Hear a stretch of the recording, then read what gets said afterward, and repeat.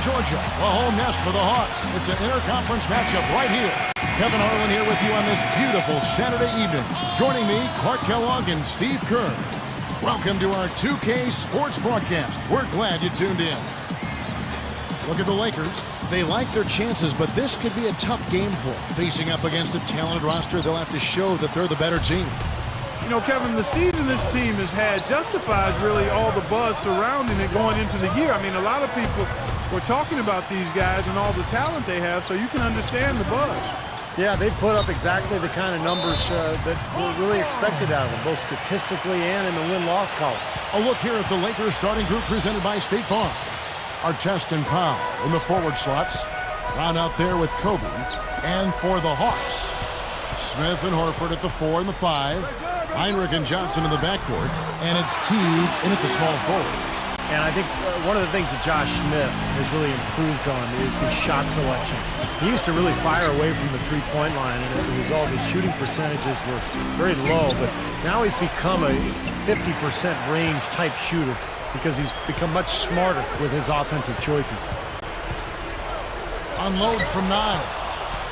So it's the Lakers now.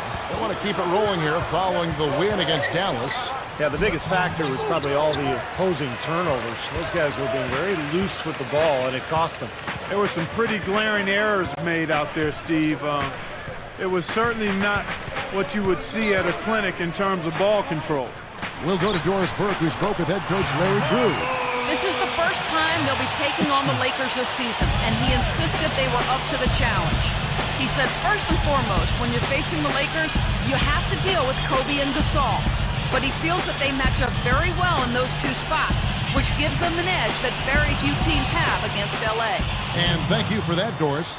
Thinking back to that shot selection comment of Steve, do you think he's become more committed to getting chances close in? Oh, I think he's made great improvement in that area, Kevin. I really do. And I think there's still plenty of room for him to grow, but he's made tremendous strides there. And I think it's part of him just kind of figuring out how he can be most effective on the floor. And that just, again, comes with becoming a veteran.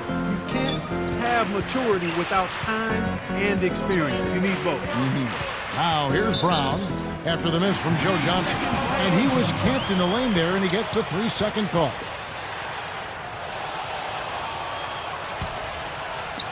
On defense, the Lakers. They trail by 1. And this matchup with the Hawks, it's their first meeting of the season. Well, they were the better team when these two teams got together a year ago, no question. Sweeping the season series 2-0. These are the kinds of shots he feels so comfortable with. Here's the Beast, guarded by Heinrich. Rebound by Smith. It makes you wonder how the standings might look if some of these teams, actually changed conferences. Well, Kevin, I think it'd be a whole new world, a totally different world. A whole new set of matchups, but at least everybody gets a couple of games a year to check everybody else out up close. Here's Teague. Right now averaging 7 points a game. Clock at 4. Over Kobe. Another miss by Johnson. Lakers trail by 3.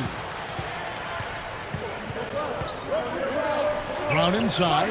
That's blocked. I'd say it's a bit of a slow start so far. Just 1 make and 5 to begin the game.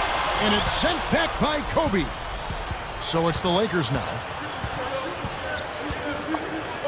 Inside to Gasol. And he converts the layup. Gasol's got his first 2 points of the night. Nice work getting inside that time. I mean, that's the spot where his height advantage is really going to pay off for him, and he used it. Now here is Horford. He's coming off a 16-point game against the 76ers in Philadelphia. Fantastic assist. Tremendous. I mean, you got to love that kind of passing. Beautiful. Well, it's interesting. Once again, late last season for the Lakers, they slumped to close out the regular season. And it seems to be a pattern. It's almost like they get bored before they actually get into the postseason. Now here's Gasol. Playing Dallas, he was nearly unstoppable. And, Steve, for the Lakers, Lamar Odom said himself their sluggish finishes in the second half were partly born of overconfidence, of ego. I don't know much credence you put in that, Clark. What do you think? You know what? I think there is a tendency, a human tendency, to become complacent, to become full, and you can lose some of your edge. I don't think it's a lack of humility and respect. I think it's just the nature of being somewhat satisfied. And when you're in this league, because people are coming after you a lot harder when you've got what they want in terms of championships, and especially as you age, I think it gets harder sometimes to fight off that resistance and to flip the switch if you find yourself in a little bit of a rut. So timeout called here, the first for Los Angeles. Boy, the Hawks came into the postseason last year as the 5 seed and really weren't given too much of a chance, but they turned some heads against the Magic. Let's take a moment now to check out the top scorers around the league. 5th best, Kobe Bryant. And his contribution to this team, I mean, can't be understated. His scoring on a night-in, night-out basis has been fantastic. Well, back to the Hawks. They kind of backed into the postseason, losing, Steve, their last 6 regular season games. Well, it shows sometimes that the regular season may not make any difference once the playoffs start. And I think Atlanta really caught fire in that first round against Orlando, won the series, and then gave Chicago some problems, too. Lakers trailed by 4. Round kicks to Kobe.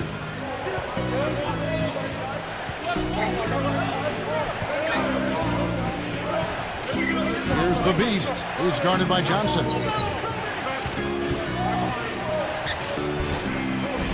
Kobe with the bucket. You know, he's definitely a catalyst for their offense, guys. I mean, he is so talented. He really causes problems for the other team's defense. Smith outside. Smith left side.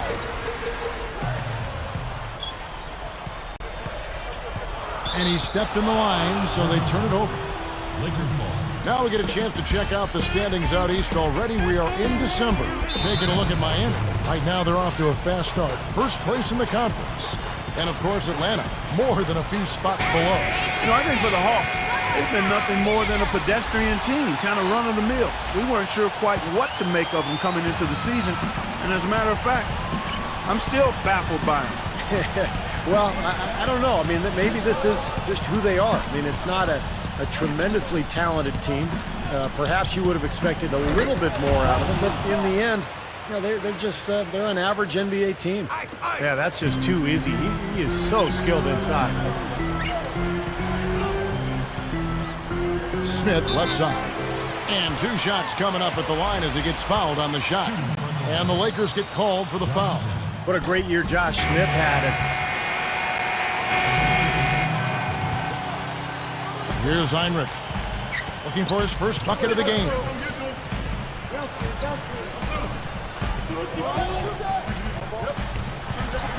Goes up, and the basket by Johnson. Back to Josh Smith. As soon as he steps on the floor, shooters start hearing his footsteps. Talk about wingspan. Yeah, exactly. And, you know, we talk a lot about that, but I really can't stress enough how big that is. I mean, nobody likes to get denied or rejected or have their shot sent in reverse. So people start looking, players start looking and feeling around for a guy like Smith when they're in the paint area. Here's Pachulia, straight up. And the layup falls. And the Hawks lead by 2. Well, they should go back to that because you look at this matchup, and he's just too strong for him down there. Now Blake. That's good. And it's Kobe with the assist. Blake's got his first 3 points of the game. Here's Heinrich. Passes it to Johnson. Back to Heinrich. Shot clock at 6. And he draws body contact. Looked like a blocking foul, and he was in the shooting motion. So he'll head to the free throw line. And one of the things you like about the Lakers, their ability to go out on the road and win. In fact, last season, they were 27-14 away from Staples Center. And the Lakers, Clark, a smart veteran team, we know that. How much of an asset is that to winning on the road? You can't overstate it. I mean, it's really huge, Kevin. Keeping your composure, staying focused, understanding what's coming and what you need to do to seize games on the road. Some folks call it that killer instinct. And those are the things you have to be able to do, and the Lakers, quite honestly, a terrific example of all of that. Shot is blocked. Johnson dishes to Heinrich. Feeds it to Thomas.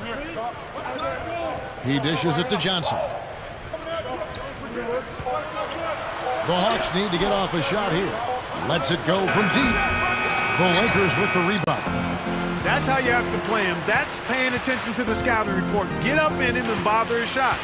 Yep, get in his airspace. Don't give him any room to get that shot off. Great defensive effort. They have a chance to go 2 for 1 here. Let's see how they play the clock.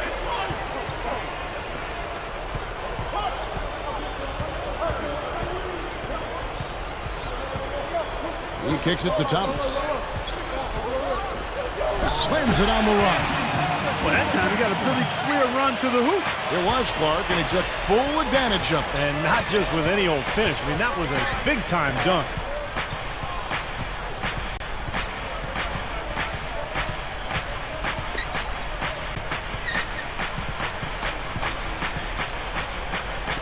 And here is Blake. Here's Barnes. Yes, and it's Blake picking up the assist. Barnes has got himself on the board with 3 there. Johnson. The shot is off. It's the end of the first with a tie game here. And already these offenses, Clark, are clicking. And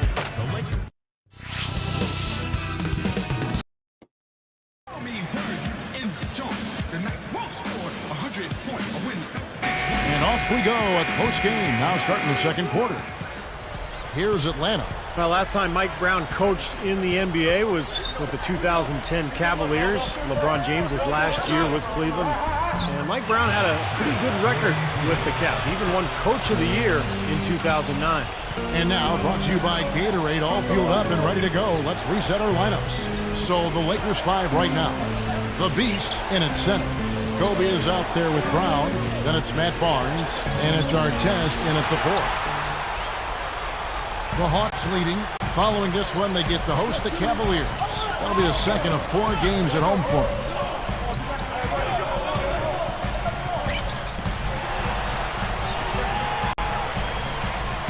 Heinrich outside.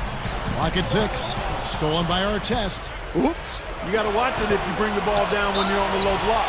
And count it. The shot is good. He'll go to the free throw line. I'm amazed he still was able to get that shot to go despite the contact. Boy, Steve, I love the body control that you saw there. I mean, able to follow through as he was being hit. We're getting back to Brown for just a second. Clark, a couple of 60-win teams under his watch, while in Cleveland, of course, LeBron James is there with him. Yeah, exactly, and that bodes well going forward. Unfortunately, he was not able to translate those 60-win seasons into a championship. But there are a lot of factors that come into winning a championship. I don't think you can disparage Mike Brown at all because he did a terrific job in getting those teams to the level he got them to, and that experience will serve him well as he tries to help the Lakers win another championship. Here's the Beast. Blocked. And here comes Heinrich. And there's the feed to T. The dish to Powell. Here's Teague, covered by Artest. Heinrich against Brown. Leans. And Heinrich gets it to go. And the Hawks lead by 3. You know, for a little guy, he's really got game on the low block. His combination of strength and footwork make him a load to handle down there. Here's the Beast. Outside, Kobe. Tipped. Heinrich with the steal. That's such a tough catch when the ball is coming from that far away. As soon as they force that turnover, they really attack the rim. I like that. Yeah, I agree with you. I thought that was the highlight of the sequence. Let's bring up the 2K leaderboard to show you the teams leading the league in assists this season. In third, the Lakers. You know, when your team has a lot of assists, like these guys do, it basically is a testimony to unselfish play, patience, ball movement, and player movement. Looking at who's out there now for the Hawks. Horford comes in for Jaja Pachulia. And it's Josh Smith in for Josh Powell. And the Lakers also making a switch. Gasol's checked in. And he gets the shot to go the second time around. Gasol's got 6. Oh, no, he may have gotten injured right there. He's in a lot of pain. Well, you can tell he's hurting. Let's hope it's nothing major and that we see him back here soon. Ditto to that. Injuries, unfortunately, are part of the game. The Hawks are making a switch on the floor. Size checked in. Johnson, the pass to Smith. Back to Johnson. Guarded by Kobe. Soft touch off the glass. That's 7 points for Johnson. Been a little too easy for them inside, hasn't it? Yeah, I think so, Steve. I mean, they've really dictated the action in the paint. That's been their focus, and the defense hasn't mounted much resistance at all. Kobe gets to Gasol. That's in, coming off an assist by Kobe. Kobe's got 3 assists now in this one. And one of the things I really respect about Kobe Bryant, guys, is the fact that he continues to get better and refine his game. He's gotten a lot better down on the block, a lot like Michael Jordan did later on in his career. Just 5 on the clock. Ring shot on the way.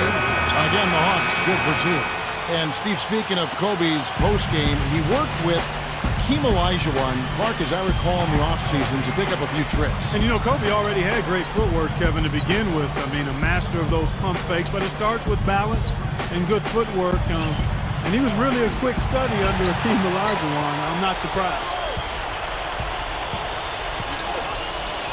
Here is Zai. Now T.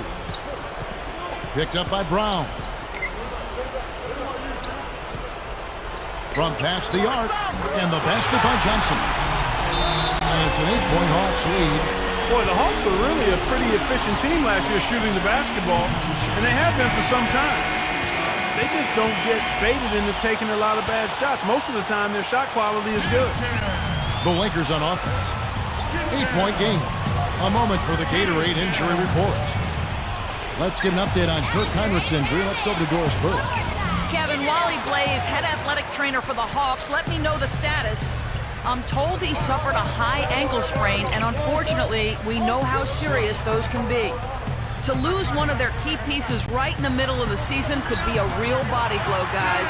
Thanks, Doris. Guys, the only thing you can wish for is that the prognosis isn't quite as bad as they're making it out to be. Yeah, exactly, Kevin. I don't know, though. I mean, one way or another, it seems to me as though it's going to be a long time before we see him back in uniform. Yeah, such a shame, guys. You always hate to hear of any player getting injured, and this one, this does not sound good. Clark, back to the Hawks and their shooting. Steve, they don't settle for lazy jumpers. First of all, what in your mind is a lazy jumper? I think a lazy jumper is when you don't get movement before the shot goes up. You need flow to your offense to create a good possession. A lazy jumper is one where you just come down, you get no movement, and you just launch a jump shot. Brown, the pump fake kept the D off balance and gave him room. He's a little bit of an unknown commodity, Kevin. I mean, he may be able to use that to his advantage, sneak up on some folks. Now we get a chance to check out the standings out west. Already we're in December. Take a look at the Mavericks. Long way to go still in the season, but even so, they've got the top spot. And of course, the Los Angeles Lakers, a game behind. Looking at the Lakers, they've really caught nobody by surprise this year. I mean, they've got a tremendous track record and the talent to stay on top for a while. Yeah, and some people wondered if there'd be a drop-off this season just because of those high expectations, but there really hasn't been a drop-off at all. Jamal Crawford, he's checked in for the Hawks. The Lakers also with a sub. Matt Barnes has checked in for Ron Artest. Here's T.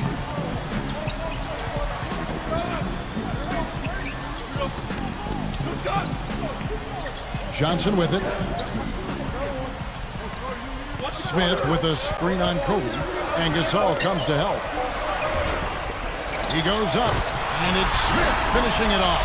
Clearly, he's one of the best rebounders we've got, guys, and his finishing ability, second to none. Well, his reputation precedes him in that regard, don't you think, Steve? Oh, yeah. I mean, that's just standard stuff for him. And the Lakers call time here. Boy, you look at the way the Hawks finished last season, you thought they'd slip early in the playoffs, but they came out a different team.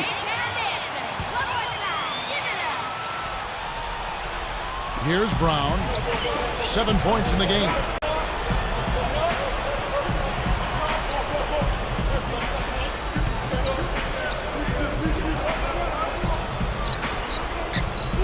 Now here's Barnes. 6 on the shot clock. Launches a 3. Can't get it to go. Boy, that's a surprising miss right there. He usually feasts on those wide open opportunities.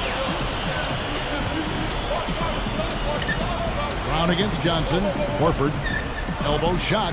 Count the bucket. Horford's got his 3rd bucket of the night. Back the Hawks. They went into the postseason losing 6 in a row. Obviously something clicked, though. They won their opener in the playoffs in Orlando, went on to win that series, and took Chicago to 6 games as well, Kevin. Here's Gasol, laid in with a nice touch off the glass. Gasol's got 10 points. Crawford dishes to Smith. Gasol covering. A shot by Smith. Again, the Hawks score. You know, when there's little or no D on this guy and he's headed to the rim, just chalk it up and go on. Kobe against Crawford. Crawford against Kobe. The kick out to Brown. A 3-ball. Atlanta with the rebound. Horford's got 6 rebounds in the game. Coming off that loss against Philadelphia. Well, almost impossible to win when you shoot the ball that poorly. You look at the numbers, it's no mystery why they lost this game. Yeah, I agree. I mean, in terms of setting screens, spreading the floor, finding high-quality shots, they failed. And through one half, it hasn't even been close. The Hawks on top, up by 6. And hello and welcome to this edition of HB at the Half. Let's get you caught up with the latest here in the NBA's midseason action. For the Atlanta Hawks, they have the lead against the Lakers. At Time Warner Cable Arena, And as we return here in the Peach State of Georgia, welcome to downtown Atlanta. Gorgeous view high atop the city of Atlanta, and a look outside at Phillips Arena. The Hawks leading by 16. Horford is out there with Smith. Then there's Johnson. Then there's Hilton Armstrong. And it's Teague in at point guard. So that's the lineup for Atlanta. Johnson kicks to Teague. Picked up by Brown. Fires from the line. Goes back up. Back to Johnson. Rebound by Ron Artest. I think he caught a glimpse of the defender out of the corner of his eye because he just seemed to lose his focus there for a moment. Well, I thought last season was a tough one for Ron Artest. I mean, he struggled with his shot. And even his defense was a little subpar and not as consistent as we've seen in the past. And nice swipe there. You can see his eyes get wide open when he saw the opportunity to take the ball.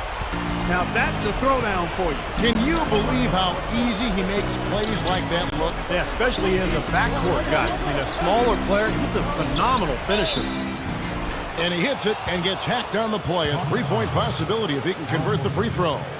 And Clark, for our test last season as he struggled, some of the coaches' critiques played out in the media.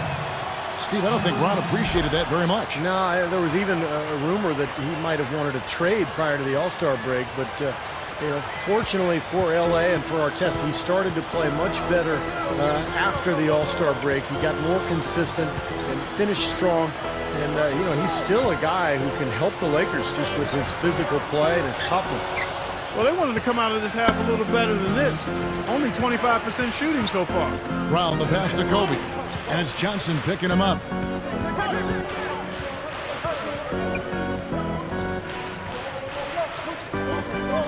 Kobe against Johnson. Over Smith. The shot by Kobe, no good. Really good work defensively. This coach has to be happy with his team. Yeah, forcing that miss right there, great effort. Here's Teague. He's covered by Brown. Now Teague. 7 points in the game. Picked up by Brown. And the basket good. 9 points in the game so far. Lakers trail by 17. Outside, Kobe. Back to Brown. There's the pick. Outside, Kobe. Three-pointer. And again, no good by the Lakers. Larry Drew was brought into Atlanta and wanted to help boost the defense, but it seemed to go the opposite direction, quite honestly. Could just be a transitioning phase, but if it isn't, that has to be worrisome going forward to the Hawks fan. Johnson dishes to Horford. That's good, and it's Johnson with the assist. 8 points for Horford. what an offensive display he's putting on. And at this point, Steve, you got to put more pressure on him, bring help, and make him move the ball. This is the 2K leaderboard with a rundown of the NBA's top defenders down low. The league's leaders in rejections this month. And you take a look at Josh Smith. Fierce inside defender. Tops in the NBA in blocks.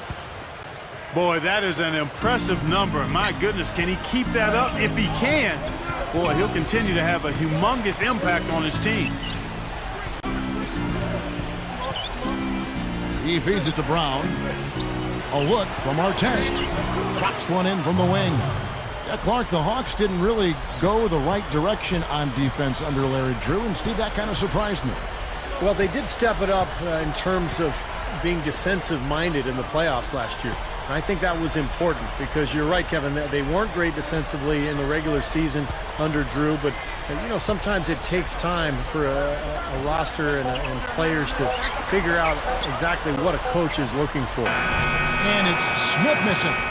Lakers trail by 17. Outside, Kobe. Brown outside. 6 to shoot. Here's the beast, and he finishes nicely on the layup. He's got 9. Looked like they found the soft spot in the defense there. Well, you know, a recent stat said that in the last 15 years, the Lakers are on average the best offense in the NBA. But in crunch time, ironically, they fall to around 12th best offensively. Not nearly as effective. Out of bounds, and they retain possession. Steve Blake's checked in for the Lakers.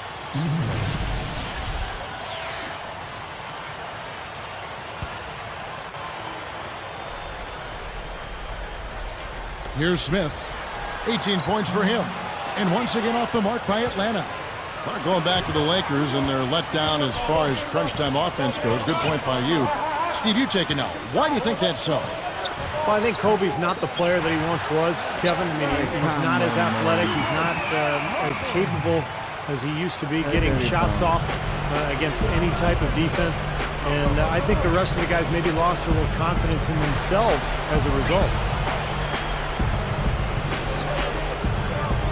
And here is Blake. 6 on the shot clock. The Lakers need to get a shot off here. Fires for 3. The shot is off. All game long, guys, he's been getting it done. Really doing a nice job rebounding. Yeah, I couldn't agree with you more. I mean, they've had a major advantage on the glass, dominating that stat. Here is Tsai. Smith outside. Fader on the way with the clock winding down. Here's Blake, trailing by 19. Easy shot, and again, no good by the Lakers. Here is Tsai. Powell kicks to Smith. And there's the pass to Tsai. Kicks it to Powell. Clock at 6. And he gets it to go from the high post. He has 6. And now 6 of their last 10 points from mid-range. Yeah, the jump shot really serving these guys pretty well. The Hawks are making a switch on the floor.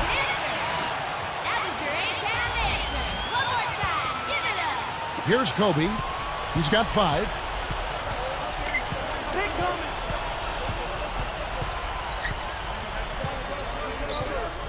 Back to Artest. Smith against Kobe. Off the screen. And Horford pulls it down. Horford's got 8 rebounds in this game. Boy, they've been all over the glass. Big advantage in the rebound totals. Yeah, that's really carried them in this one, guys. I mean, those one-and-dones have really set a nice tone and let them establish this lead. From 17 feet out. Again, the Hawks good for 2. And I think one of the most underrated aspects of Al Horford's game is his mid-range jump shot. I mean, he is really almost automatic from 16 to 20 feet. Gasol kicks to Kobe. Now Smith defending. Kobe, that's good. Kobe's got his third basket of the night right there. You know, speaking of Al Horford's face-up game last season, from 16 to say 23, 24 feet away, he shot 55%. That was good for number one in the league. Boy, that's a surprising factoid there, Kevin. Wasn't aware of that. Knew he was a really good three-point, mid-range shooter, rather. Didn't know he led the league from that area. So that's a nice weapon. There's also a clear indication that he can be relied upon to spread the floor because he makes that shot so consistently. Looking at who's out there now for the Lakers. Luke Walton's checked in for our test. Johnson comes in for Kobe. And it's Brown in for Steve Blake. Powell, the pass to Crawford. And it's Johnson picking him up. From deep three-point range, Crawford, no luck. Lakers trail by 21. Guys, we've seen some excellent offensive output. Yes, sir, fellas. They've had it going on big time. Big time is right, Clark. A lot of momentum here offensively. Here's Walton. The three-pointer off the mark. Atlanta with the ball. Here's a look at the schedule for the Los Angeles Lakers. They'll be off to New Jersey for a meeting with the Nets after this one. That puts them squarely in the middle of this 5-game road trip.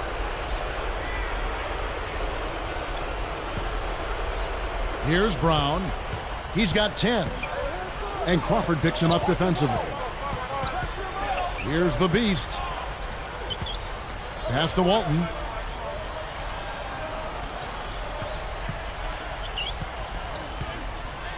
Johnson left side. Down to 5 on the shot clock. Fires from deep. They get the rebound. Gasol backing down. Brown outside. The second chance effort. Atlanta with the rebound. I tell you, he's worked hard to improve his jumper, but it still hasn't clicked for him. Crawford, no luck. Well, sometimes he really lacks the confidence he needs when he's driving to the basket. Up top, Brown. Averaging 12 points a game. Right side, Gasol. And it's Horford picking him up. Dishes to Walton. Covered by Smith. Knocked loose. The Hawks leading by 21. Horford with it. He's got 12. Got that bucket in no time at all. Horford's got 14 points. Brown against Crawford. Here's the Beast. And it's rejected. And the Hawks with possession. They're on a 14-6 run. And it's slammed in by Smith. No problem finishing there. You know, those are painful to give up, Steve. They set the screen. Now here's Brown. 10 points for him. Johnson outside. 4 on the clock. Now Smith defending. Johnson gets the bucket. Yeah, they are just lighting him up from mid-range area. You know, sometimes we forget about the value of the mid-range or in-between game. This team has made 8 of their last 10 with that shot, the in-between shot. Here's Smith, and he lays it straight in. Smith's got 22. Boy, I love the way they've been attacking inside, Kevin. All right, guys, they're getting a lot of points in the painted area, not settling for outside shots, and I don't see any reason to change strategy here. Walton. And at the end of the third quarter, a huge lead in this one may already have been.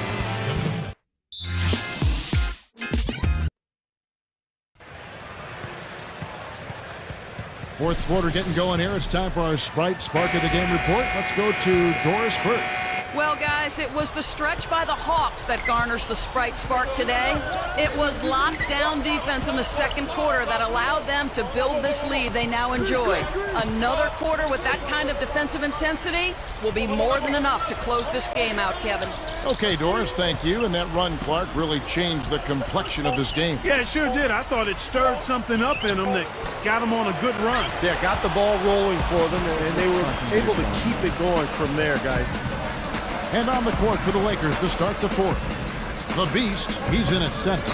Matt Barnes is out there with Derek Carragher. Then there's Devin Ebanks, and it's Blake in at the 1 spot. Now Crawford. Over Blake. Crawford, no luck. He'll usually knock that shot down. He sure will, but that's one he couldn't pass up. Gets it to go. You give him an opening like that one, he'll take advantage. Great looking transition that time, guys. Powell dishes to Thomas. You know, when you look at cable and video games, the internet now with smartphones as well, it's pretty amazing how much more accessible the game is to fans than it was back when I played in the days of hot pants.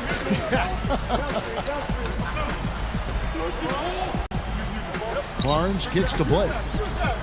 There's the pick. Now Thomas defending. Blake passes to Barnes. Here's the beast. Excellent anticipation. As soon as that pass was in the air, he was on the move and picked it off. Crawford dishes to Thomas. And he takes the fantastic lead pass up strong for the slam. You know, for a guy his size, he doesn't play above the rim very often like he did on that slam. Still got some power behind him, though. Yeah, I mean, you let him get in close like that, he'll throw one down hard on you. Here is Ebanks.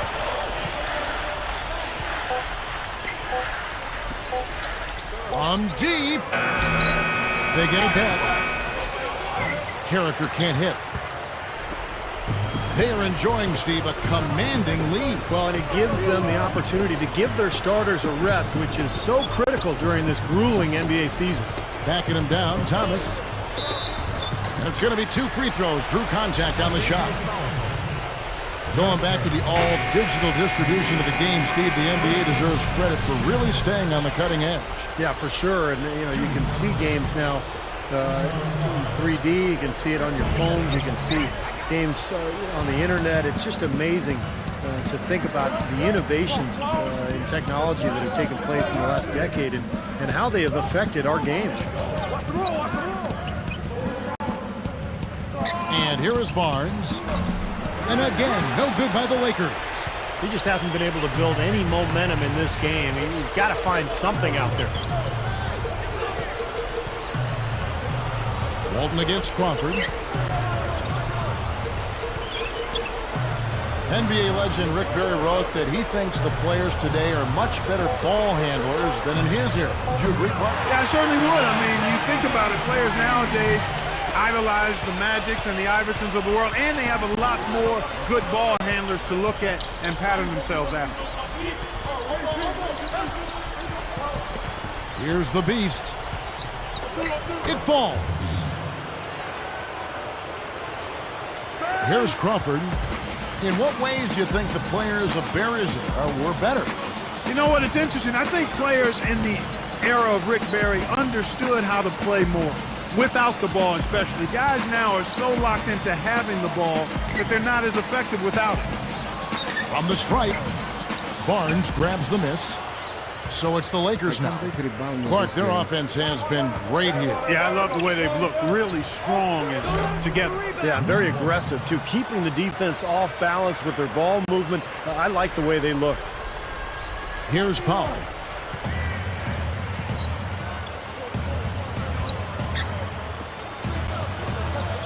Crawford outside. He passes to Thomas. With the fadeaway. A couple of bounces and it falls. Thomas got 7 points for the quarter. Boy, this is scary. You get a score rolling like this, you're in some trouble. Yeah, you can't leave a guy like that on an island. I mean, you got to bring some help. Nice movement. Barnes against Thomas. Just 5 to shoot. Barnes kicks to Brown. And another 3 for the Lakers.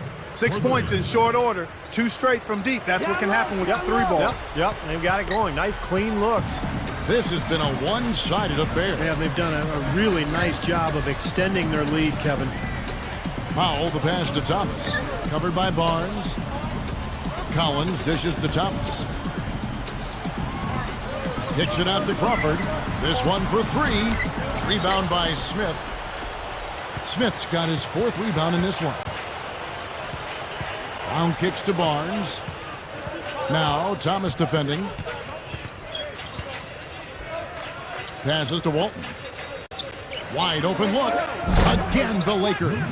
Well, they're scrapping. I mean, they're giving it everything they've got, putting together a nice run here. Steve, we'll continue to see if they can chip away at it, but they've still got a long ways to go. It's Crawford on the wing. He's covered by Brown. Lets it go with a three. Outside for Thomas. Now Smith defending. The fader. Let's go. And here are the Lakers. They've gone on a 10-2 run, not allowing much. Walton the pass to Barnes. The three is launched. Can't hit. Now Atlanta takes it the other way. Shooting-wise, he's having a tough quarter. I mean, he just seems to have gone cold. Can't find the basket. So the whistle blows on the shot and 2 free throws for the contact right there. You know, for so long we've seen the Lakers coast into the playoffs, put themselves in a tight spot, and find a way out of it. But in that series versus Dallas in last season's playoffs, they really looked like a tired and overmatched team. Looking at who's out there now for the Lakers. Pau Gasol is checked in for Smith. Kobe comes in for Matt Barnes. And Steve Blake is subbed in for Luke Walton. Gasol backing down. Up with it. Takes it right up. An easy 2 points on the layup. And for the Lakers, Kobe said, Clark, after that series, we've been playing with fire the last 3 years. Now we finally got what we deserve. Steve, that is a very interesting quote. Take it apart for us and delve into it. Well, I think the Lakers had been to the finals for 3 straight years, and I think they were worn out emotionally. And for a couple of those playoff series over the years, they did play with fire and get away with it. Not last year. Dallas just destroyed them, and I think the Lakers just look tired, both physically and mentally. Right now, he's in a bit of a funk. I look for them to look at other options on offense. And it's blocked. Here comes Shannon Brown. Blake with it.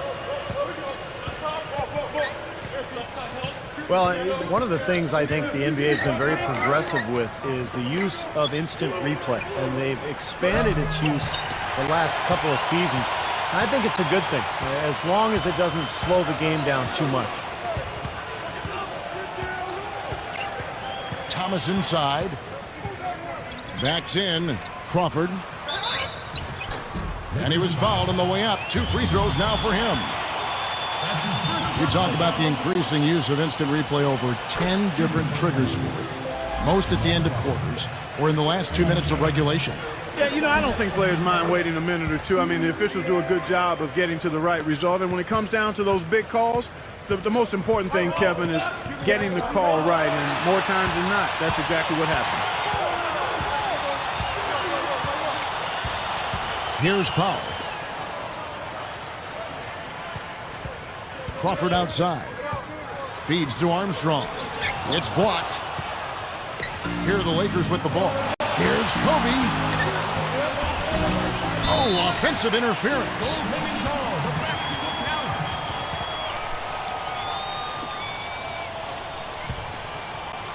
Here's Powell. 1:58 left in the fourth quarter. Kobe with the steal. And here's the fast break. And then Brown with the dunk. Didn't take long to get that hoop. Guys, they sure made the D look slow that time. That was our Sprite Slam Cam, showing you the replay above the rim. Backing him down, Thomas.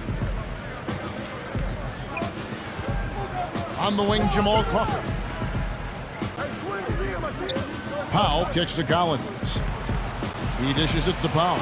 Shot clock at 6.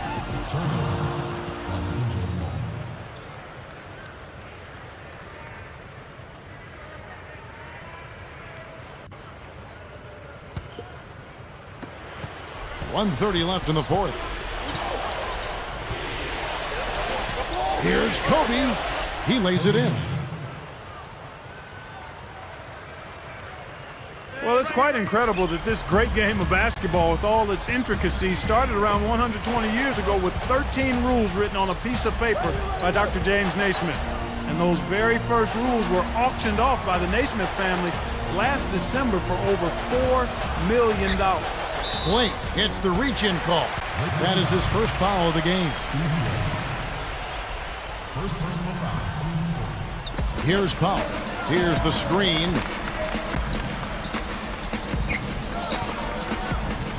Knocks it loose. 5 on the clock. Thomas dishes to Crawford.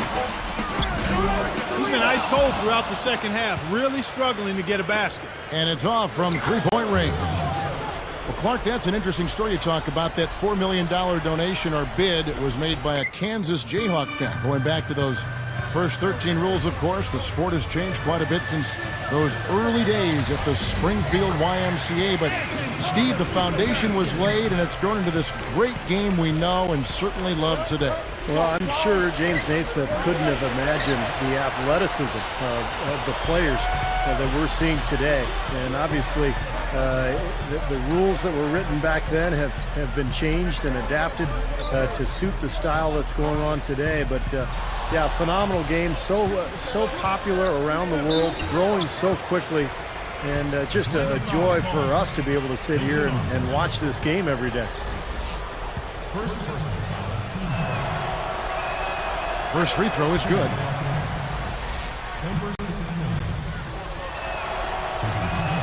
And that one goes in. 2 from the line that time. Here's Crawford. 15 seconds left in the fourth quarter of this one. Here's Powell. He's covered by Brown. Out of bounds. They'll keep possession. He tried to squeeze past the defender, but ran out of room.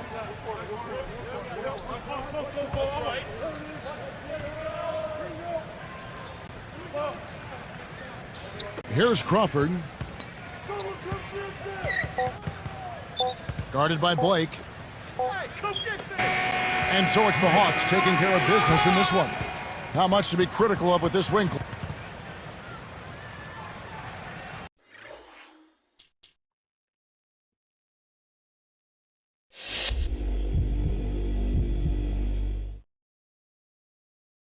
Coach singled you out tonight as having a great game in the loss. Does it help to know that your solid performance didn't go unnoticed even though the team couldn't pull out the win?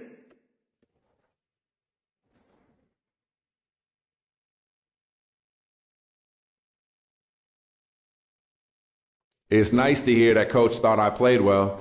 It's a little bit of a silver lining, I guess, in what was otherwise a pretty frustrating loss. Coach has been doing this kind of thing for a while, though. He knows when it's the right time to praise somebody or get on them for something. And I guess he thought in this case a little positive feedback was warranted. So, yeah, I appreciate the comment. I just hope next time it can come after a win.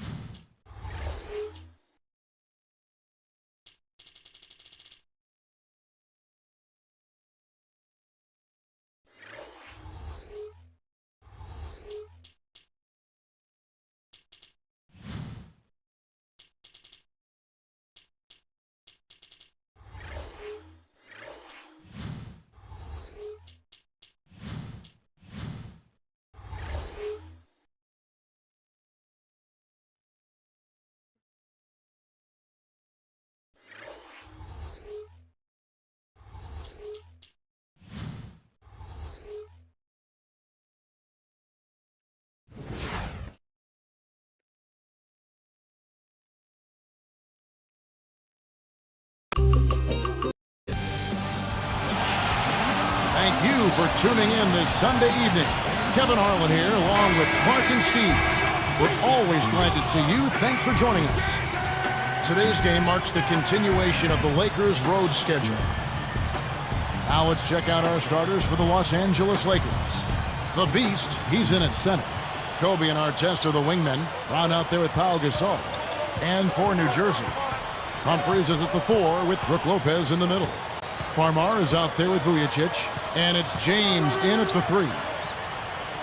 Now here is Artest. Clock at 6. Here's Brown. Hits the three-point bomb. Brown's got the first 3 points of the night up on the board for the Lakers.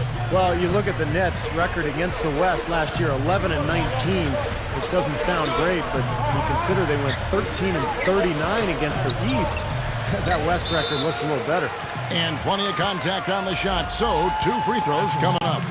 And there's the foul against the Lakers. Well, it's interesting, you know, Steve, that the Nets were seemingly able to punch a little bit above their weight as far as playing against the West. Clark, I don't know, as a player, do you start thinking about what the East can do and what the West can do and who you might fare better against? No, I think you basically look at each opponent and try to figure out how to beat them. I mean, they got some big wins on the road against the Thunder, the Rockets, and Denver. Got a home win against the Lakers. It just goes to show on any given night, you never know who's going to come out on top. Shoots the 3. Kept alive. Here's the Beast with the second effort. Can't get the layup. On defense, the Lakers. They're coming into this game off that recent loss to Atlanta. And what really hurt them in that game was their... Here's Kobe.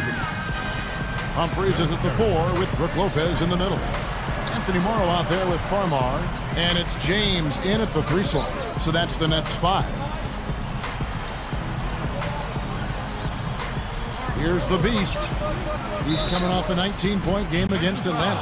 Well, you know, a recent stat said that in the last 15 years, the Lakers are on average the best offense in the NBA. But in crunch time, ironically, they fall to around 12th best offensively.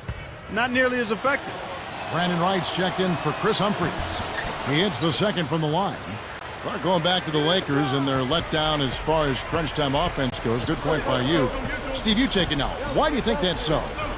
Well, I think Kobe's not the player that he once was, Kevin. I mean, he's not as athletic. He's not as capable as he used to be getting shots off against any type of defense. And I think the rest of the guys maybe lost a little confidence in themselves as a result.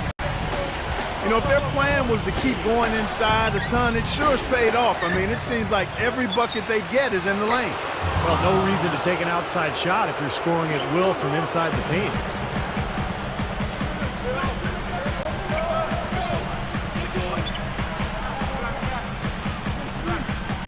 And here's Morrow outside. Can't get it to go. And it's the Lakers taking it the other way.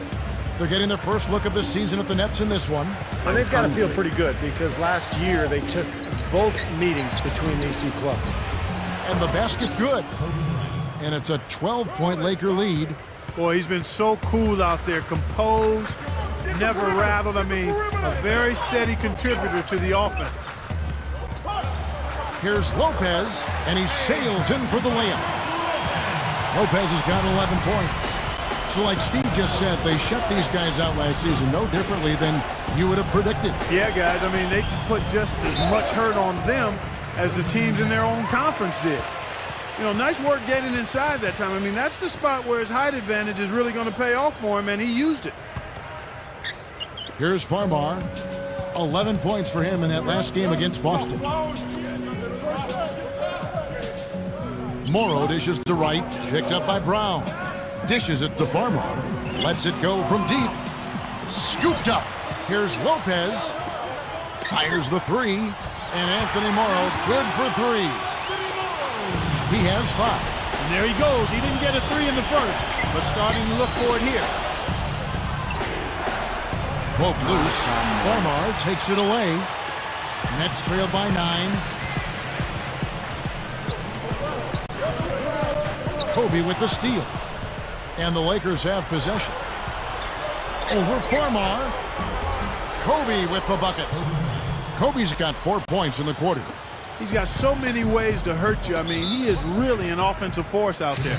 And when you ask anybody what sets Kobe apart as a player, more than anything else, they'll say it's his competitiveness. In fact, Lamar Odom, his teammate, said He's the most competitive player he's ever played with. Sasha Vujacic is checked in for Anthony Morrow. Ron Artest is checked in for the Lakers. Here's James.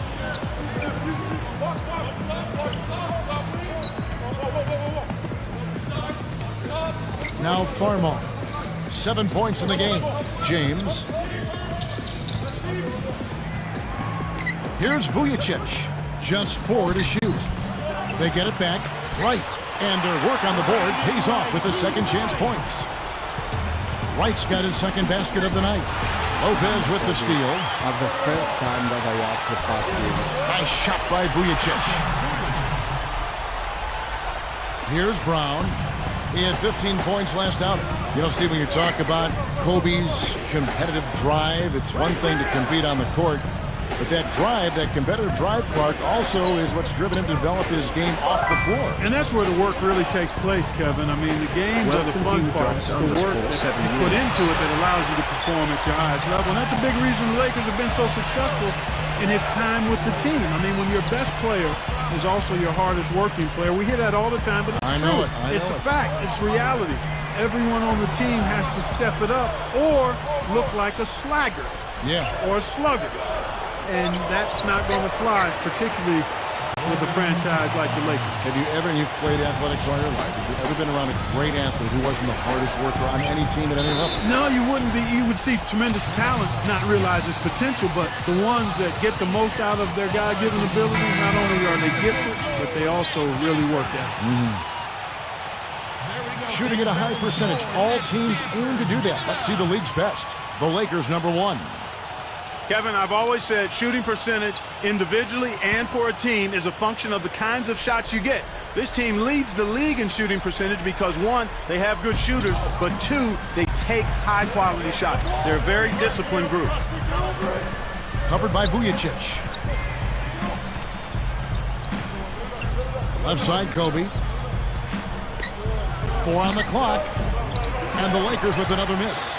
You know, you see some of the inconsistency in regards to his shooting. I mean, that last shot, I think that's preventing him from taking his game to the next level. Inconsistency on that kind of shot. Lopez backs in. And that one drops. Now it's just a 3-point Laker lead.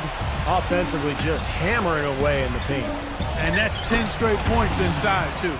Yeah, he didn't try to get too cute on that one. He just simply threw it down. Still, though, Steve, makes for a great highlight, doesn't it? Yeah, well, anytime he dunks the ball, it's pretty to watch because he is athletic. With the teardrop and a great assist by Farmar as that one goes in.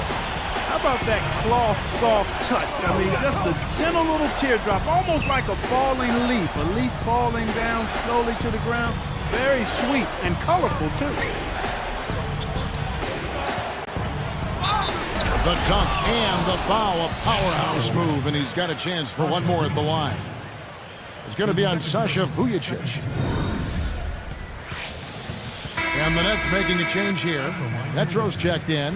Kobe Bryant now in his 16th season in what has been one of the great careers in NBA history. He's battling age now, but still a very, very productive player. And, Steve, you know, for Kobe Bryant, as you said, battling age. He'll be, he's 33 right now going into this season. Wear and tear, a part of the game. He's played so many minutes.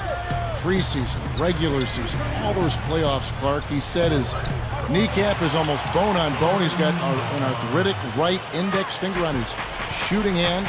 It continues on. The guy's tough. Yeah, the battle scars of a long, successful career. And he takes pride in that, but he also recognizes the reality of it. And most of the time, you don't find out about those health issues. That's, again, a part of his desire to, once he gets between the lines, to focus 100% on the task at hand, not wanting to make excuses. And with his talent and his resume, he never needs to. Nope, you're exactly right. Now Farmar. He's got 11. Picked up by Brown. Lopez backs in. Knocked away. Kobe with the steal. Boy, you got to love that kind of anticipatory defense. Give the ball, man. I was alone. Yeah, okay. Post shot, and it's rejected. Nets trailed by 6. And 2 free throws coming up as he misses that one. Drawing the whistle and a lot of contact there. That one is on our test. You know, for so long we've seen the Lakers coast into the playoffs, put themselves in a tight spot and then find a way out of it. But in that series versus Dallas in last season's playoffs, they really looked like a tired and overmatched team. Here's what the Lakers are going with right now. Derek Carricker, he's checked in for Gasol. And Steve Blake is subbed in for Shannon Brown. Backing down is Bryant. James against Artest. And here is Blake. 5 to shoot. Puts up a 3. And it's Artest missing. And for the Lakers, Kobe said, Clark, after that series, we've been playing with fire the last 3 years. Now we finally got what we deserve. Steve, that is a very interesting quote. Take it apart for us and delve into it. Well, I think the Lakers had been to the finals for 3 straight years, and I think they were worn out emotionally. And for a couple of those playoff series over the years, they did play with fire and get away with it. Not last year. Dallas just destroyed them, and I think the Lakers just look tired, both physically and mentally. Dan Gadzarich, he's checked in for New Jersey. West comes in for Jordan Farmar, and the Lakers also making a switch. Johnson, he's checked in for Kobe. Here's James. He's coming off a 10-point game against the Celtics in Boston. Here's Gadzarich. Up with it, and the dunk by Lopez. You know, everybody's got a job to do. Each player has a role in clearing space under the boards. That's his. And then collecting on the second chance point spot. So important. And is he hard to handle in the paint? Just so strong, and he attacks. Johnson right side. Shot clock at 6. Here's the beast. And he finishes nicely on the layup. 9 points in the game so far. Points in the paint have been the main course, or main entree, if you will. They just keep pounding it inside.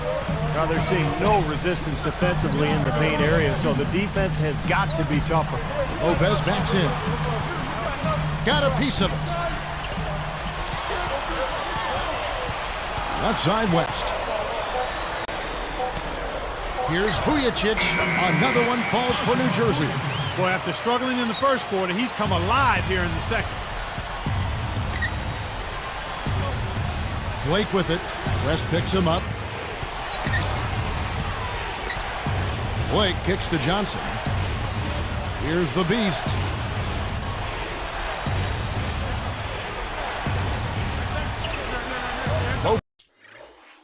Lopez is there. Back to Johnson. The pass to Carrick. Blake for 3. Here's Artest. Vujacic knocks it loose. You know, as tight as this game is, you have to like their chances the way they've been rebounding. They have a pretty good margin in that department, so they've got to continue to hit the boards hard, and it'll pay off for them in the end. I like that. Run to the three-point line, find a wide-open shot. Here's the screen. Here's Blake. He's picked up by James. Johnson outside. Covered by Vujacic. And the ball goes out of play and able to keep it in. Now we get a chance to check out the standings out west. Already we're in December. Take a look at the Mavericks. Long way to go still in the season, but even so, they've got the top spot. And of course, the Los Angeles Lakers, a couple of spots below. Looking at the Lakers, they've done it again this season. Established themselves as one of the league's elite teams. And, you know, that's really the mark of a great franchise, Clark, when you can do it over and over again, particularly when the expectations are high, because the pressure's on, and all you can do is continue to work and compete and try to perform at the same level you've been at, and that's exactly what this team's doing. Farmar passes it to Uzo. Good, and Farmar gets the assist. Farmar's got 4 assists now tonight. Lakers trail by 4. They've definitely hit that groove offensively. They sure have, guys. I mean, really aggressive. And I like that posture and mindset. Stay aggressive.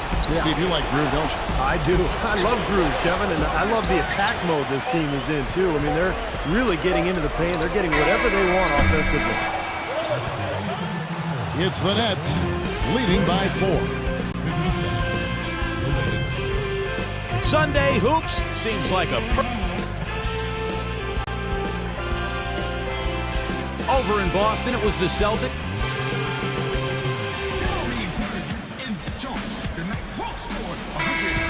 Here we go now, the start of the third quarter, welcoming you back in a closely contested first half so far.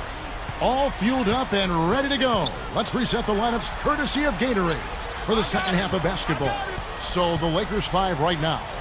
The Beast in its center.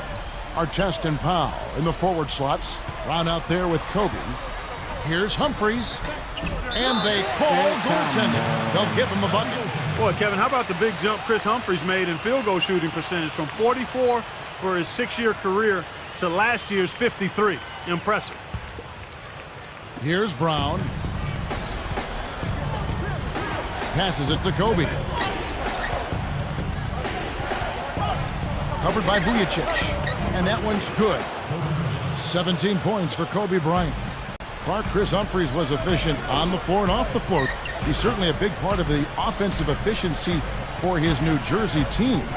Steve learning to play within himself offensively. Yeah, he's become a much better player. Nice shot by Vujicic. Vujicic has got 13. I tell you what, fellas, he loves those mid-range jumpers. I mean, that's where he makes his money. Here's the Beast. The stupendous finish in traffic. 3 straight buckets in the paint. They're making it look effortless. Well, speaking of effortless, you'd like to see a little more out of the defense. How about trying, guys? Lopez backs in. Now Vujicic, 13 points in the game. 6 to shoot. Lopez kicks to Vujicic. From deep, from beyond the arc, and then some. Vujicic has got 5 points now in the quarter. Well, you know, the Nets managed to get close to 500 at home last season, guys. 19-22 was the record. They more than doubled their home wins from the season prior, so you try to build on something, and that's a good place to start. Out to Kobe. Covered by Vujicic. Kobe's shot is off. And for these New Jersey fans, this is probably the last season the Nets will be seeing the Prudential Center here in downtown Newark. Yeah, that's right, because next season the Nets will move into their new building in Brooklyn. Probably some mixed emotions for the New Jersey fans who live on this side of the Hudson, but it will be very exciting to have a major pro sports team in Brooklyn. First time since 1958. And the Lakers call time here. And one of the things you like about the Lakers, their ability to go out on the road and win. In fact, last season, they were 27-14 away from Staples Center. Pass to Brown. He's picked up by Lopez. And stolen by James. And look at how quickly he got his hands on the... And he flushes it through. Strikes Slamcam with the replay.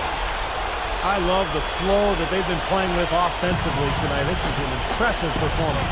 Well, and that lead they have just continues to grow and grow. Here's Gasol, and it's blocked. Another board for them, and they've got a huge advantage in that regard. Yeah, it's not really a surprise. I mean, rebounding one of the true barometers in winning basketball games, and if you rebound better, you typically are going to win ball games and do it comfortably.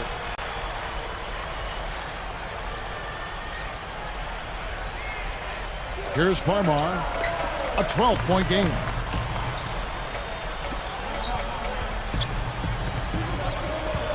Shot clock at 5. Artest knocks it away, out of bounds. They'll keep possession. Here now, the 2K leaderboard, showing us the best passing teams in the NBA over the course of the last month. In third, the Lakers. The last few weeks have shown these guys that being patient with your passing can earn you some easy looks and baskets. Excellent teamwork. The more you do it, the more you're rewarded, and it becomes contagious. In year one of his time at New Jersey, it was kind of hard to get a read on how Avery Johnson did because there was so much turnover. You have to think with a great guard like Darren Williams in tow, though, he's excited about what this team can be. Check out the game for Shannon Brown. He's got 10 points, and he's connected on 2 3-pointers here as well. Well, as his three-point shooting continues, this game will change dramatically because the defense will really have to adapt. Here's Vujacic. He's got 19. Guarded by Kobe. Here's Farmar. Here's Lopez. Good. And Farmar gets the assist. 21 points for Brook Lopez. Back to Avery Johnson and what Clark was just talking about this. He has to love that the Darren Williams trade so much. It just gave his team that viable component they didn't have, Steve. Well, Avery Johnson, as you know, Kevin, was an excellent point guard in his own right during his career. And you know as a coach that he wants a guy who can run his club. And Darren Williams might be the best in the league at doing just that. So I think Avery Johnson has to be thrilled with that deal. Here's Farmar. He's covered by Brown. And the officials signal the backcourt violation. Not very careful there. Here's a look at the schedule for the Los Angeles Lakers. Up next for them is the Pacers in Indianapolis. And that game will be 4 out of 5 on the road for the team. Timeout called the Lakers. Well, the Nets under new ownership last year, they were determined to make a splash. And they threw some money at some free agents that maybe didn't pan out as well as they had hoped. Guys like Travis Outlaw, Johan Petro, Jordan Farmar, but the big move was trading for Darren Williams at the deadline. He's got a chance to be their anchor for the future. But 3, and it's Artest missing. And here are the Nets. They're on a 16-7 run. Now here's Lopez. 21 points in the game. Vujacic up top. Over Brown. Tries again. James, no good. Lakers trailed by 13. Guys, this offense very effective. Going right at him. And this is where you just start picking apart the defense, and now you take their confidence away. You can really take control of this game. 6 on the shot clock. Here's the Beast. Back to Kobe. Over Vujacic. He hangs in there and cashes in on the second chance points. That's 12 points for Pau Gasol. Excellent timing on that tip in. That's something that makes him so good. I mean, just great timing in the air around the basket. Again. Now a timeout called by New Jersey. And Steve, of course, Darren Williams, a top flight point guard, acquired from the Utah Jazz middle of last year. Now their best player, and I would think definitely gives them much more of a competitive spirit team-wise. Yeah, I agree with you there. He's a terrific leader in addition to being an outstanding player. And he's got a motor and a competitive spirit that will be contagious, I think. He's not going to be satisfied not being part of the playoffs. And the Nets will need to show improvement quickly if they plan to retain him in free agency. Kobe kicks to Gasol. Over West. Gasol, no good. Nets leading by 11. West outside. Kobe comes with the double team. Backing down is James. Vujacic dishes to Wright. Now Vujacic, 19 points in the game. And it's sent back by Kobe. Moment to see how the schedule is looking for New Jersey. The Celtics will be coming into town for the next game. That'll be the latter half of this 2-game homestand.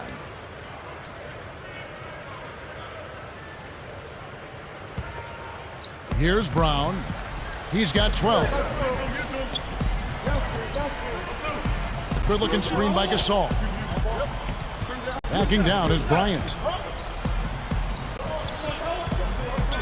Covered by Vujacic. Elbow shot is on the way. Shot's good by Kobe. Kobe's got 19 points. Guys, we've seen a lot of turnovers in this one.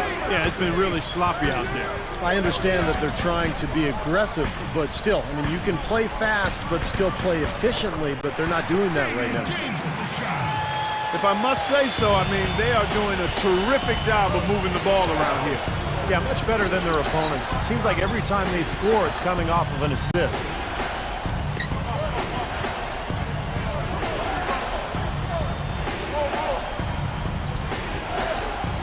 Just 5 on the clock. The Lakers need to get a shot off here. And stolen by James. Just one turn. Oh! Now that's a special order right there. Not everybody can cap off a dunk like that. Yeah, very difficult maneuver, but a tremendous one if you can pull it off.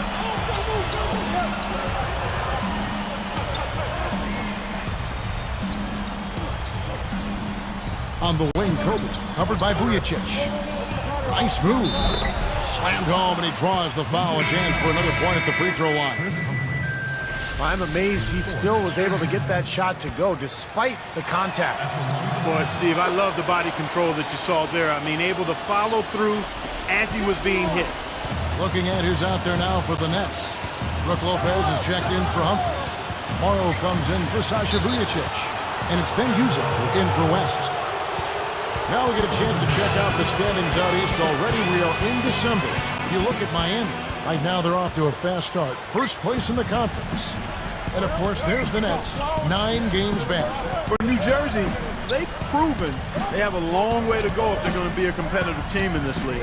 And even if they weren't expected to play at a high level this year, I think most people felt they were capable of being better than what they're showing right now. 6 to shoot. Kobe, that's for 2. And he gets the jumper to drop. Kobe's got 6 points in the quarter. It's been a great day for him from the field, but his team still trailing. Morrow, the pass to Uzo. Right side. James kicks to Uzo. The Beast is whistled for reaching in. That will get him his 4th foul of the game. He's going to have to be very careful, guys, because that's his 4th foul now, so we'll see how he responds. Back to right. Blocked. Well, they are getting out rebounded here, and it's showing up on the scoreboard as well. Yeah, it's something they're going to have to improve upon if they're going to win this game. Kobe dishes to Brown. Outside, Kobe. Shoots from the block. New Jersey with the rebound. Lopez has got rebound number 8 here tonight in the game.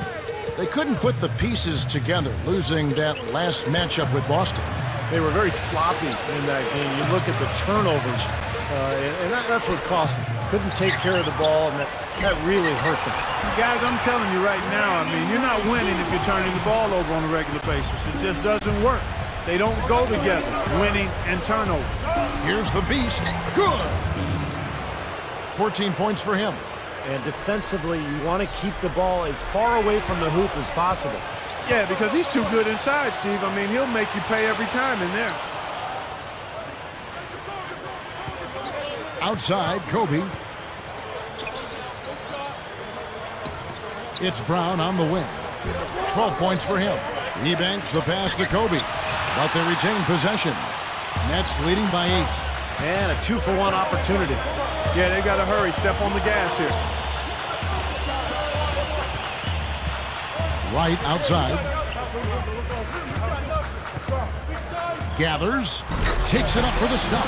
I think he wanted some one-on-one time with the rim. He wasn't letting that thing go. No, a little pose up there hanging on the rim. Just kind of showing off a little bit, Clark.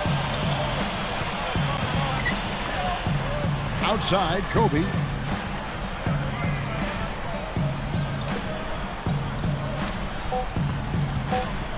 Brown, right side. Jumps up, and that's not going to go. Well, through 3 quarters of play, down double digits, it may be difficult.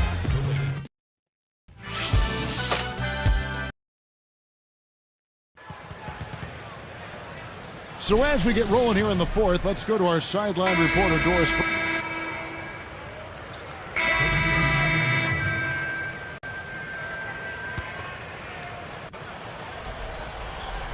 Here is Ebanks.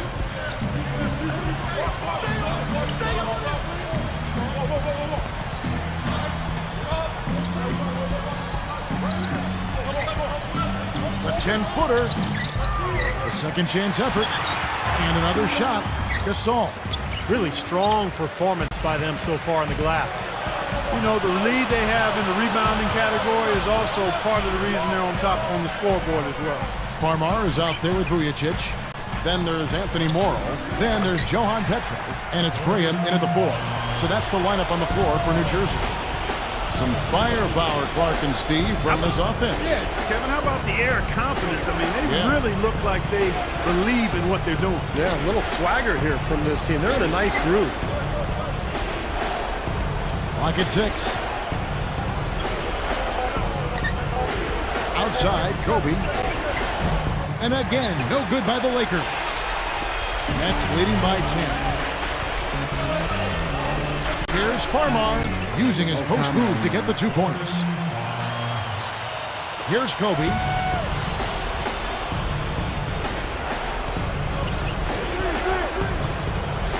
The feed to Ebanks. Puts up a 3. Petro grabs the board. New Jersey with the ball. Here's Farmar. He kicks to Green. Goes straight up. And a foul called on the shot. Got him on the way up that time, so he'll shoot 2 right here. Yeah, don't give up anything for free. I like that. Send him to the line. Yeah, they don't want to sit back and watch you lay it in. I mean, make them earn it. Make them earn it. Don't give up anything easy. Looking at who's out there now for the Lakers. Brown comes in for Devin Ebanks. And Steve Blake is subbed in for Matt Barnes. Kobe against James. Releases. Kobe can't get that one to fall. Well, that's definitely a good look. I mean, the defense can't be that relaxed. I mean, they got there and expect him to miss consistently from there. He's too good. Farmar kicks to Vujacic. He tried to shoehorn along the sideline, but he stepped out of bounds. Pretty good defense there to force the turnover. Here's Kobe. He feeds it to Blake.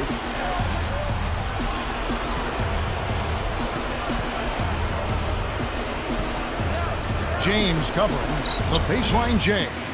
Rebound, New Jersey. They have really been a group of glass eaters out there today, fellas. I mean, just devouring any and all rebounds. And I think that's the difference in the game right now. A double-digit lead in that category. I tell you what, right now that mid-range jumper serving them well. Yes, it is, guys. That's 6 of their last 10 points coming from that mid-range area. Here's the beast. Lopez is there. Can they get it? Shot denied. Now Farmar. Picked up by Brown. Here's Farmar. Kicks to Vujacic. Leads him in there. Replay here. Sprite Slam Cam showing it once more. They've turned it up here in the 4th quarter, and this is the right time to do that. They're extending their lead here. And they're up by double digits now. Very solid down the stretch. Looking at who's out there now for the Nets. Dan Gadzarich, he's checked in for Lopez. Morrow comes in for James. West is checked in for Sasha Vujacic. And it's Ben Uzo in for Jordan Farmar. Good on the shot. Well, that makes 5 of their last 6 makes coming from inside. Yeah, really focused on getting the ball into the paint because they're taking advantage of very porous defense down there. And they can do no wrong offensively. Everything's dropping, guys, and that confidence, it gets infectious and contagious. The Nets on offense. They're on a 13-4 run. Uzo dishes to Gadzarich. West uses the glass to finish the layup. They're straying away from the three-point game here in the second half. And that's fine as long as they're on the lead and they're getting good shots. They decided not to take nearly as many three-pointers in this half. Brandon Wright's checked in for the Nets.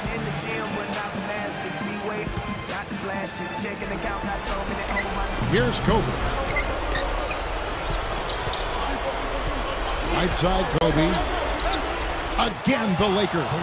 Boy, a nice little trend developing here, fellas. I mean, that's 8 of their last 10 from inside the paint. Yeah, they're getting high percentage looks down there. Their offense is really clicking. I don't see why they wouldn't just continue to pound the ball inside. Here's Uzo. Shot clock at 6. Out of bounds. And they retain possession. He tried to squeeze past the defender, but ran out of room. Here's Uzo. 4 on the shot clock. Shot left block. Whoops, there's the 24-second shot clock violation, so they'll turn it over. Los Angeles ball. 1:19 left in the game. West against Brown. It's tipped. Boy, a lot of darkness there. No daylight to get that ball through. Nets leading by 17. West misses. And here is Blake. Pushes up. Off on the layup. And I think the work on the boards has been a big key for their success in this game, guys. Yeah, I couldn't agree with you more. I mean, it's been total control on the boards for them. Here's Uzo. Clock at 6. Kobe comes with the double team. Oh, and trying for it. Out of bounds. And they'll keep possession. Nice defense, poking that one out of bounds. You know, just a nanosecond quicker, and they would have been going the other way. Here's Morrow. Just 3 to shoot. And it's going to be a 24-second shot clock violation. They turn it over. Los Angeles ball. And here are the Lakers. Outside, Kobe. Over gets a reach. Kobe gets the bucket. That's exactly what they had in mind on that possession. Guys, they've really built a nice lead here. And I tell you what, I don't see any sign of them slowing down.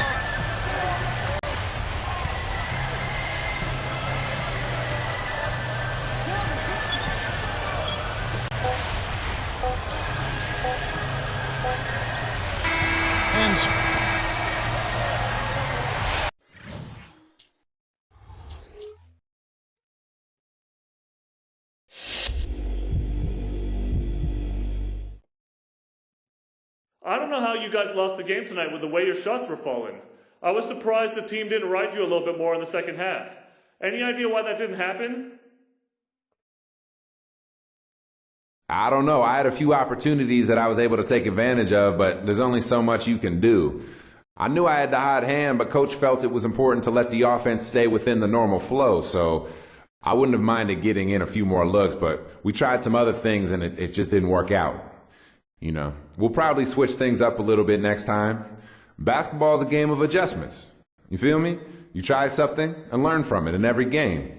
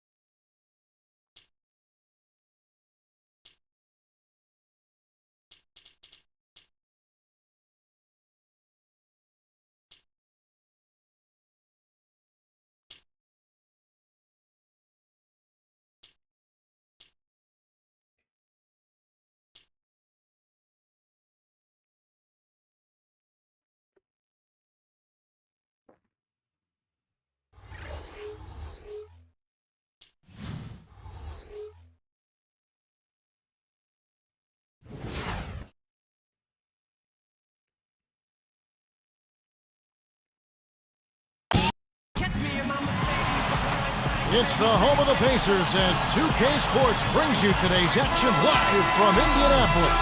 We wish you a very happy holiday from our 2K Sports crew, and thank you for joining us for this most special broadcast. This is Kevin Harlan alongside Steve Kerr and Clark Kellogg. Look at the Lakers. Well, guys, with a lot of home games coming up, this is where you want to boost that record by making sure you win every game you can. Kevin, this is a team that from day one has... Boom! And nobody getting in the way. Not at all. Major throw down there. I tell you what, I bet that's the best assist we're going to see tonight. Well, he laid it up there, Steve. A pass where only his teammate could get it. Perfect timing. I mean, that's what you need to make that kind of a connection. Well, one of the things that has made the Lakers so good is their depth and their balance. In fact, last year, defensively, they had the 5th lowest field goal percentage defense in the league, under 44% for their opponents. Left side, Gasol. Fires from deep. Gets it to go. Brown's got his first 3 points of the game. And for the Lakers, Clark, that big front court, a big part why they're so tough defensively. Steve just said a percentage defensively under 44%. Well, length is hard to score over. I mean, they've got some tough defenders up and down the roster, really, and they play a physical style. I mean, you think about a guy like Matt Barnes, Ron Artest, Kobe is a killer defensively when he's locked in. And then they're all experienced, too. I mean, that adds to that defensive prowess as well. We'll go to Doris Burke, who spoke with head coach Mike Brown. What's the news there, Doris? They'll have to deal with the size and shooting combination that Danny Granger presents, and he knows that is going to be a tough problem. He said that even though Granger might not be one of the headliner names in the NBA, he can eat defenses alive with the mismatches he creates. He's hoping they can avoid that in this one, guys. Thanks again, Doris. I thought Shannon Brown made so much improvement last season, guys. He scored well and he worked really hard to improve his weaknesses, which were his ball handling and his outside shooting, so he became much more of a complete player. Steve, I agree with you in terms of Shannon Brown's improvement, how hard he worked on those weak areas, handling the ball better, working more on his shot. I mean, the physical gifts were always there. Strong, tremendously athletic. I give him a lot of credit for working to make the most of that natural ability that he has. Hill kicks to Granger. Good. The assist goes to Hill. Granger's got his second basket of the night. The Lakers with a quick start to this game. It's a three-point game coming off that loss against the Nets. Now, the result may have been different if they had just gotten a few of those three-pointers to fall, but they just weren't going in for them that game. Well, I think they fell in love with the three-pointer too much, quite honestly. They depended on that shot when things were open inside for them, and they failed to look in there. Kevin, his scoring ability is valuable, really valuable. I mean, he's a guy you can rely on to knock down shots. It's off his leg, and they're saying he kicked the ball. Now, last time Mike Brown coached in the NBA was with the 2010 Cavaliers. LeBron James' last year with Cleveland. And Mike Brown had a pretty good record with the Cavs. He even won Coach of the Year in 2009.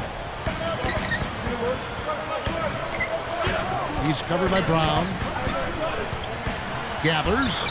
Danny Granger again. Granger's got 6. Getting back to Brown for just a second.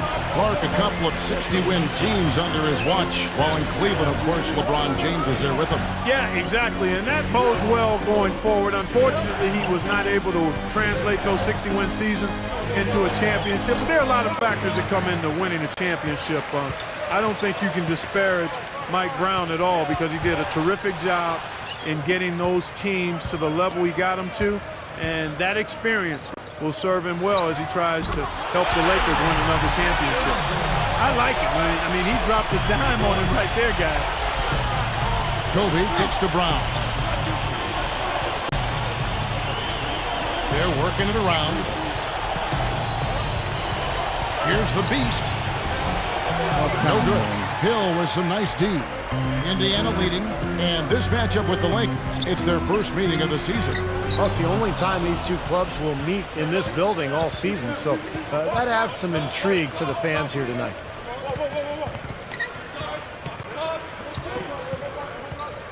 There's a screen. Poked away. It's stolen by Hill. Excellent steal that time. Pesky defensive play on his part. And Hansbrough slams it in. That's how it works. Your defense feeds into the offense. Yeah, you know, excellent work, I thought. Solid work on both ends in that particular sequence. And Steve's right. There's some novelty to this game, don't you think? Yeah, I agree. I mean, it's a treat for the fans. You got to enjoy the one chance you get to see these guys. So, yeah, I think you're right on it. Here's the beast. Can't get it to go. And it's the Pacers taking it the other way. They put up a nice win against Utah last time out. Well, they put the hammer down on the D in that game. Well, they dominated throughout. They ran roughshod over them offensively. Yeah, at that end of the court, Steve, I thought they had it pretty easy. But a lot of that came from their own hard work and the energy that they created. To end the drought, gets it to go. 8 points for Shannon Brown. He is extremely comfortable behind that three-point line. I mean, especially when you give him that kind of room to operate. Hill dishes to Hibbert. Granger outside. There's the feed to Jones. The three-pointer's right on target. Jones has got his second bucket of the night. Yeah, they're finding the open man. Unselfish play. I like it. Yeah, I love it too. Teamwork in evidence there, right on full display. A big percentage, a high percentage of their baskets have come off assists. Gasol kicks to Brown. Plenty of room to knock down the shot. Brown's got 10 points in the game. So the Pacers call timeout, their first of the game. Well, the Pacers historically have always been tough on their home court. And last season was no different. 24-17 in Indianapolis. One of the reasons the Pacers made the playoffs. Catching up on the changes now for Indiana. Brandon Rush, he's checked in for Jones. And it's Ford in for George Hill. Here's Hibbert. Lakers trail by 3. Brown kicks to Kobe.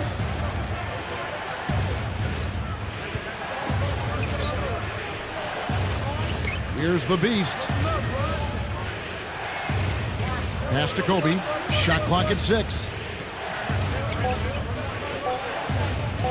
Over Rush.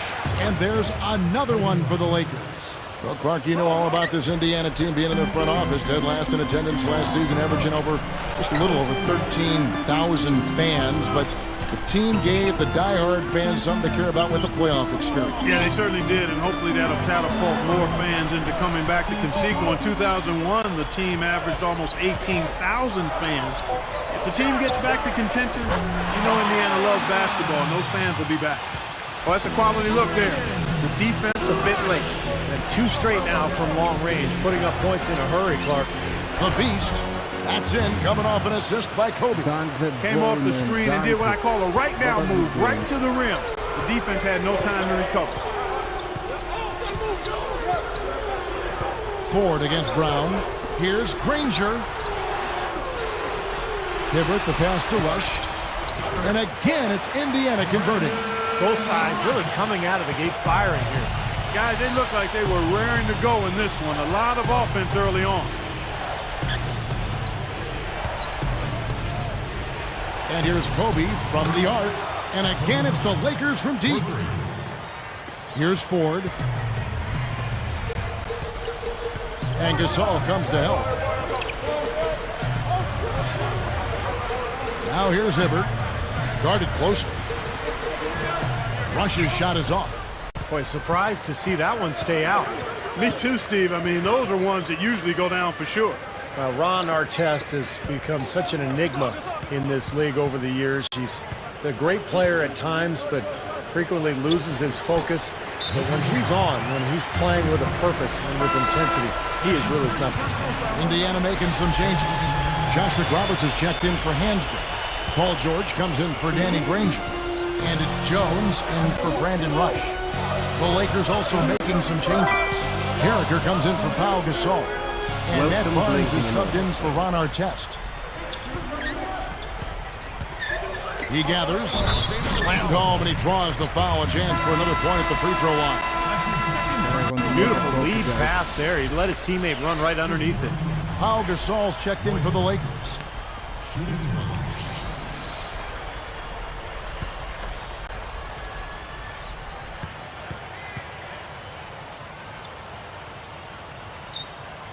Free throw, good. Hibbert. And Ron Artest, guys, probably the most unpredictable, quotable player in the league. A colorful player, no doubt. Yeah, no question about it. Spontaneous would be another word I would throw. We enjoyed him in Indianapolis when he was there. He obviously has had some bumps during the course of his career, but at his core, good-natured. Couldn't have been happier for a player. And when I saw him have the game he had in Game 7, and the Lakers won that championship in 2010. But you're right, he's a colorful, spontaneous, good-hearted guy. And he's won awards from the league, from the people that cover the league, for what he has done in the community since that flare-up back in the early part of the decade. Yes, that's exactly right. And again, that speaks to his growth and the intentions of his heart, and the fact that he started to manage some of the anger management issues that he had in the past. with 1 on the clock, and that one's good. Barnes. 1:04 left here in the opening quarter. Here is McRoberts. The pass to George. Feeds to Hibbert. Working on Gasol. Ball's knocked loose. Gasol with the steal. Stolen by George. Here's Jones. And it's Jones finishing it off. Now let's take a look at it once again with our Sprite Slam Cam. Now that's just rubbing it in, fellas. Throwing it down with style. These folks are not going to forget that one anytime soon. Gasol backing down. Missed inside. Pacers leading by 4. Ford with the ball. His last outing, he had 8 points. Here's Hibbert, and again, it's Indiana converting. Well, he just does so many things well out there. A true pro, a professional display he's put on here. Ford against Brown. Passes it to Gasol. The turnaround jumper. Gasol missing again. Now, they've got to be careful. They can't give him that much room because at that range, he'll make you pay. Offense, the order of the day as the first quarter comes to a close. Pacers lead by 6. And you could see early on, guys, they were going to go inside and try to establish their offense in the paint area. That's exactly what they've done. And It's Christmas basketball. Derrick Rose and the Chicago Bulls.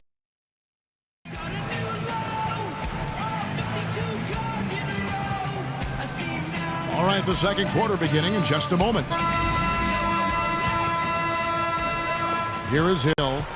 6-point game. Jones is out there with George Hill. Then it's Paul George. Then there's Jeff Foster. And it's Hansbrough in at the 4. So that's the group out there for Indiana. 13 feet out. Rebounded by the Lakers. Their next game is at Quicken Loans Arena in Cleveland, taking on the Cavaliers. And that's the final game of this 5-game road run for the team. Kobe kicks to Smith. Foster on him. Some nice passing. Clock at 6. Foster gets called for the reach. That is his first foul of the game. First personal foul, team's first.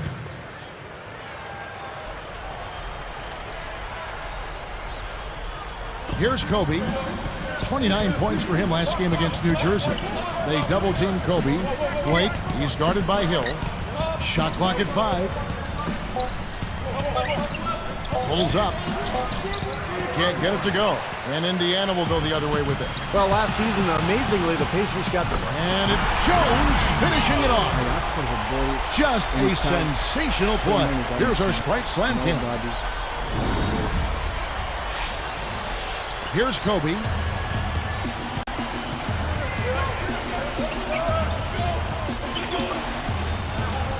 Smith outside. He feeds it to Blake. Knocked loose. It's stolen by Jones. By himself. Oh! And he hammers in the reverse slam. I don't know what to say about that. I mean, he went reverse on it. Beautifully done. Clark Words can't even do that one justice. Just let the pictures tell the story, guys. As we grind through the season, let's see how the East is shaping up. Taking a look at Miami. Long way to go still in the season, but even so, they've got the top spot. And, of course, the Indiana Pacers. They're in the 10th spot. Looking at Indiana, they've not really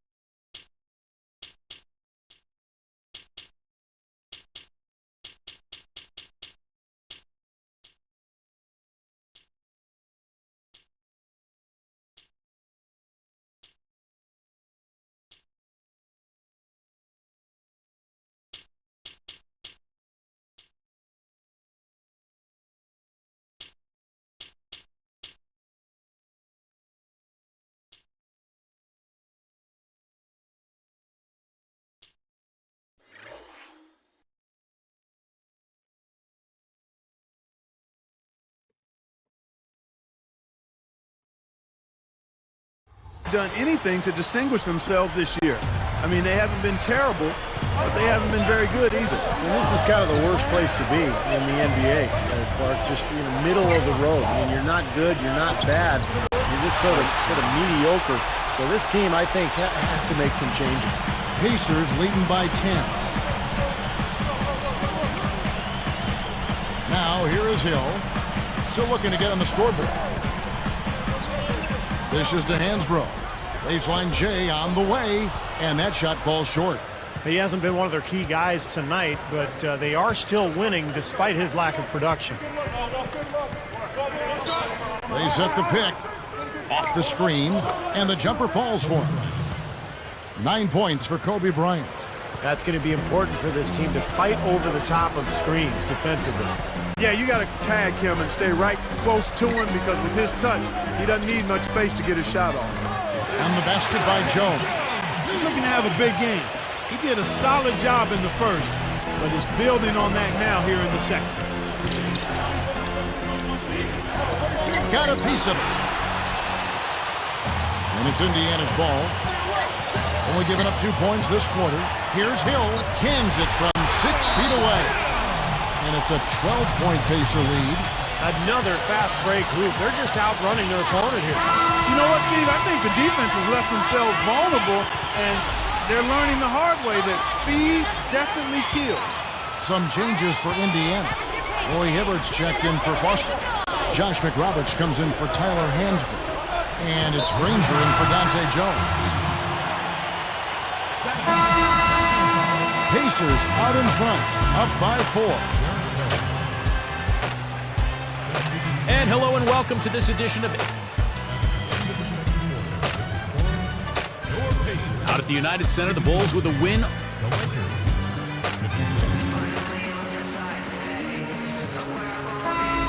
Here we go now, the start of the third quarter, welcoming you back in a closely contested first half so far. Pacers leading by 4. Second half underway, and here's who Mike Brown's got on the floor. The Beast in its center. Artest and Powell in the forward slots. Brown out there with Kobe. Granger dishes to Hansbrough. 5 to shoot. Hits the jumper. Hansbrough's got the first points to start out the third quarter for the Pacers. Well, you have to love what Tyler Hansbrough brought to the Pacers a season ago. The progress he made coming out of North Carolina was really impressive. He's a tough player, competes hard, and his offensive efficiency is impressive. Jones against Artest. Back to Jones. Now Hansbrough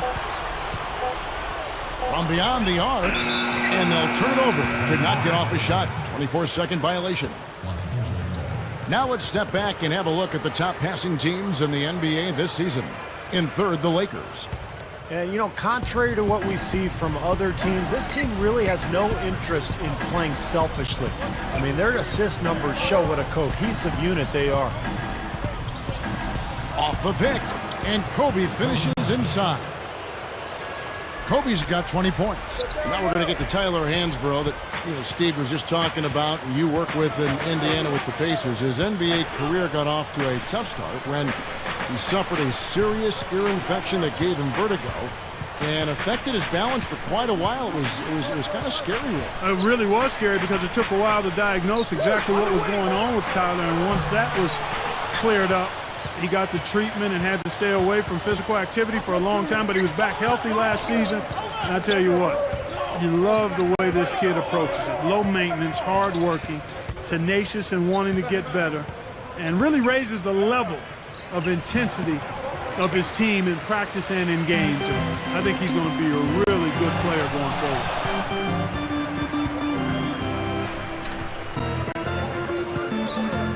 Shoots.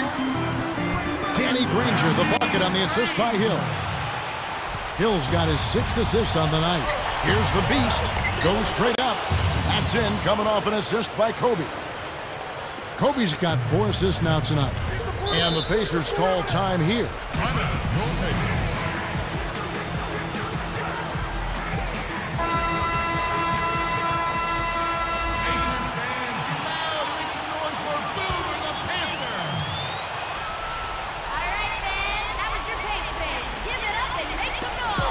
Here's Granger. 21 points in the game. And it's Gasol with the rebound. Lakers trail by 4. And stolen by Granger. Pushing it up for the finish. And he flushes it through. Strike Slamcam with the replay. How's that for finishing with flavor? Absolutely fantastic. I think he was saving that one for a special occasion. And Hill over to help. Brown covered by Hibbert. And there's the 3-second violation. Here's a look at the schedule for the Los Angeles Lakers. Their next game is at Quicken Loans Arena in Cleveland, taking on the Cavaliers. That will conclude a 5-game road trip for them. Here is Hill. Well, you know, a recent stat said that in the last 15 years, the Lakers are on average the best offense in the NBA. But in crunch time, ironically, they fall to around 12th best offensively. Not nearly as effective. You know, I think, Kevin, they took a bit of a chance there going to the double team, and that left another guy open out there. Here's the Beast. He's guarded by Hill, and that one's good. He's got 8. Going back to the Lakers and their letdown as far as crunch time offense goes. Good point by you. Steve, you take it now. Why do you think that's so? Well, I think Kobe's not the player that he once was, Kevin. I mean, he's not as athletic. He's not as capable as he used to be getting shots off against any type of defense. And I think the rest of the guys maybe lost a little confidence in themselves as a result. On the basket by Jones. Well, they've got to do something defensively because he's been unstoppable. And defensively, Steve, your only choice now is to double him. I mean, I don't think there's another option. Outside Hill. Shot from the top of the key. Granger misses. Lakers trail by 7. To the paint. Goes up strong with one hand and flushes it down. Well, I like the way he fed that ball inside with precision there. Here's Hill. Right now averaging 11 points a game. Hansbrough, the pass to Granger. It's Hill on the wing. He dishes it to Jones. The shake. Rebound the Lakers. I'll tell you what, he's so strong inside that the defense wasn't going to allow him to get to the rim without offering a bunch of resistance there. Here's the Beast. He's against Hibbert. The kick out to Brown. Picked up by Hibbert. 4 on the clock. Brown, good. Now it's just a 3-point Pacer lead. He worked his way around the bigger man and found the hoop. Great play. Yeah, really nice play. Wasn't bothered at all. And Hibbert with the basket on the assist by Jones. Hibbert's got 11 points. You know, if their plan was to keep going inside a ton, it sure has paid off. I mean, it seems like every bucket they get is in the lane. Well, no reason to take an outside shot if you're scoring at will from inside the paint. Hill inside, guarded by Kobe. The 3, and George Hill, good for 3. And it's an 8-point Pacer lead. He might not get a better look than that all game. You have to get closer to him. He's not going to bite you. Get up in him. Brown outside. 6 on the shot clock. 3-pointer. Hibbert with the block. Here's Gasol. And gets hacked by the D. He'll go to the line. Well, that should be a rule. No layups. Protect the paint. Make them earn every point. Yeah, I think that's just tough, hard-nosed, smash-mouth basketball. Make your opponent earn their points from the line. Don't give up any layups. Josh McRoberts has checked in for Indiana. Ford comes in for George Hill. How skilled is Pau Gasol? Not only is he 7 feet, but he's mobile, got long arms, big hands, great ability to score inside, and can also step away and knock down a 17-footer. Jones kicks to Hibbert. They rule this one goaltending. Help the shot. Boy, he's been so cool out there. Composed, never rattled. I mean, a very steady contributor to the offense. And some changes here for the Lakers. Barnes comes in for Ron Artest. And it's Johnson in for Kobe. Johnson up top, defended by Jones. Johnson kicks to Barnes. Granger covering. And the Lakers with another miss. Well, you talk about Pau Gasol offensively. He's also a very creative finisher, I think, too, around the basket. Huge hands. He can palm the ball off the dribble. He can go up one-handed. He's got great length. He can get the ball above defenders where they can't get to it. You know.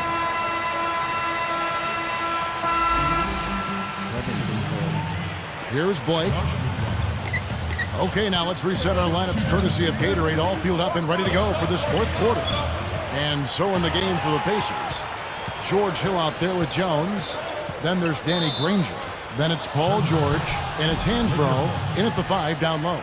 And a chance now to check out the schedule for Indiana. Their next game playing at home as the Nets come into town. And they've been enjoying this long homestand. That will be game 4 of 5 in a row at home. Here's Blake. You talked about the troubles, Clark, against the Western Conference. For whatever reason, Steve, they struggled to defend Western Conference opponents. Well, I thought the biggest thing was the West was so much deeper than the East last year, Kevin. The East had some strong teams at the top, but overall a weaker field of teams. You go out West, and on a nightly basis, you're going against a really tough team. I think that's the disparity in the numbers for Indiana. Lakers trailed by 19.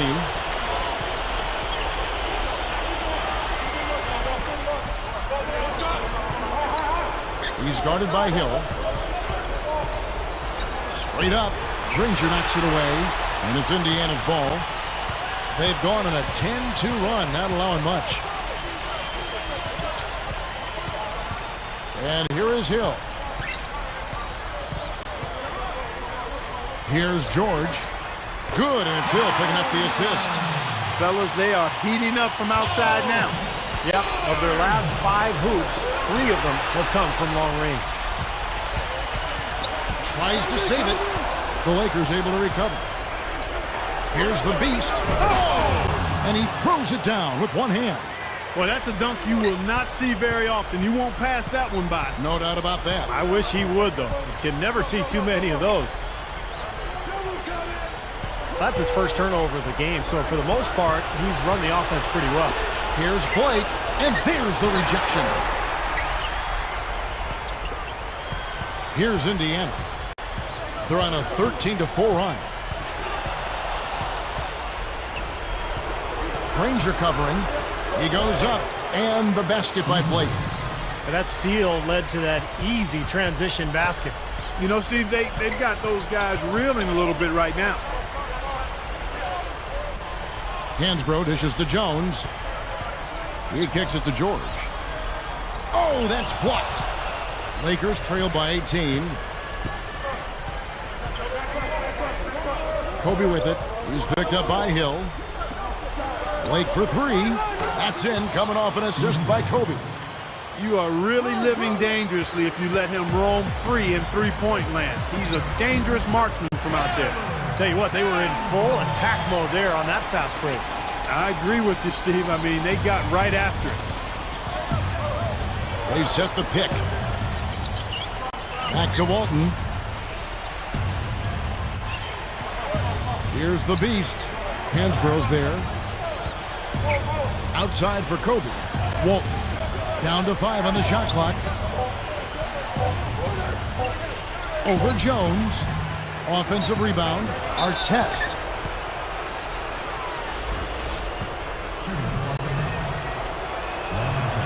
The first one falls. Well, I thought last season was a tough one for Ron Artest. I mean, he struggled with his shot. Even his defense was a little subpar and not as consistent as we've seen in the past. Looking at who's out there now for the Pacers. Roy Hibbert's checked in for Granger. Posey comes in for George. And it's Ford in for George Hill. Pau Gasol is checked in for the Lakers. Pound comes in for Steve Blake.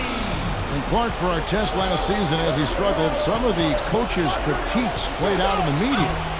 Steve, I don't think Ron appreciated that very much. No, there was even a rumor that he might have wanted to trade prior to the All-Star break, but fortunately for LA and for Artest, he started to play much better after the All-Star break. He got more consistent and finished strong, and he's still a guy who can help the Lakers just with his physical play and his toughness.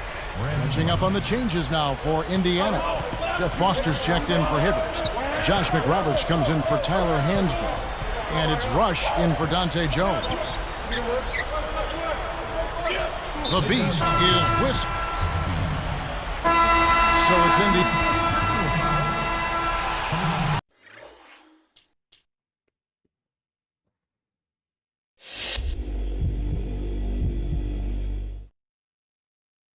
Don't know if you've seen it yet, but you're on the cover of yet another magazine. What's it like to see yourself getting such worldwide recognition at this stage in your career?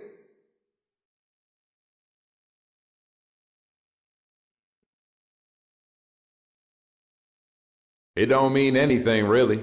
The team told me I had to pose for some pictures, and I did. End of story. It don't make me a better player. It don't make me a better person. It's just a way for them to sell some more copies of their magazine. When doing that kind of thing makes me a better rebounder or something, then we can talk.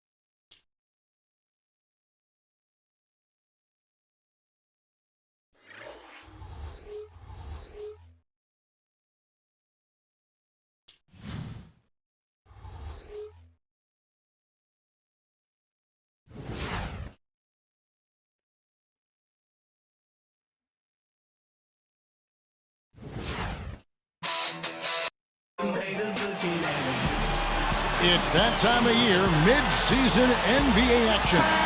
Alongside Clark Kellogg and Steve Kerr, this is Kevin Harlan, and as always, happy holidays to each and every one of you from all of us at 2K Sports. This game marks the end of a road trip for the Lakers. They're looking to snag one here before heading home. A look here at the Lakers starting group presented by State Farm. Artest and Powell in the forward slots. Kobe is out there with Brown, and for Cleveland, Ramon Sessions and Anthony Parker in the backcourt. Jamison and Varejao in the middle. And it's Graham in at the 3 spot. Now here's Kobe over Parker. And it's Kobe missing. And Jamison was having an up-and-down year with Cleveland before his season was cut short by that finger injury. Still a big scorer and the ability to put up big numbers on any given night. But it was such a difficult season for the Cavaliers, and I think mentally that was tough for Jamison to deal with. Going back to Antoine, you aren't used to seeing numbers like that from him. Yeah, it was a difficult year for him, but he'll bounce back, Kevin. He's a high-character guy. I think he's still got some pretty good years left in front of him as a scorer. Well, last season was such a tough campaign for the Cavs, and the biggest blow was losing Anderson Varejao to that ankle injury. And when he missed most of the season, it really spelled doom for Cleveland. Brown. Varejao grabs the board. And Cleveland has possession. They're coming into this game off that recent loss to Atlanta. Yeah, and the turnovers were a huge factor in that game, guys. You can't give away possessions at this level and expect to win. And unless you plan on scoring every trip down, Steve, you better not be turning the ball over again and again like they were. Now let's send it down to Doris Burke, who was able to talk with Byron Scott. Follow the stream. Kevin, mixing up their offensive sets is going to be a part of their game plan in this one. Coach told me that in order to beat a defense of this caliber and talent level, they'll need to keep their trips down the floor unpredictable and not get into any sort of pattern. Let's see if they can do it, Kevin. Terrific, Doris. Thanks. They put a lot of thought into how they're going to match up against the opposing defense, guys. Well, one of the things you got to do here, Kevin, and Steve, you can't afford empty possessions against this team. You've got to put the ball in the basket. Yeah, that's for sure, Clark. You got to make them count because you know you're not going to get a lot of open looks. So make sure you make the defense move the ball, try to get good looks, and make them pay. It was inevitable that it would be a struggle for the Cavs last year, guys. I still don't think anybody saw what was coming with them out west. Here's the beast. 14 points from him the last game against Indiana. Down to 5 on the shot clock. And it's going to be 2 free throws. Drew contact on the shot. We talked about the Cavs, Clark, and out west against the Western Conference. Just 4 wins in 30 games. Steve, that was the worst total in the league. Yeah, and they actually got swept in their 10 games against the Northwest Division. So, I mean, they knew it would be rough without LeBron, but they're on the move. They've got a couple of high draft picks to work with. They're trying to restock their talent base, and I think Cleveland is going to make major improvements this year. Verjao dishes to Sessions. Pass to Verjao. The shot's good. Sessions making the play. Verjao's got 5 points so far. Kobe with it. His last outing, we saw him pour in 22.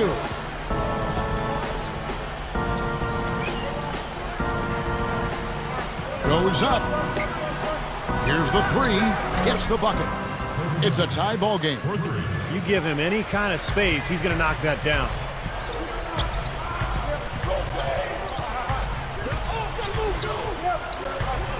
Parker kicks to Sessions. He's covered by Brown. Here's Verjao. The shot's good. Sessions making him pay. 7 points in the game. You know, Kevin, it turned out that Mike Brown was the man for the Lakers job, and he inherits an interesting team here in L.A. I mean, a lot of potential, but coming off a disappointing end to last season. Now here's Kobe, averaging 28 points a game over Parker, and Kobe gets it to go. Kobe's got 5.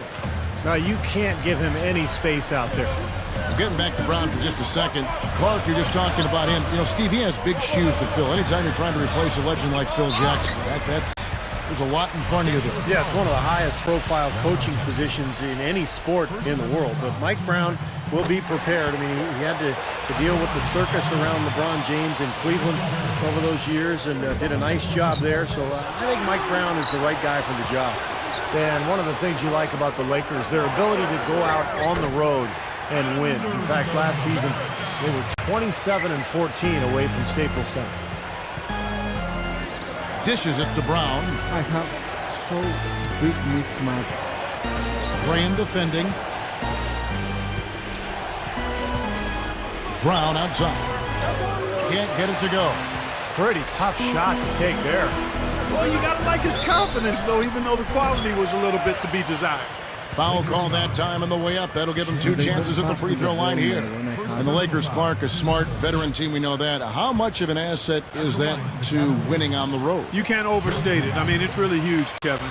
Keeping your composure, staying focused, understanding what's coming and what you need to do to seize games on the road.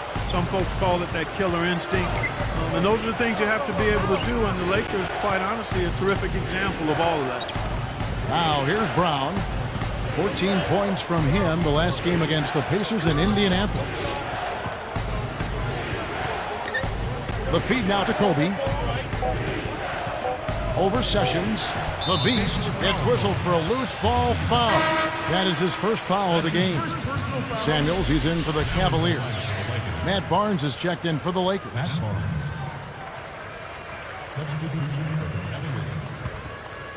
Here is Sessions.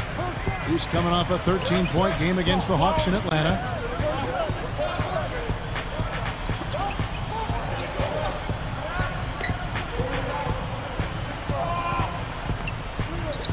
Parker working against Kobe. Clock at 6. Goes up. That's good from Sessions on the assist by Parker. Sessions got his second bucket of the night. Lakers trail by 6. Here's Kobe. Straight up. Shot denied.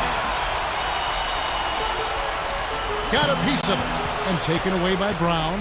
That's like a Hail Mary pass. And Shannon Brown with the slam. Now let's take a look at it once again with our Spike Slam Cam. Timeout is called, first of the game for the Cavaliers. Yep, I think it's pretty clear the higher you get, the harder the fall is to the bottom, and the Cavs found that out last year as they tried to rebuild, and it was as unpleasant as a season could be. Now Graham, averaging 8 points a game. Good luck. Very Zhao can't hit. Yeah, top to bottom, no pun intended, it was horrible.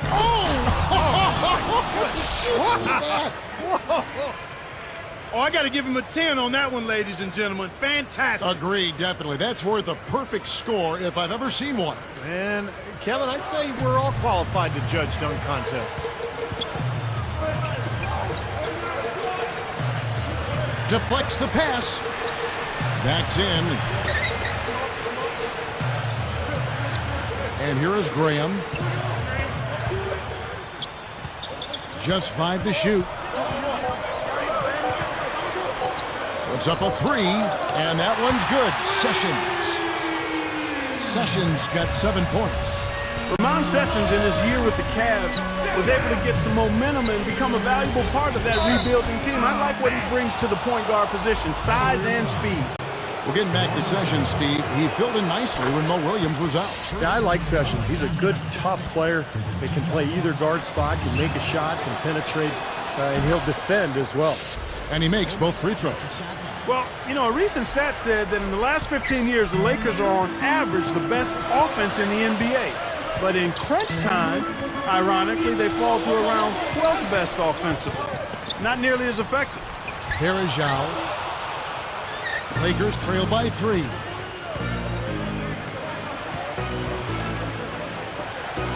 And here's Kobe from the arc, and the shot is good. Kobe's got 8 points. Going back to the Lakers, and they're let down as far as crunch time offense goes. Good point by you. Steve, you take it now. Why do you think that's so? Well, I think Kobe's not the player that he once was, Kevin. I mean, he's not as athletic. He's not as capable as he used to be getting shots off against any type of defense. And I think the rest of the guys maybe lost a little confidence in themselves as a result. For the Cavaliers, Hollins is checked in, and Daniel Gibson subbed in for Sessions. Steve Blake's checked in for the Lakers. Well, Cleveland's season actually started out pretty well last year after losing LeBron James. They were about 500 a month into the year, but then things just went south, and they had that horrific losing streak. Here's the Beast, averaging 12 points a game. Here's Kobe. Goes back up. Gasol, no good. The Cavaliers leading. Parker passes to Gibson. Graham with the ball. There's the pick. Here's Samuels. Smooth as silk on the finger roll.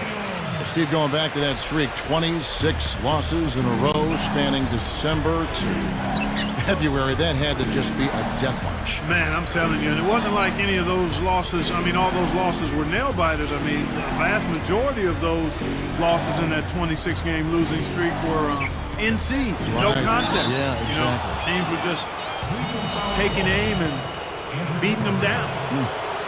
Kobe Bryant is one of those select few first-name basis superstars in the NBA. Larry, Michael, and of course Kobe, Magic. Those guys are famous by one name only. And Steve, you know, Kobe, of course, the man in the entertainment capital of Los Angeles. He's taken the attention in stride. I think he feeds off it a little bit. You know, sure. It's a special psyche to play in that kind of environment. Yeah, he's handled it really well. I mean, for a guy who spends so much time in the public eye, it seems as though he's always been motivated more by winning than the adoration. And I think that's why he has such great respect from his teammates. And another reason why the Lakers have been so successful since he's been there. Here's Kobe. The Cavaliers making the shot.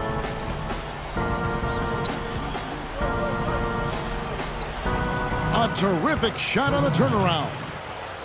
Kobe's got 11 points. He's just been dominant, trying to dig his team out of the hole. And Gibson kicks to Parker. Now here's Gibson. Right now averaging 5 points a game. Parker dishes to Gibson. A rebound by the Lakers. This their first chance this season playing the Cavaliers. And you look back at a year ago, they played twice during the regular season, each side winning once. Now here's Kobe. He's got 11. Lots of room. Blake misses. And speaking of their season series last year, Steve, you might have had a problem telling which was the playoff team and which one wasn't. Yeah, maybe it speaks a little bit to the strength of their respective conferences last season that they did split those games, Kevin. No, his aggressiveness is getting the best of him here early on. That's 2 fouls off.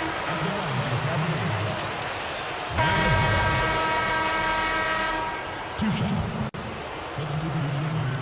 Here's Kobe.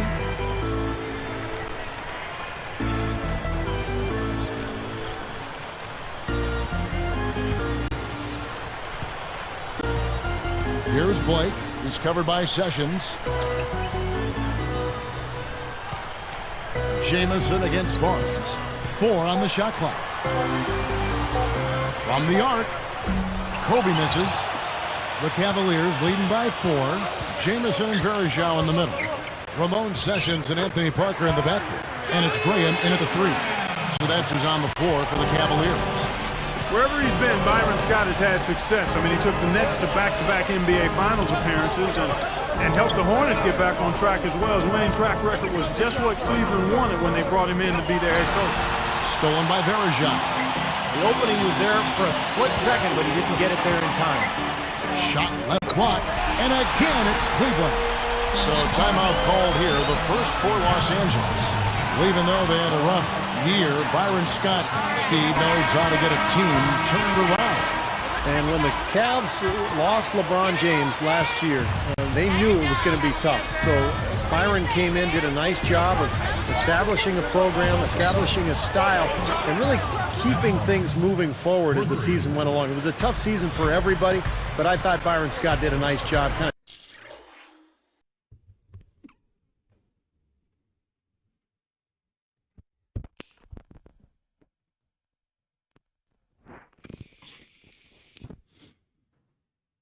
keeping them afloat. Here's Sessions. 7 points in the game. Here's Jamison. The shot's good. Sessions making the play. Sessions got 4 assists in the game. Kobe against Parker. It falls. 13 points for Kobe Bryant. Great work. I mean, you have to decide as a defense, just how much damage are we going to allow him to do? Now Sessions. Right now averaging 17 points a game. A strong finish under heavy pressure all over. Sessions got 9 points. Boy, every time they drop it in, they do so from close range. Easy baskets. Yeah, high percentage looks time and time again, guys, and it's paying off for them the way they're playing this game. I like their strategy. I think he's done his part to try to keep him in this game. It's been a solid effort from him, guys. Knocked loose. Now, part of the reason they are where they are is that they have taken care of the ball for the most part. Parker gets the reach-in call. That's foul number 2 for him. Alonzo G is checked in for Cleveland. Daniel Gibson comes in for Sessions. The Lakers also changing it up. Pau Gasol is checked in for Barnes. Ebanks comes in for Ron Artest. And it's Brown in for Steve Blake. And here's Kobe for 3. That's good. Kobe's got 18 points in the game. They don't seem to have many answers for him in this game. He's doing a terrific job out there. Outstanding work. Parker outside. Back to Gibson. He's covered by Brown. Outside for Jamison. Trying to answer back, but that 3 is off the mark. The Lakers trail. You know, for so long we've seen the Lakers coast into the playoffs, put themselves in a tight spot and find a way out of it. But in that series versus Dallas in last season's playoffs, They really looked like a tired and overmatched team. 6 to shoot. The 10-footer. The rebound by Gibson. Cleveland with the ball. Out to Parker. A 3-ball. And yes, sir, that one drops. Parker's got 5 points now in the quarter. And for the Lakers, Kobe said, Clark, after that series, we've been playing with fire the last 3 years. Now we finally got what we deserved. Steve, that is a very interesting quote. Take it apart for us and delve into it. Well, I think the Lakers had been to the finals for 3 straight years, and I think they were worn out emotionally. And for a couple of those playoff series over the years, they did play with fire and get away with it. Not last year. Dallas just destroyed them, and I think the Lakers just looked tired, both physically and mentally. Here's Parker after Pau Gasol's bucket. Right side, Jamison fires from deep, and another 3 for Cleveland. They have no answer for him. He's just putting on a dominant display of offense. He passes to Ebanks. Lifts up, and so he earns a trip to the line. Official saw the contact, and he'll shoot 2. Well, you talk about Pau Gasol, you think about the luxury of having a 7-footer who can play the power forward or center spot. He's really the key to that Laker front line. And going back to the versatility of Pau Gasol. So skilled, he can pass, shoot, handle the ball, and do it all. And we really haven't seen many players of his size, Kevin, with that wide array of talents. I mean, he'd be a really good player if he was only 6'4". Yeah, he would. That's how skilled he is. Now here's Gibson, picked up by Brown. Parker passes to Jamison. Banked in off the glass. And it's an 8-point Cavalier lead. I'm sure they'd like to get more shots like that one. Parker against Kobe. Parker with the steal.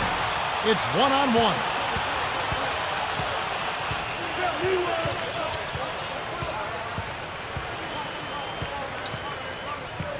The dish to Gibson.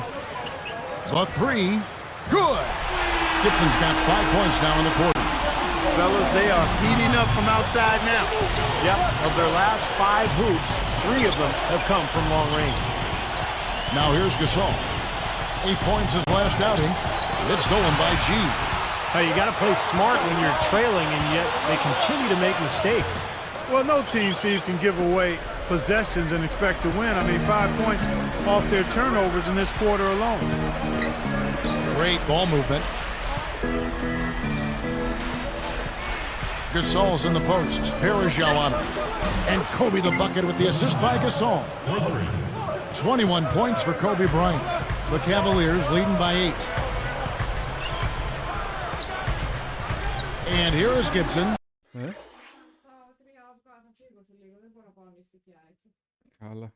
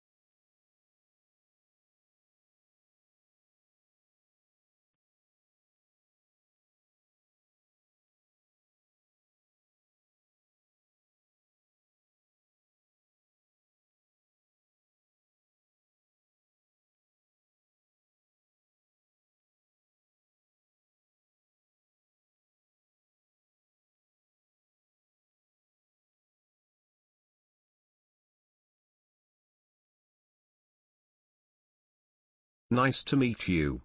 I'm Pick You.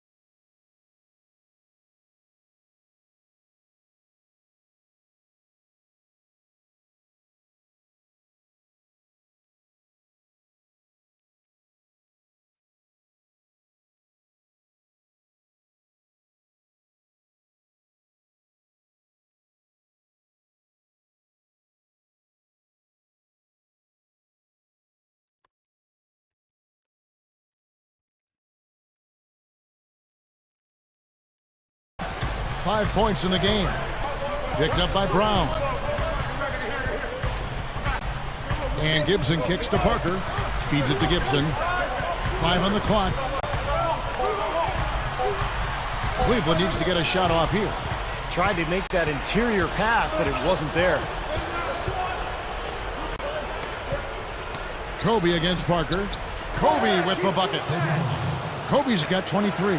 Wow, you really have to sit back and admire what this guy is doing for his team right now. They're down, yet he stepped it up and he's delivering. Gibson, he's covered by Brown.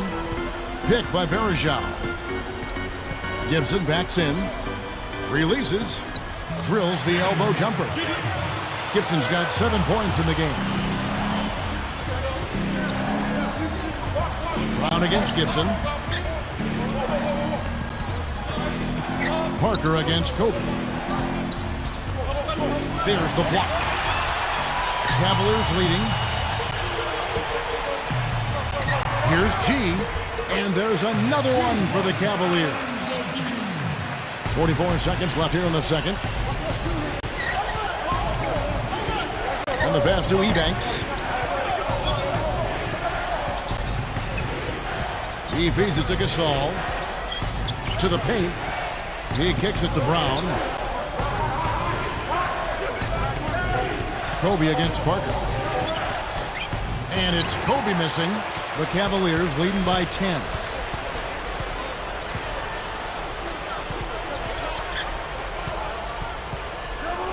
Gibson dishes to Parker.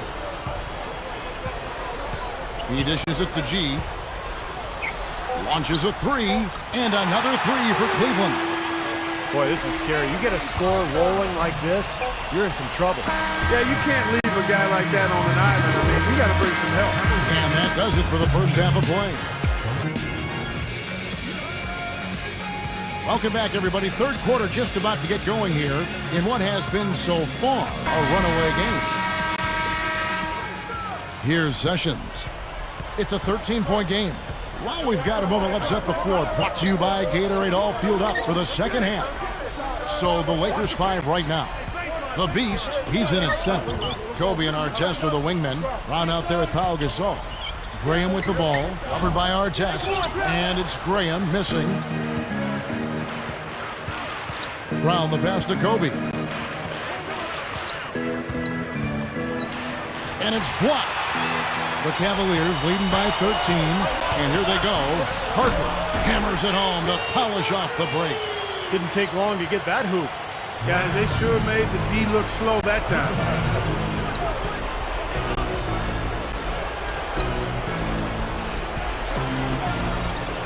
Here's Artest. Hits it from three-point range. Artest's got his second bucket of the night. That's going to be important for this team to fight over the top of screens defensively. Yeah, you got to tag him and stay right close to him because with his touch, he doesn't need much space to get a shot off. Here's Graham. 5 points in the game. Here's Jamison. From downtown, the Lakers with the rebound. Defeated by the Pacers in their last game, they'll try to put that one behind them. Pretty poor effort at both ends of the floor, guys. They got abused defensively, and at the offensive end, they just didn't have the firepower to make up for it.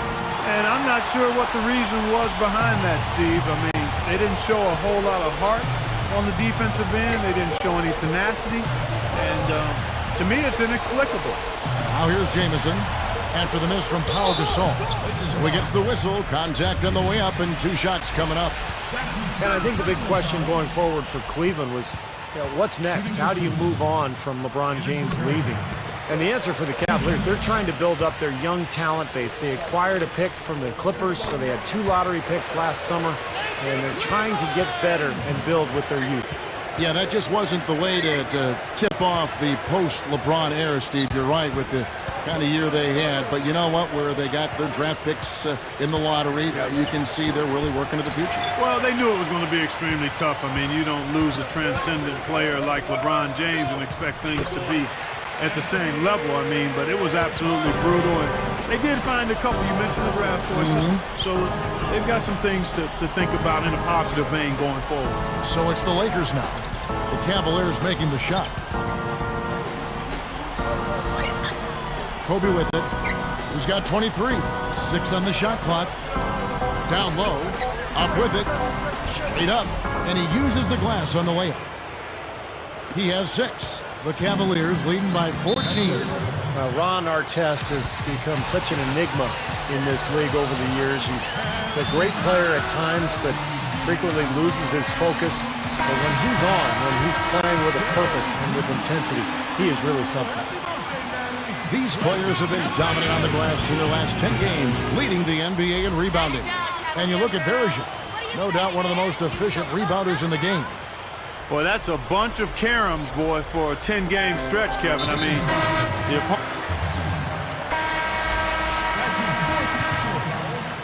here's Sessions. And Ron Artest, guys, probably the most unpredictable, quotable player in the league. A colorful player, no doubt. Yeah, no question about it. Spontaneous would be another word I would throw. We enjoyed him in Indianapolis when he was there. He obviously has had some bumps during the course of his career, but at his core, good nature. Couldn't have been happier for a player than when I saw him have the game he had in Game 7 when the Lakers won on that championship in 2010.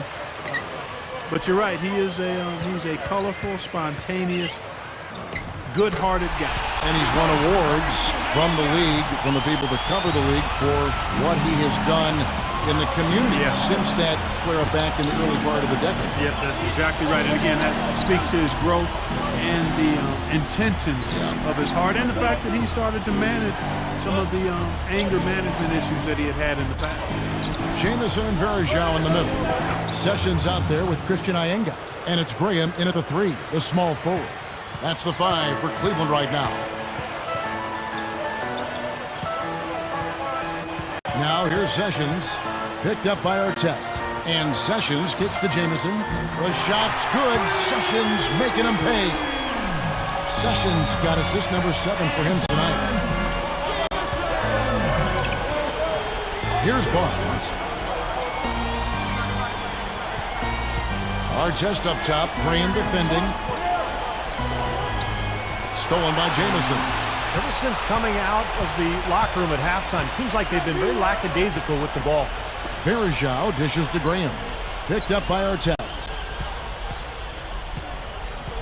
And Sessions kicks to Iyengar. Shot clock at 6. Goes up on the wing. Sessions no good. Well, they are getting out rebounded here, and it's showing up on the scoreboard as well. Yeah, it's something they're going to have to improve upon if they're going to win this game. Artest the pass to Barnes.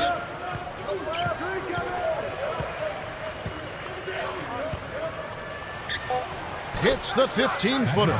Something they'd like to see more of him more often, that's for sure. Sessions dishes to Verja. There's the 3. The Cavaliers again can't hit. Lakers trail by 14. Now Sessions kicks it to Iyengar. Picked up by Artest. Iyengar kicks to Verja. And here's Sessions. Tries a 3. Here's Jamison. And their work on the board pays off with the second chance points. Jamison's got 21 in the game. Now a look at the Cavaliers' upcoming schedule. They get to take on the Bulls at Chicago after this one. That'll be just one game played away from home for them. So both teams making some changes here.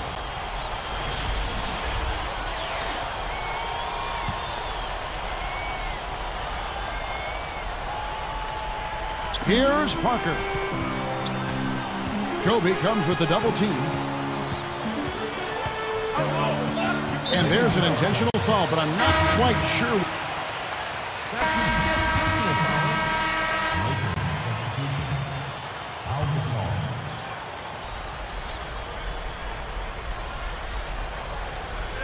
Here's Sessions. Parker outside. Picked up by Brown. And Gasol comes to help. That's good from Sessions on the assist by Parker. Parker's got his 4th assist with that last one here tonight.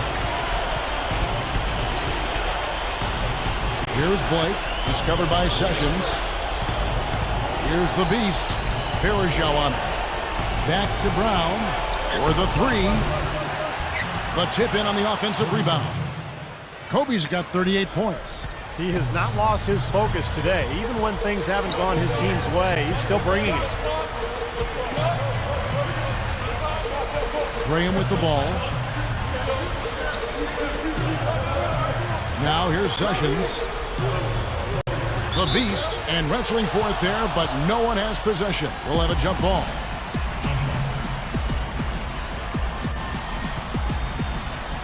The Lakers control the tip. Lakers trail by 12. Passes to Brown. Good looking screen by Gasol. Brown the pass to Gasol. Here's the beast. Blocked. So it's Cleveland now. At one point they led by 16. Here's Sessions. It's blocked. And here we go with Shannon Brown. Here's Blake.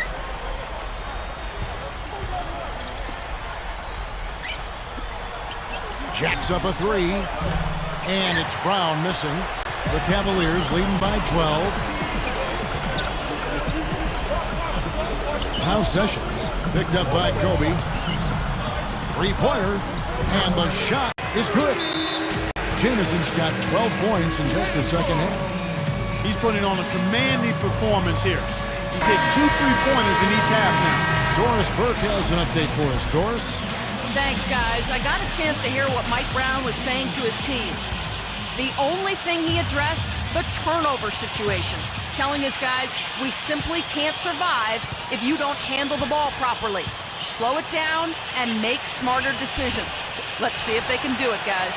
He thought he made that one. He sure did. I mean, it was an excellent look. It just didn't go down. Samuels dishes to Gibson. Guarded by Blake. 6 to shoot. Snatched away. The turnovers have uptick for him. They can't afford to let their concentration lapse here. He had a really good first half, guys, but since that time, he's struggling to take care of the ball. And they're moving it up. Shoots. Connects in the foul line jumper. And the Cavaliers lead by 17. Outside, Kobe. Here's the beast. Backing him down. Nice fake, but the layup off the mark. So it's Cleveland now.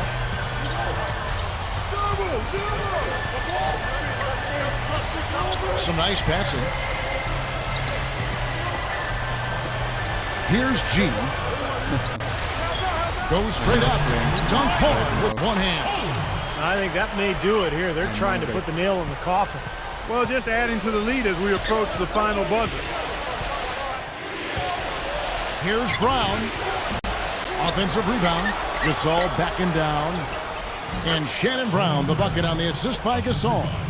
Maybe he can put his struggles behind him, a couple more of those, and maybe he'll get a little momentum. And they can just dribble the ball until the buzzer. Yeah, exactly. They got to be happy with the outcome here. Elated, you're right. There's the steal. Great execution on that double team, working together to strip that ball out. Collins with the block. So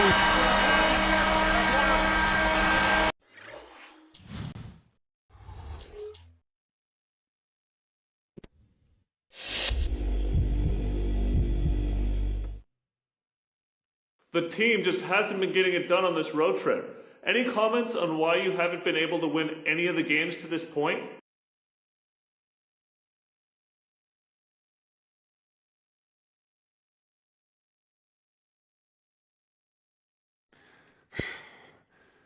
It's hard because I see my teammates out there doing everything they possibly can to get us wins, but for some reason the shots just aren't falling.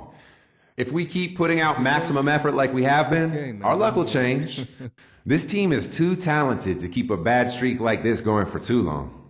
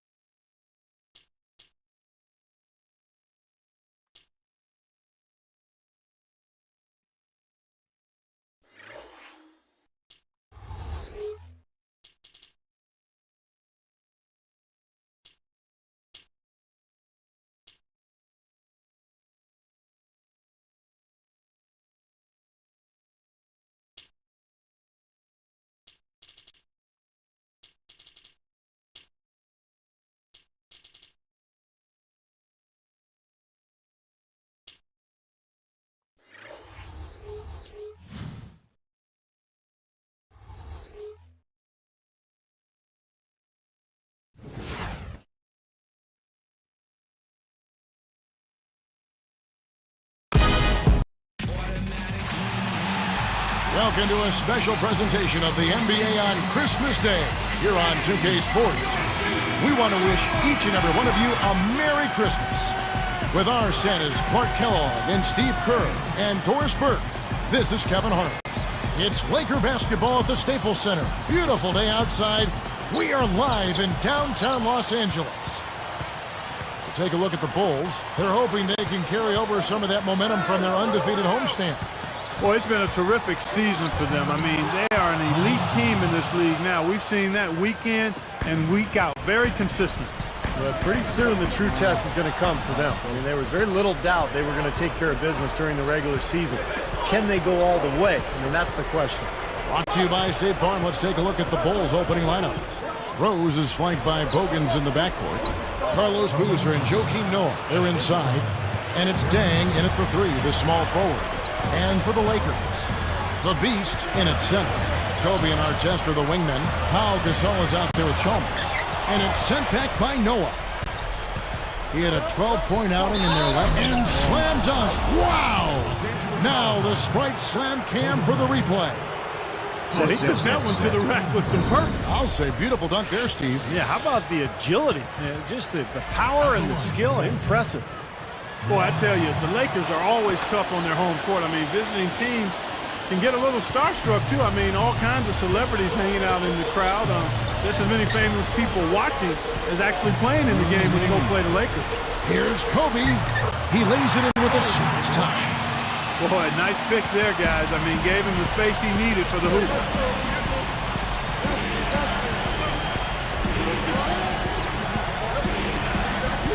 Now Bogans, Rose, defended by Chalmers, shoots from the baseline. Rose, no good. Well, going back to that Lakers home record, 30-11. Last season, tied for the 5th best home record in the league. And Steve, you start overlapping, you know, the star watching at the games, good play on the floor. That's quite a scene. It's a great scene. One of the great venues in the NBA. And the Lakers, they're competitive year in and year out. And they'll continue to be a tough team, whether it's at Staples Center or on the road. Here is Bogans. Clock at 6. Picked up by Kobe. Here's... That should be absolutely illegal. Boy, he's all business. Look at that. He brings some intensity with him when he comes out onto the court, doesn't he? And it does come out, you're right, in his rebounding more than anywhere else. Yeah, I'd agree, particularly at the offensive end where he can follow the board with that slam. He loves those putbacks. Here's the Beast. His last outing, he had 8 points. Walking down is Bryant. And Rose picks him up defensively. Launches it. Chalmers' shot is no good. And that's just one of their first 4 field goals to begin this game. Well, I like what the Bulls have done the last couple of years. They've really put a nice team together. Carlos Boozer, a great scorer and rebounder down on the block, but he has helped defensively with his teammates, and they really seem to work well together on that front line. They double him with Noah. Chipped away. Chalmers with it. Artest dishes to Chalmers. Shoots over Bogans. And again, the Lakers no good. And Boozer, Steve, you know, surrounded by a cadre of long, shot-blocking bigs. And Clark, that can focus now him on providing muscle. Yeah, exactly. It gives him a chance to do his job and to play the role carved out for him. And, you know, right now, scoring and rebounding, that's where he makes his way. You pair him with defenders and shot blockers. I don't know what to say about that. I mean, he went reverse on him. Beautifully done. Clark, words can't even do that one justice. Just let the pictures tell the story, guys. Rose kicks to Bogans. Picked up by Kobe. Outside Boozer. He feeds it to Rose. And so he earns a trip to the line. Officials saw the contact and he'll shoot two. Well, there was definitely one notable vote for Derrick Rose in his MVP campaign last season. Michael Jordan. It's not a bad endorsement to have. Getting back to what Steve was saying as we talk about Jordan and Rose, Jordan said if Rose didn't win the MVP, then he would know how Jordan felt some of those years that he didn't win. You know, Jordan could have won it a few more times. Clearly, there's no doubt he had played at that level, but it's always not based on just playing at the level. It's other things and other factors, whether you agree with those or not. But Rose certainly ended up taking the honors this year and deserved it. Start to finish, he was brilliant and consistent and deserved to be the league's MVP. By the way, I think LeBron took it personal in that series in the Eastern Conference Championship well, that's with a the case Bulls. in point. That's kind of what Right? Jordan was probably talking about in his career. Times Karl Malone won it, I think, once or twice. Absolutely. And people thought Jordan could have won it. You can make the case, and probably LeBron did look at that and say, hey, I put up brilliant numbers again. I'm the two-time MVP. Should have been that trophy should have been in my garage again. For a third time now. Boozer passes to Rose. Back to Boozer. Leans inside. And it's Rose missing. Lakers trail by 11. And here is Chalmers. Outside Artest. Boozer picks him up. Deflected. It's stolen by Dang. Very nice. He planted himself in the path of the inside-out pass and pilfered. And there's the whistle on the shot. Took the foul. Shot misses. He'll be shooting two. He's a lot. Here's Chalmers. All fueled up and ready to go. Let's reset the lineups courtesy of Gatorade as the second quarter gets going. So for the Lakers right now, Kobe and Artest are the wingmen. Then it's Pau Gasol. Then there's Chalmers. Takes it up, and he converts the layup. That's 7 points for Pau Gasol. Nice touch near the hoop. Here's Rose. He picked up 18 points in their last win against Cleveland. Gasol against Boozer. Shot from the low block, and the shot is good. Boozer's got 12. Probably time to bring an extra defender, change up the defense a little bit. Well, Steve, he's been so good. I think they got to take the ball out of his hands right now. Gasol backing down. Baseline jumper. Gets it to go. Gasol's got 4 this quarter. Defense gave him more than enough space right there. Dang dishes to Boozer. Outside Rose. Boozer a screen on Chalmers. Fades. And Boozer gets it to go. He's got 14. Well, they've done a lot of their damage from mid-range here, guys. I mean, knocking down those shots with regularity. Yeah, how about 8 of their last 10 points, guys, coming off that mid-range area jump shot. So shows you don't have to be at the rim to score. Gasol, again the Lakers. That's a lot of height for the defense to have to deal with. You know what, guys? I mean, especially against a guy with his touch. Rose kicks to Dang. Over Kobe. Dang can't get it to go. I don't like that shot at all, guys. I'm right with you, Steve. Certainly when you talk about shot selection, that's as poor as it gets. Here's the Beast, averaging 12 points a game. Got a piece of it. Great job defensively, getting out and forcing that turnover. Goes up, deflected by Kobe. Lakers trail by 4. The dish to Chalmers. And Rose picks him up defensively. Up top, Kobe.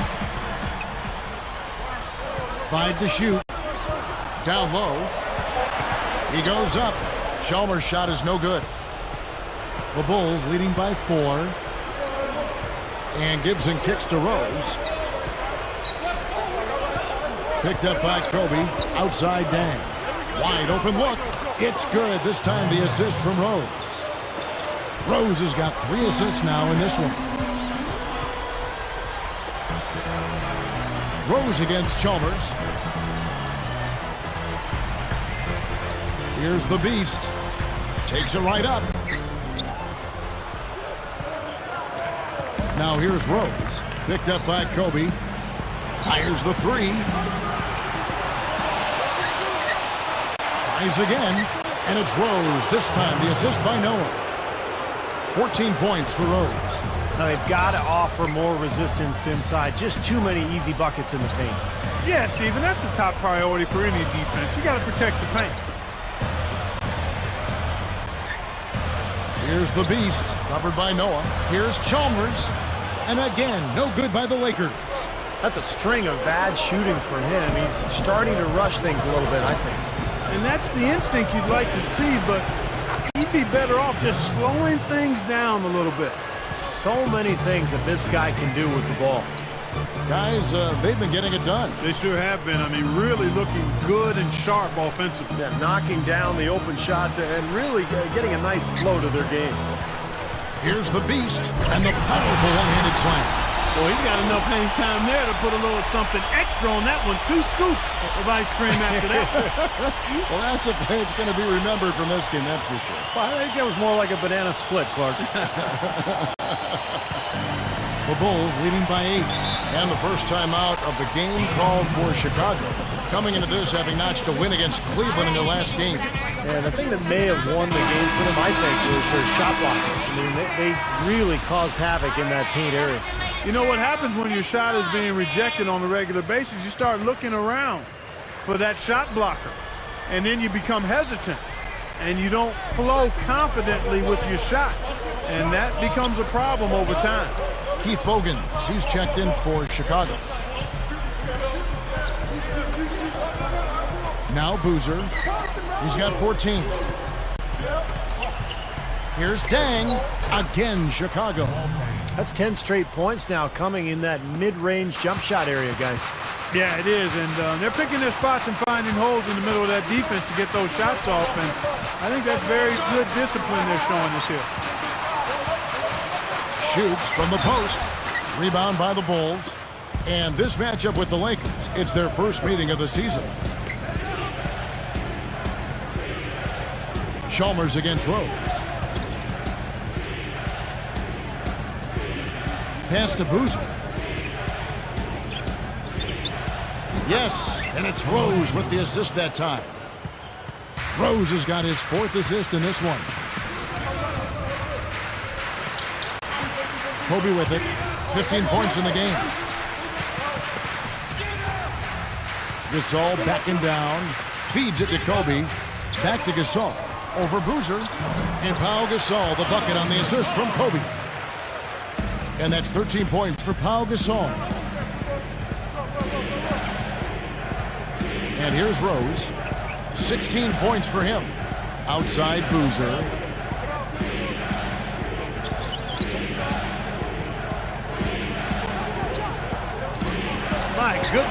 far above the rim he was when he grabbed that rebound, guys. Artest the pass to Chalmers.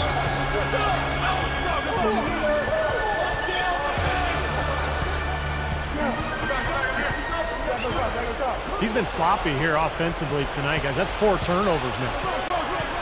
Here's Rose. A rebound by Gasol. Gasol's got 3 rebounds now in this one. Fires for 3, and Artest gets it to go on the assist by Chalmers. Chalmers has got 3 assists in the game. Rose kicks to Bogans. Outside Rose. He passes it to Bogans. Picked up by Kobe. For 3. Bogans can't get it to go. Lakers trail by 7. Here's Chalmers. He kicks it to Gasol. Shoots. Again, the Lakers. He's been producing all night. It's up to the rest of his team to start kicking in a little bit. Outside Rose. The Beast is tagged with the reach. And that'll be his. And we've reached halftime in this one. More from Los Angeles after this. Nothing brings out the cheer quite like NBA action. Boston came away with a win against.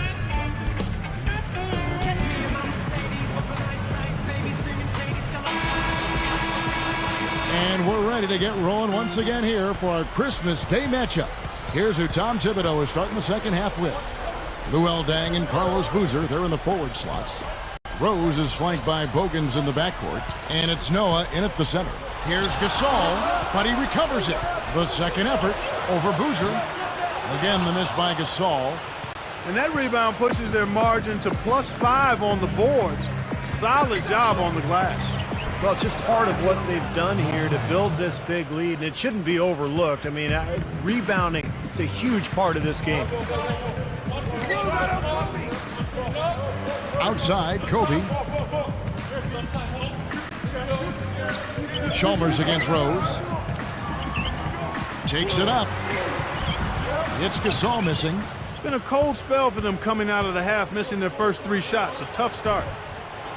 Again, the miss by Deng. Right up. And that one's good by Kobe.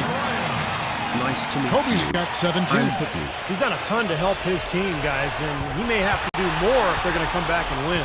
He did what he could to try to handle that pass, but that was too hard to handle. Here's Rose. 16 points for him. And Boozer backs in. Oh, that's blocked. Lakers trail by 10.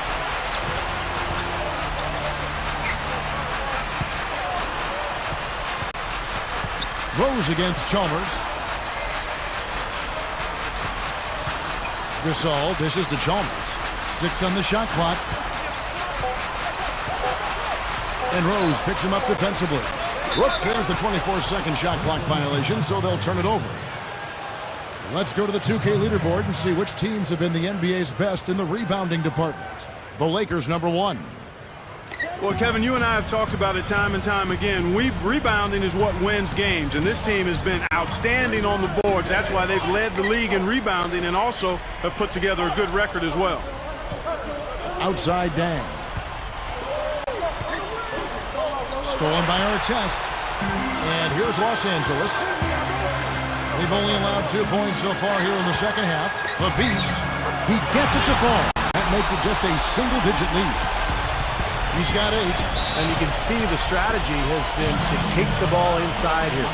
That's where you get high percentage looks and draw fouls, Steve, and it's a good way to play. As we climb through the season, let's see how the West is shaping up. Take a look at the Mavericks. Long way to go still in the season, but even so, they've got the top spot. And, of course, the Lakers, 4 games back. Looking at the Lakers, they've done what they've needed to do up to this point in the season. I think they've got to be happy and comfortable with where they are. And I'm sure they are. I mean, they don't have the target on their back that some of the top teams have, but this is a very solid club. Rose kicks to Bogans. Back to Rose. Kicks to Bogans. The three. And it's Gasol with the rebound. Yeah, just 1 for 4 here in the third quarter, so very slow start for this club. He dishes it to Artest.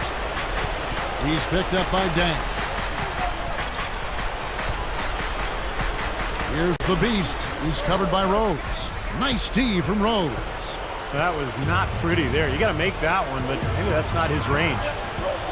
Here's Bogans. Looking to end the drought. Bruiser, no good.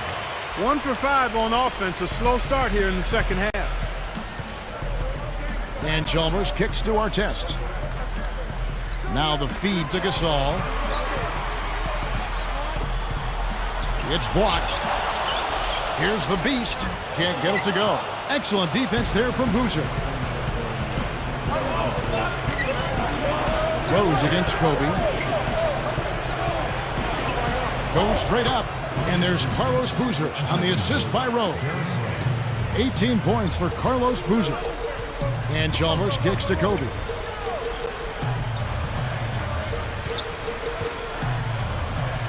Gasol backing down. That's tipped. Out of bounds. And they retain possession. Here's a look at the schedule for the Los Angeles Lakers. They host the Clippers after this game. That'll be the latter half of this 2-game homestand. Matt Barnes is checked in for Ron Artest. Kurt Thomas, he's checked in for the Bulls.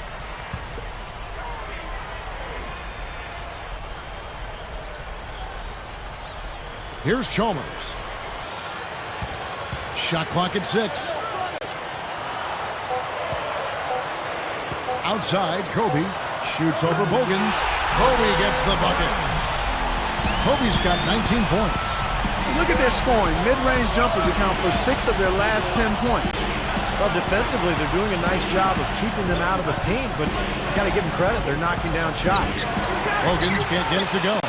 Well, sometimes he really lacks the confidence he needs when he's driving to the basket. Chalmers passes to Kobe.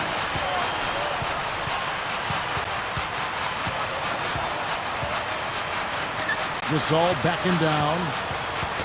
Knocked away. Stolen by Thomas. Excellent steal that time. Pesky defensive play on this part. On the wing, Dang. Guarded by Kobe. Here's Rose, and he finishes at the rack. Rose has got 18 points in the game.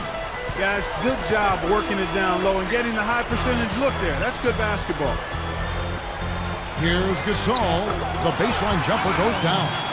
Nice pass there to set that bucket up. Yeah, guys, and that's 10 of their last 12 points now coming off of assists.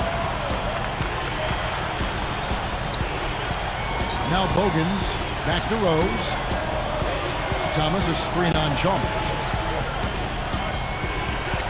Rose dishes to Thomas.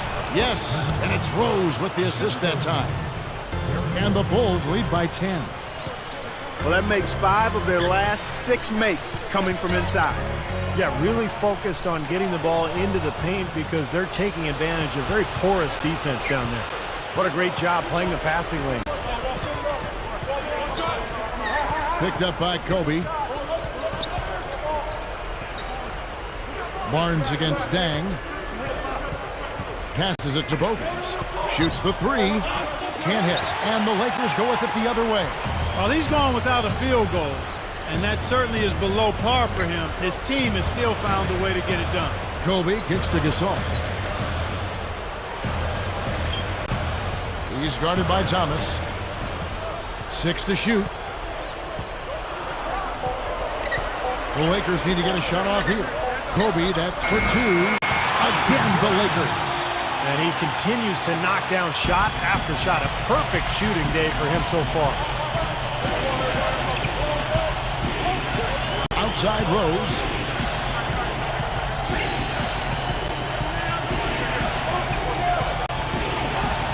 Boozer inside. Defended by Gasol. Yeah, he's struggled with his shot this quarter, and he's got to find a groove somehow. Now, here's Chalmers. Here's the beast. Chalmers pass to Barnes. From outside, off the mark.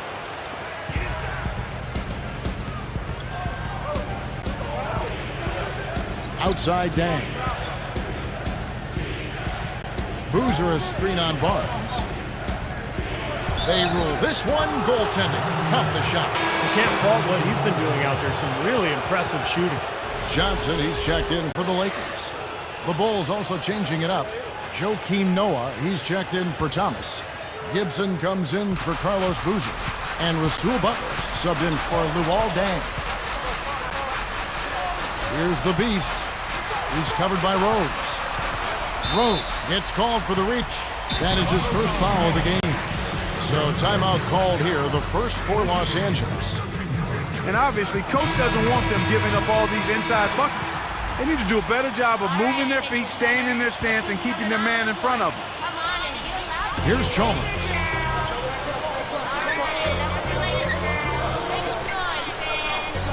Noah picks him up. Just 5 to shoot. To the middle. Knocks it loose. Gasol. And again, no good by the Lakers. Nothing's working for him here. He's just really struggling to find the basket. Noah kicks to Rose. Noah with a screen on Chalmers. From downtown, gets it to go.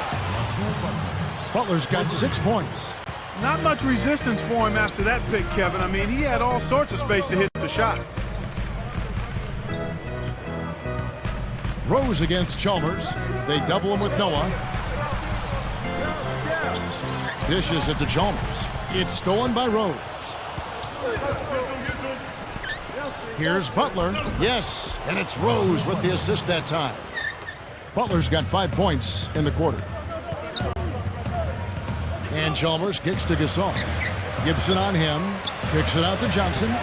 Stolen by Bogans. You know, with that one, he's getting up there in turnovers. I mean, 4 in all now. He's got to be better with the ball to get his team back into it. Even in transition, a wide open three is tough to pass up.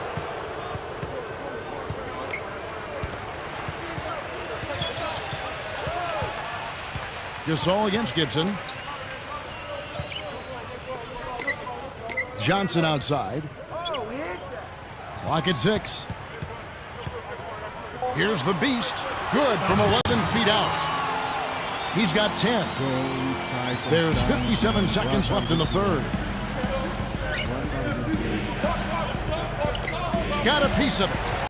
It's stolen by Johnson. The turnover difference hasn't been in their favor, but you know what? It hasn't really slowed them down too much. I like the fact they're staying aggressive here. It's hauled in by the Bulls. Gibson's got his 4th rebound in this one. Their next game is at Oracle Arena, so a road game with the Warriors. That matchup falls in the middle game of this 3-game trip. Barnes against Butler. And stolen by Barnes. So a couple of poor possessions now in a row, consecutive. Both times turnover. That's not productive basketball. That's not winning basketball. No, Clark, you know, you start stringing errors back to back together, you lose all momentum in this game.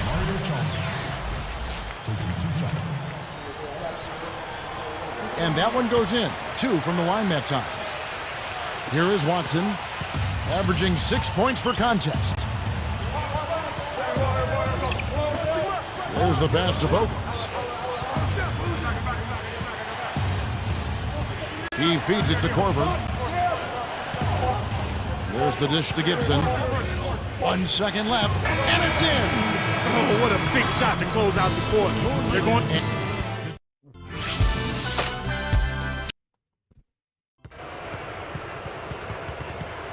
As the 4th quarter gets going, let's swing it over to Doris.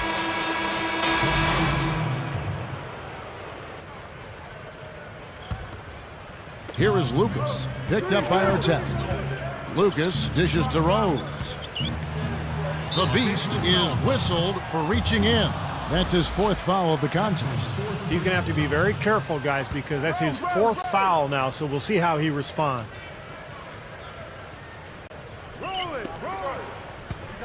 Kobe with the steal. Kevin, he didn't turn the ball over once in the first half, but it's been a different story for him since the break. So with Gasol on the bench, this is the group Mike Brown has right now. The Beast, he's in at center.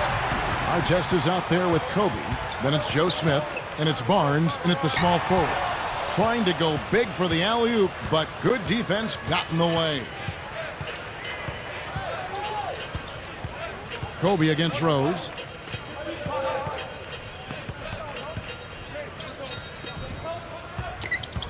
Here's Lucas. Yes, and it's Rose with the assist that time. Rose has got 9 assists in the game. Great passer. Here's Kobe. Terrific design on the pick play, and he lays it in. Kobe's got 25 points. Here is Lucas.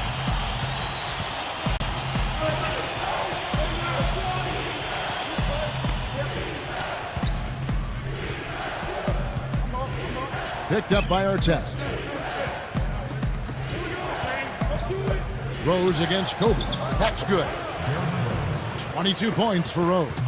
You know, when he plays well, generally the team does too, and it's exactly what we're seeing here today.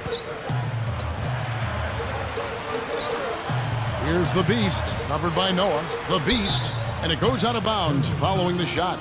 And here's what the Chicago Bulls schedule is looking like. Their next game is at Oracle Arena, so a road game with the Warriors. And that game will be game 2 of 3 straight on the road.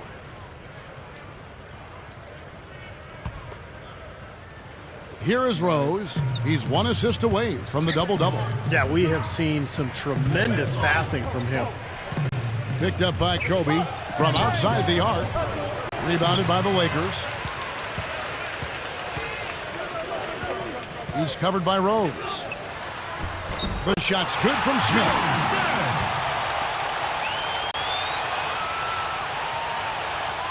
Here is Lucas.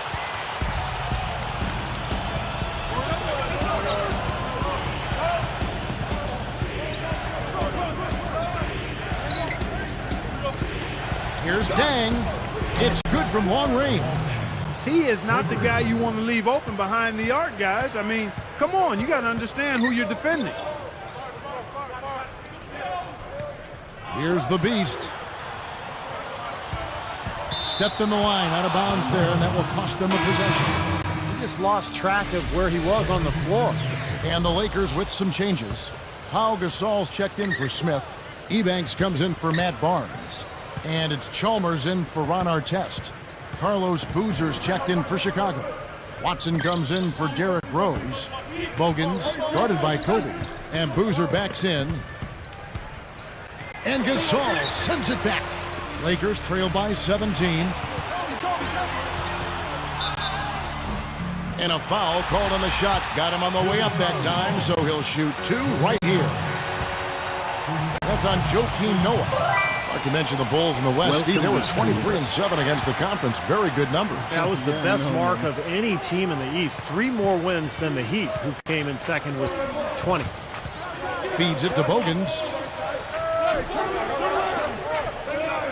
Outside Boozer.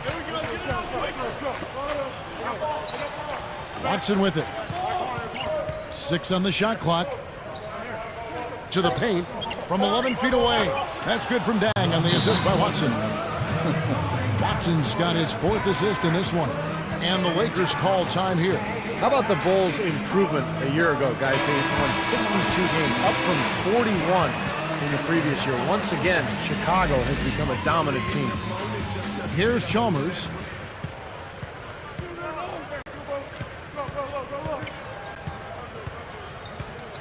He's covered by Watson. Chalmers passes to Ebanks.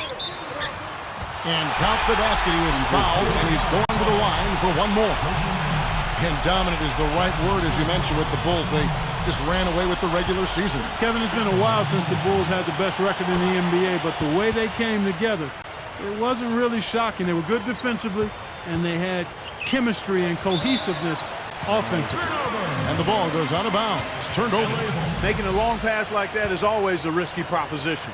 Lakers trail by 14. And here is Chalmers.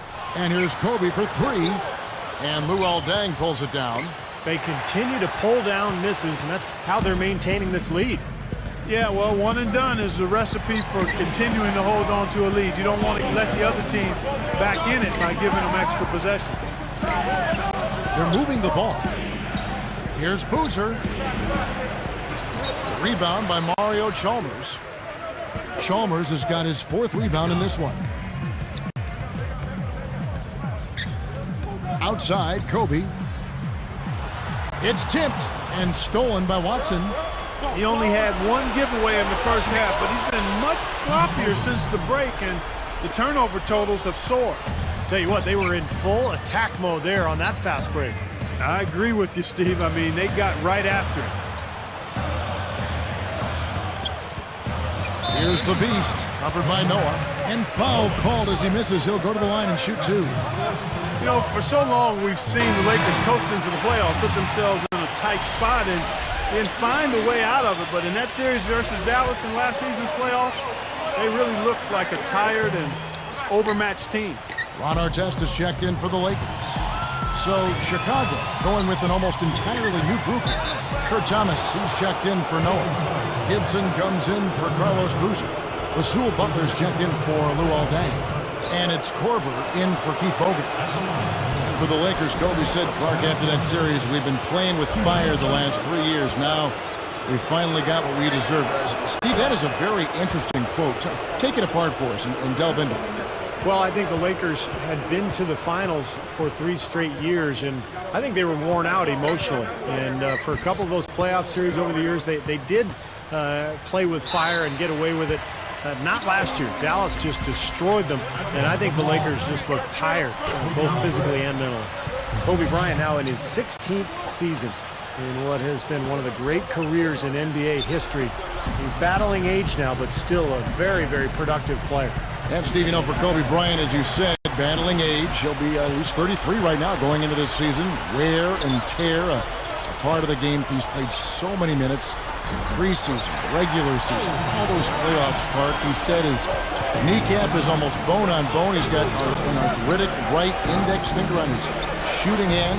He continues on. The guy's tough. Yeah, the battle scars of a long, successful career. And he takes pride in that, but he also recognizes the reality of it. And most of the time, you don't find out about those health issues. That's, again, a part of his desire to, once he gets between the lines, to focus 100% on the task at hand, not wanting to make excuses. And with his talent and his resume, he never needs to. Nope, you're exactly right. Here's the Beast. Pass to Kobe. 5 on the clock. And he drops it in from the low post. Kobe's got 15 points here in the second half. He has not lost his focus today. Even when things haven't gone his team's way, he's still bringing it. Tipped. No good. Now Chicago takes it the other way. They led by as many as 18 points. 7-1 foot. What are you doing? Now Watson. Here is Korver. Watson, covered by Artest. Shot clock at 6. All alone. Again, Chicago. Just cruising to the finish line. Yeah, and barring something catastrophic happening, it looks like they'll go home with a nice victory here. Outside, Kobe. Here's the Beast. He's guarded by Thomas. No luck. Now Chicago takes it the other way. And that's the way it's been. A big margin for them in the rebounding category. You know, sometimes you got to get down and dirty and do the dirty work. And in this one, they've done it, and it's paid off on the scoreboard in a big way. That's probably going to do it. They are just putting this team away. Steve, I thought they caught fire just at the right time, blowing this one wide open as the clock winds down. You know, for a guy like him who can light it up like that, that's too easy. There's 48 seconds left in the fourth quarter, and Gasol comes to help. He kicks to Watson. Thomas, a screen on Chalmers. Here's Korver. Terrific assist, a nice finish. Solid play all around. Well, they've looked good here tonight, and now they are coasting to the finish line. Steve, just a matter of time right now. They could have used this run a while ago. It may not make much difference now. Yeah, they hit that snooze button a little too much because they showed up late to this game. Here's Thomas, laid in with a nice touch off the glass. And the Bulls lead by 18. Well, you can put this one in the W column. I mean, this is locked up now. Yeah, I agree with you, Steve. I mean, they closed this game out exactly like they needed to. It's one-on-one. Here's Korver, and it's good. Fought through contact, it's the shot. He'll go to the free throw line. The free throws drop for Korver. Here's Kobe. Right side, Kobe. Gibson with the steal. Here's the break. And so Chicago takes this one, and by a big margin. Not much to be critical of. Anyway, it is what it is. That's the game. You have to lose a lot. In the midst of another blowout, you were seen lapping it up on the bench at one point with one of your teammates. Can you tell us what was so funny? Nothing funny about it. He was just telling me that he had my back no matter what. And I told him I was glad for his support. We weren't laughing like it was some big joke. Come on, guys, give us a little more credit. No one likes losing, and nothing changed that tonight.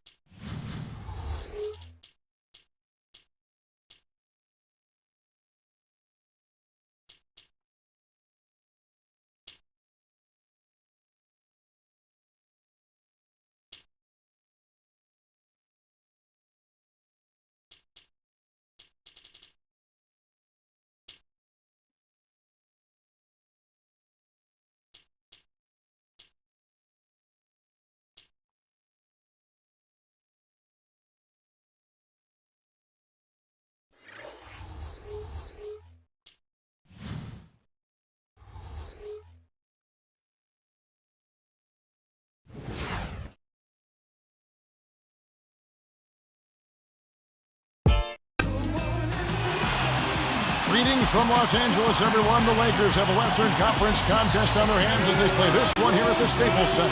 The holidays upon us. It's that time of year. Why not celebrate with some NBA? Hi, everybody. 2K Sports welcomes you. And the Clippers head back to Los Angeles after today's contest. Well, guys, with a lot of home games coming up, this is where you want to boost that record by making sure you win every game you can. This is a favorable portion of the schedule for this club. They're going to have a number of games at home, and they've been difficult to beat there, so this should work out to their advantage. Yeah, the schedule really kind of plays out well for them. A number of home games over a short period of time, as you mentioned, Clark. So their track record in the building has already been good, and they'd like to keep it going. State Farm brings you tonight's starting players. Here are the 5 for the Clippers. Griffin and Kaman are up front. Ginobili out there with Gordon. And it's Aminu in at the 3. And for the Lakers, Kobe and Artest are the wingmen. Then there's Chalmers. Then it's Pau Gasol. Lock at 6. Ginobili against Kobe. Step back on that one and let it fly. Kobe's got the opening bucket of the night here for the Lakers. And Kobe Bryant, along with Carmelo Anthony, I think are the 2 most complete scorers in this league. They can find a way to get the ball in the basket from so many different ways. Let's catch up with Doris from the sideline. Well, Kevin, Vinny Del Negro gave me a few minutes to catch up with him. Since it's their first meeting with Los Angeles this season, he's interested to see if anything has changed about the Lakers team, specifically the interplay between Kobe and Pau Gasol. He said they're both capable of doing so many different things that it's hard to choose what approach is the right one defensively. But it's something he hopes his guys figures out early tonight. Gentlemen? Thanks a lot, Doris. Well, Stevie talked about Kobe's offensive virtuosity. You can Google that name if you want to out there. You know, you name most any way that exists to put the ball in the bucket. I think he's mastered. I don't think there's a shot that's been made that he hasn't done and done well. Well, he's a master scorer. I mean, that's how you would title him. And that includes every way. But it's the footwork. We talked about the basics, the little things, great anticipation offensively, and he's always in aggressive mode. And with his physical abilities and the fundamentals mastered, He's special. I like what you said about the footwork. There's a great story about when Kobe and LeBron got together for an all-star game or one of their USA teams over the past, 5-6 years. And the knock on LeBron had always been that he really didn't pay attention to detail. Just kind of shot and there was no pattern to his practice, individual practice habits. And you watch Kobe, and he learned from it. And now LeBron is the one teaching younger players. That's exactly how it should be. Yeah. Here's the beast. Now let's check out the Sprite Slam Camp. Boy, that dunk got everybody up off their seat. Oh, they're loving it, aren't they, Steve? Well, how could they not? I mean, he put the cherry on top of the sundae on them. Well, anytime you see the Clippers take on the Lakers, it's an interesting energy to the game. The crowd here at Staples Center divided, and everybody wearing different colors as well.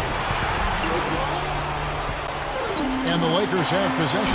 Outplayed in the previous game on their schedule, losing to Chicago. Yeah, and the turnovers were a huge factor in that game, guys. You can't give away possessions at this level and expect to win. And unless you plan on scoring every trip down, Steve, you better not be turning the ball over again and again like they were. Well, the relationship between the Laker fans and the Clipper fans, an interesting one. They both play in the same town, same arena. So which team you choose to root for, I guess, in some ways, says something about you as a person or a fan. Well, in some circles, that is the case. I mean, Clippers fans usually really resent the Laker fans. I mean, there's some contention between those two pockets of fans. I think they're a little snobby and a little elitist, if you will. And then Lakers fans basically consider Clippers fans as maybe hopeless crazy. Yeah. I mean, that's a recipe for a lot of headbutting there.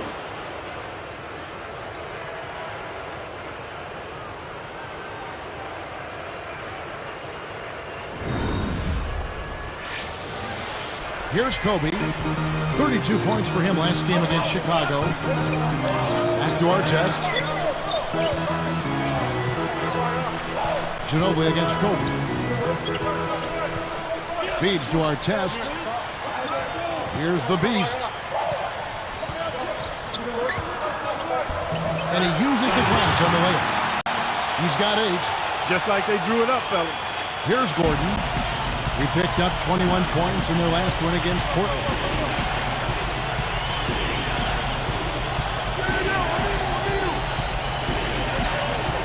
Ginobili on the wing, guarded by Kobe. Leaner from distance, and it's Gordon missing. Boy, surprised to see that one stay out. Me too, Steve. I mean, those are ones that usually go down for sure. Griffin with the steal.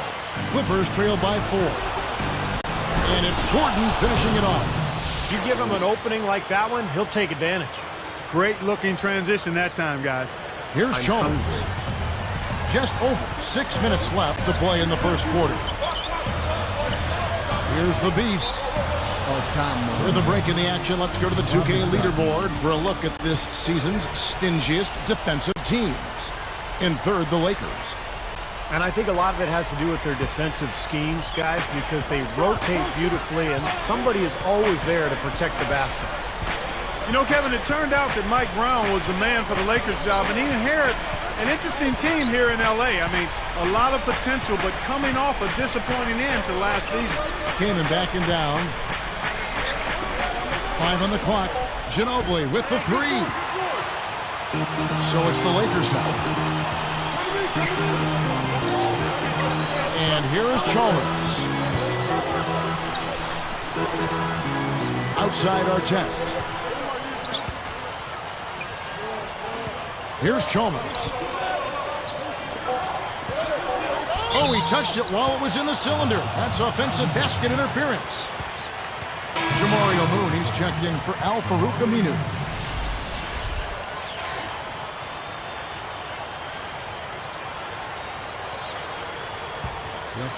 The Clippers trail.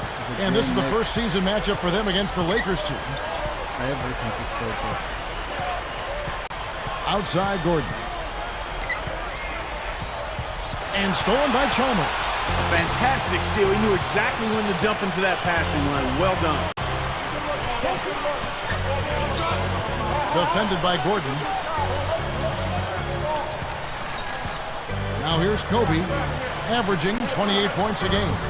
And again, the Lakers no good.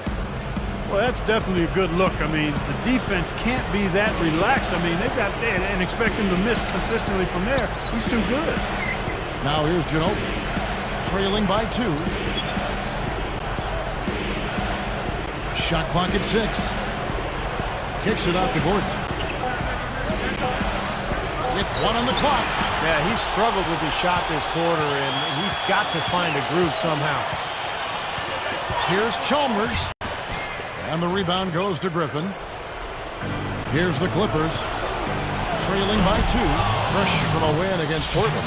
Yeah, and the defense is what did it. They played with great energy. And when you play that hard, good things happen defensively. Without question, Steve. I mean, they shut them down in all the right spots and forced them to play a game they're not really comfortable playing. So timeout called here, the first for Los Angeles. We're getting back to Brown for just a second. Clark, you're just talking about him. Well, Steve, he has big shoes to fill. Anytime you're trying to replace a legend like Phil Jackson, there's a lot in front of you there. Yeah, it's one of the highest profile coaching positions in any sport in the world. But Mike Brown will be prepared. I mean, he had to deal with the circus around LeBron James in Cleveland over those years and did a nice job there. So I think Mike Brown is the right guy for the job. So it's the Lakers now. Here's Fisher. Walton against Ginobili, trying to get back on track. The shot will not go. Now the Clippers take it the other way. The ball doesn't go inside the basket. Goes up. Oh, went in there and tried to power it down, but drew contact. He'll head to the line. Smart foul there. Make him earn those 2 free throws instead of giving up an easy dunk. Yeah, and he's not a strong free throw shooter. I mean, with his percentage, he's likely to miss one, so that's a good heads-up play. You know, so many incredible numbers for Blake Griffin in his rookie season. How about this one? He became the first rookie since Jerry West 50 years ago to have a game with over 30 points, 15 rebounds, and 10 assists. That's amazing. Here's the Beast. Outside our test. There's a good screen. Picked up by Ginobili. The Clippers in the lead. Solo break. Jumps up. And it's Moon finishing it off. There isn't anybody in the building that didn't appreciate that throwdown. Well, Steve, that's as fancy a finish as you could possibly get. A serious degree of difficulty on that one. Timeout call for Lakers. When you talk about Blake Griffin, the way he stuffs a stat sheet, as you like to say, Clark, 10 assists, his skill level gets overlooked, I guess, because, as you just talked about, those incredibly athletic dunks. Absolutely, because his athleticism is so overwhelming and so impressive, but I think he's a guy who would play in the NBA even if he could barely jump. I mean, he's that skilled. He's got a great work ethic. His skill level is excellent. He's going to be one of the best players in the league for a long time, barring injury. Let's hope he can stay healthy. Well, you talk about Pau Gasol. You think about the luxury of having a 7-footer who can play the power forward or center spot. He's really the key to that Laker front line. Craig Smith, he's checked in for the Clippers. Here's Fisher.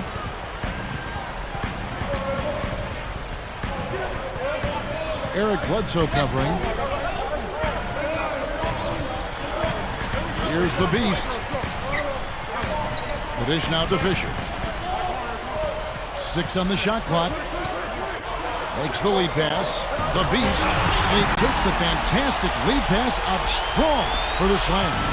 Boy, taking it hard to the rack for the big throwdown. And give an unofficial assist, Clark, to his teammate for setting the screen that freed him up. Yeah, good call, Kevin. That was really the key to the play. Here's Bledsoe. Fires from 14. The Beast grabs the rebound inside. And going back to the versatility of Pau Gasol.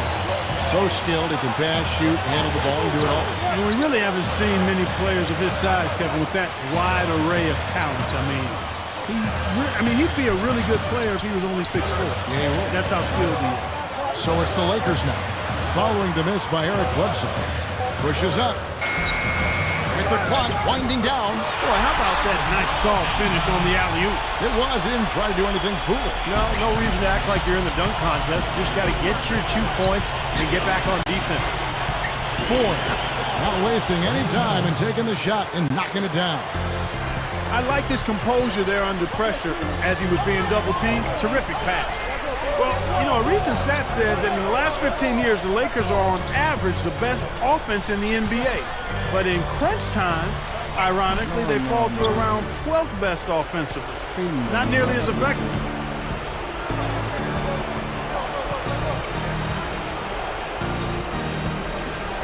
Here's Kaman, and a great assist by Bledsoe as that one goes in. And it's a 5-point Clipper lead. But going back to the Lakers and their letdown as far as crunch time offense goes. Good point by you. Steve, you take it now. Why do you think that's so? Well, I think Kobe's not the player that he once was, Kevin. I mean, he's not as athletic. He's not as capable as he used to be getting shots off against any type of defense. And I think the rest of the guys maybe lost a little confidence in themselves as a result. Clippers leading by 3.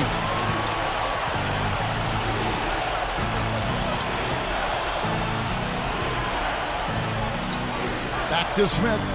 He's up against Gasol. It's blocked. Here's Fisher.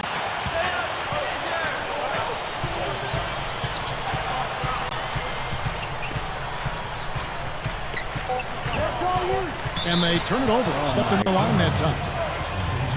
As we grind through the season, let's see how the West is shaping up. You look at the Clippers, holding on a second spot in the conference. A great season for them so far. And of course, the Los Angeles Lakers, a few slots below them. Right now for the Clippers, they've really turned some heads with their performance this year. They have. I mean, I don't think anybody expected this club to perform the way they have to this point. I mean, it's been a surprise. The expectations were low, and well, it's been a hot.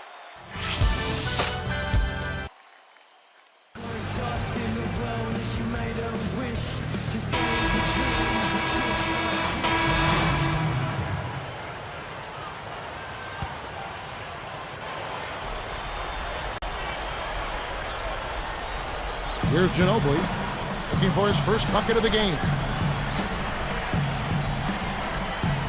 Now Gordon. Ginobili outside. Covered by Artest. 6 to shoot. With 1 on the clock, they get the rebound. Outside Gordon. Outside Griffin. Picked up by Artest. And so he draws the foul on the shot. A trip to the line to shoot 2. You know, I think Blake Griffin is one of those players that come along ever so often. I mean, I have to admit, seeing him play for the Clippers, you wonder how it's going to work out, but he's special. Both free throws good from Griffin. And going back to what Clark just said, you know, Blake has said he's not going to worry about the past for the Clippers. He's focused on the future. But, Steve, do you think he'll be able to reach his goals in the Clipper blue and red? Well, it all depends on what the organization does around him. You know, they've drafted well in recent years. They've established some salary cap flexibility.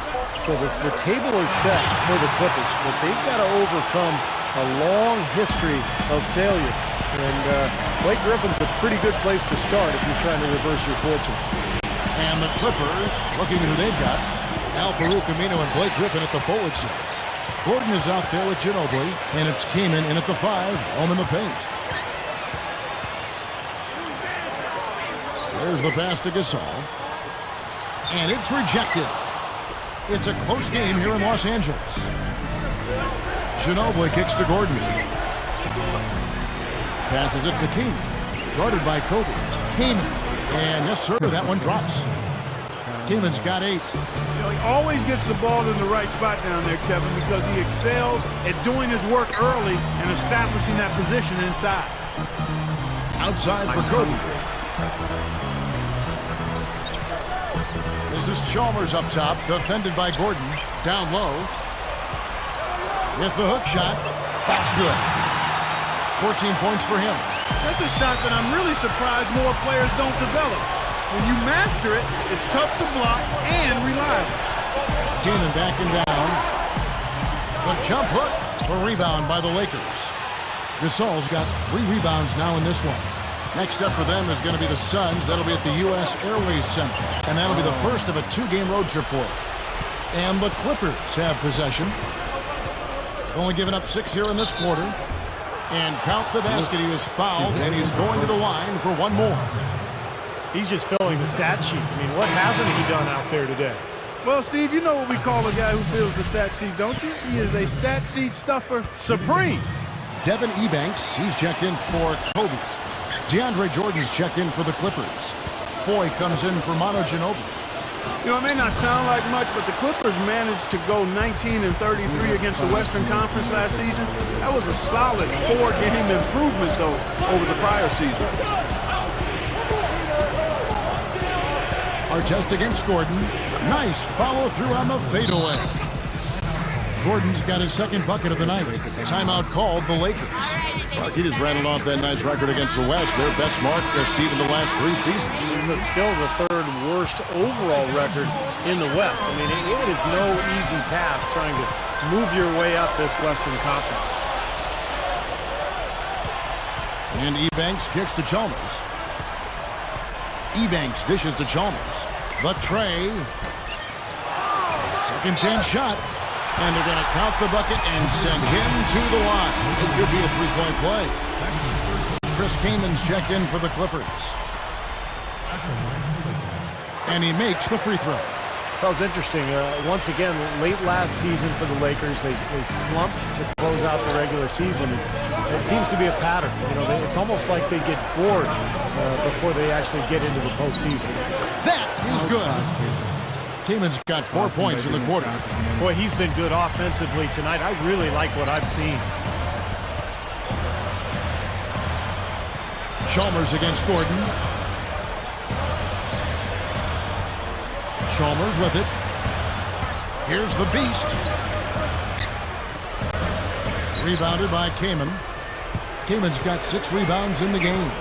And, you know, Steve, for the Lakers, Lamar Odom said himself their sluggish finishes in the second half were partly born of overconfidence, of ego. I don't know much credence you put in that, Clark. I mean, what do you think? You know what? I think there is a tendency, a human tendency, to become complacent, to become full, and you can lose some of your edge. I don't think it's a lack of humility and respect. I think it's just the nature of being somewhat satisfied. And when you're in this league, because people are coming after you a lot harder when you've got what they want in terms of championships, and especially as you age, I think it gets harder sometimes to fight off that resistance and to flip the switch if you find yourself in a little bit of a rut. There's a screen. Got a piece of it. Outside Artest. Ebanks. From 17 feet out. Connects. The jumper drops. Chalmers has got his first 2 points of the night. Vinny Del Negro didn't have an easy go of it leading the way for the Clippers in his first year coaching that team, but he was able to get them to up their win total, and that's something to build off of. And some changes here for the Lakers. Matt Barnes is checked in for Artest. Kobe comes in for Devin Ebanks. And Derek Fisher is subbed in for Mario Chalmers. Foy, the pass to Gordon. Outside Jordan. He feeds it to Foy. Lets it go from deep. Another shot. And that one goes in as he is fouled. It'll be 3 points if he converts at the line. Starting to build a head of steam here. He had a good first quarter, but he's been even better here in the second. Well, they're shooting more free throws now than they were in the first quarter, and that's always important. Get those easy points when you can. Yeah, I agree with you there, Steve. I mean, it shows they haven't lost their aggression in terms of creating contact. You know, sometimes teams will build the lead, and then they start driving the car with the parking brake on. Stay aggressive. Back to Kobe.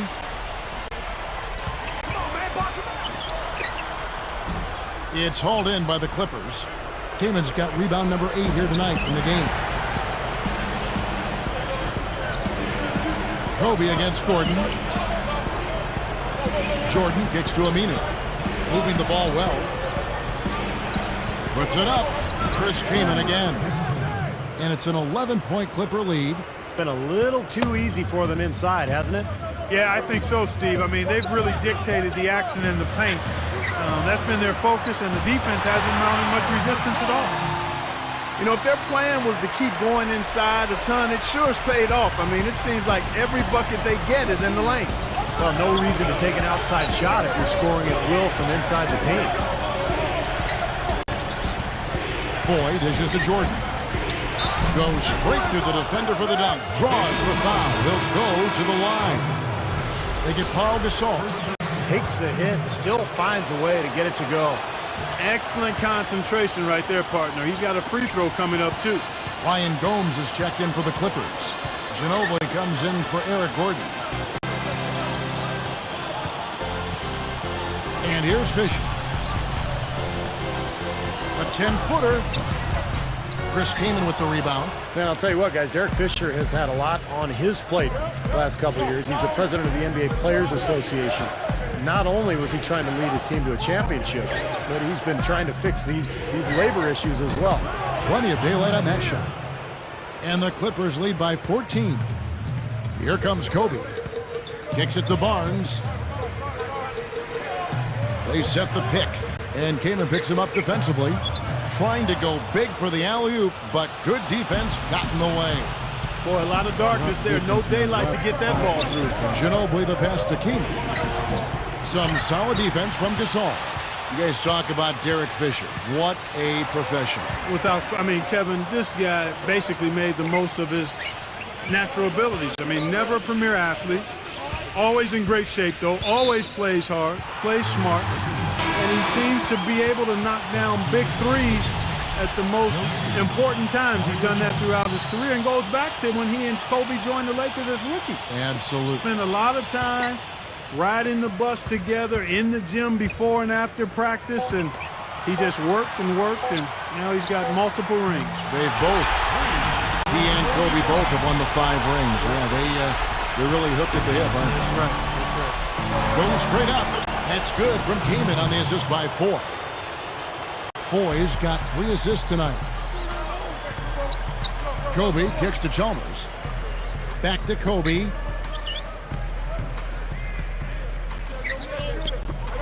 Launches it. And there's Mario Chalmers on the assist from Kobe. Kobe's got his 5th assist in this one. And Foy kicks to Ginobili. Picked up by Kobe. Now here's Ginobili. Averaging 19 points per contest. Foy. That falls. Nice feed that time for Manu Ginobili. Foy's got his 3rd basket of the night right there. Kobe dishes to Chalmers. It's 9 seconds separating the shot clock and game clock. The feed now to Smith. From about 16. That's good, and so Chalmers with the assist.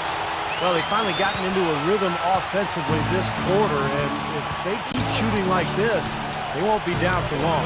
Well, Steve, you can see them looking to cut that lead down little by little to turn things around, and that's how you got to do it. How do you eat a big pizza? One slice at a time. It's Ginobili outside. No good. Gets it off. And that concludes the first half. More from Los Angeles after this.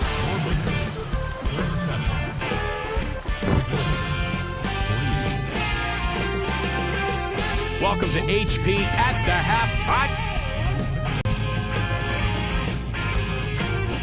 At FedEx Forum, the Grizzlies.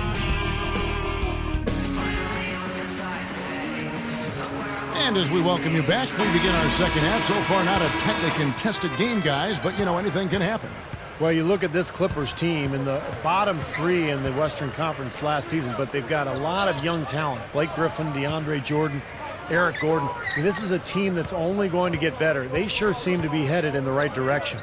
Third quarter action getting rolling right now. Brought to you by Gatorade. All fueled up and ready to go. Here's who's on the floor. Taking a look at the Lakers. Artest and Powell in the forward slots. Kobe is out there with Chalmers. Steve, speaking about the upside of the Clippers, it's interesting, Clark. Where would you rank this front court from an athleticism standpoint? That might be kind of easy. Yeah, it would be. And he puts it down with authority. Strike slam Cam for another angle. Well, that's a dunk you will not see very often. You won't pass that one by. No doubt about that. I wish he would, though. You can never see too many of those. Here's Gordon. Pass to Kaman. turnaround. They get it back. Back to Gordon. Tipped away. Excellent steal that time. Pesky defensive play on his part. And with that one, the lead is trimmed to single digits. He's got 18. Back to Griffin.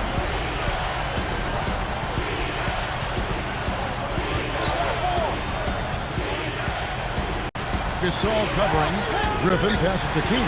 Kobe with the steal. So a couple of poor possessions now in a row consecutively. Both times turnover.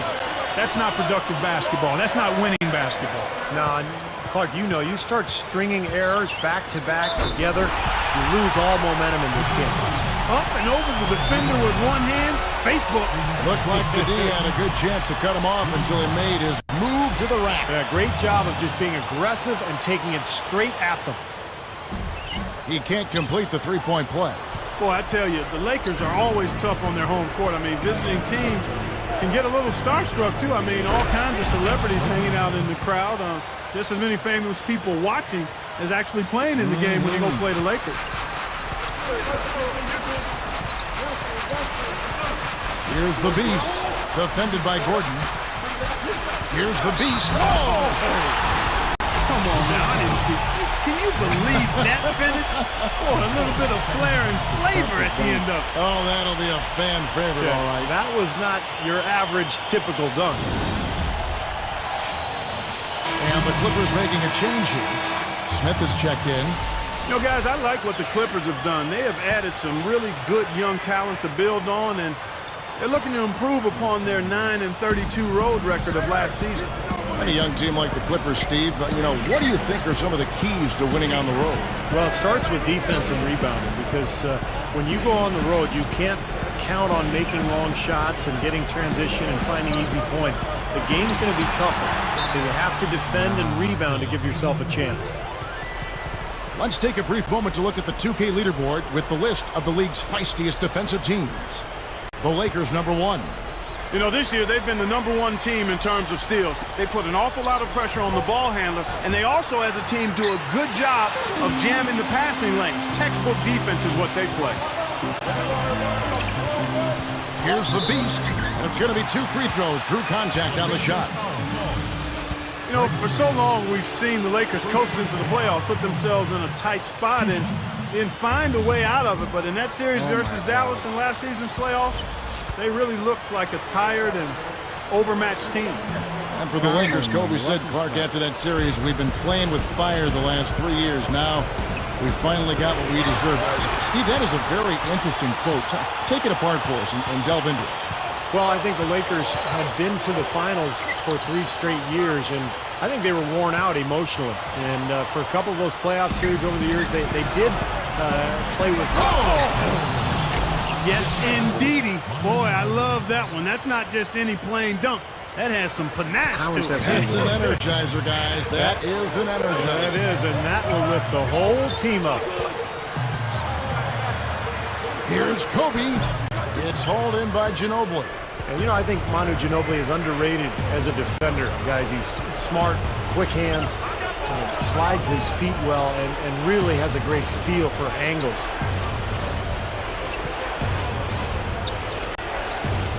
Shot clock at 6. Goes up low, and they call goaltending. They'll give him a bucket.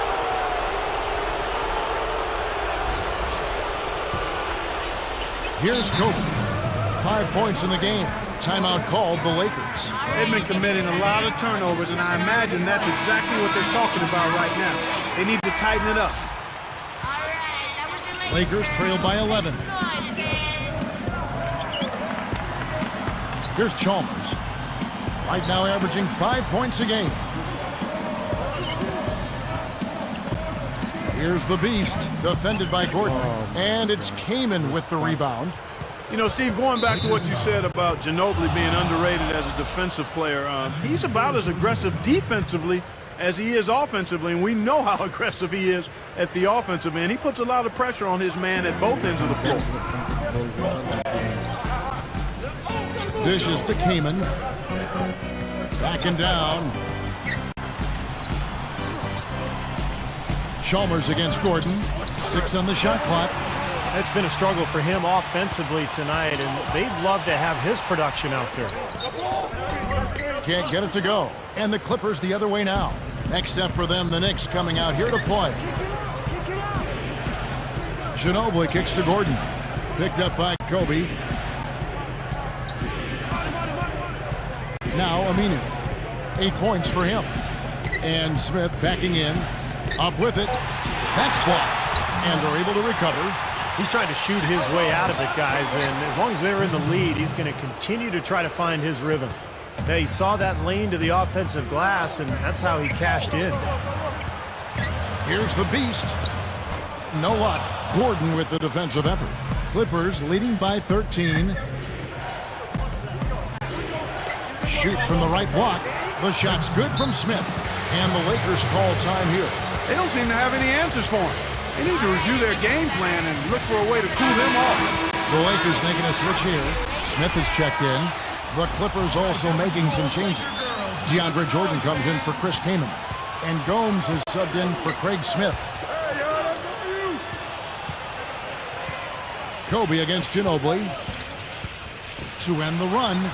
Off glass and in. 7 points for Kobe Bryant. I think he anticipated that the defense would be there, and that's why he leaned in like that.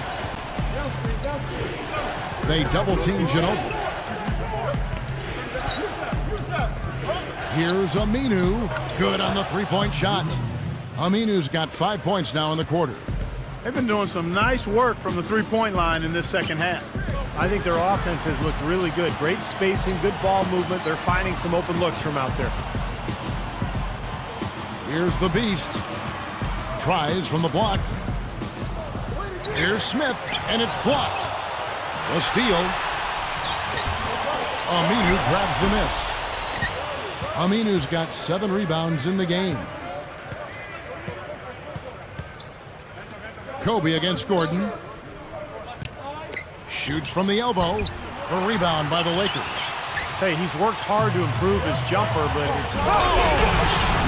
Decided to go with a little trickery, went to the reverse. You got to love that. We don't get to see too many of those. No, we got to savor that one for sure.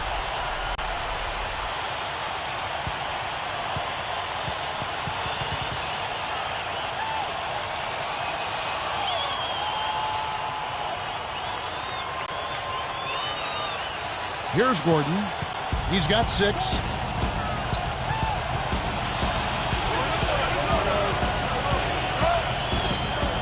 He kicks it to Aminu. Covered by Smith. Blocked. Lakers trail by 14. Outside, Kobe. Here's the beast. Gomes covering. Clock at 6. Here's the beast. Again, the Lakers. And I like his aggressiveness going to the hoop using that height advantage. Los Angeles calls timeout. Go to the hoop and dunk, man. Don't shoot. So both teams.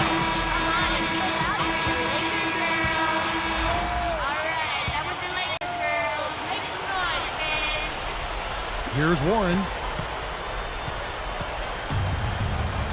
Guarded by Kobe. And on the floor for the Clippers here in the 4th. Griffin and Kaman are up front. Willie Warren is out there with Gordon. And it's Ginobili in at the 3 spot. Good luck.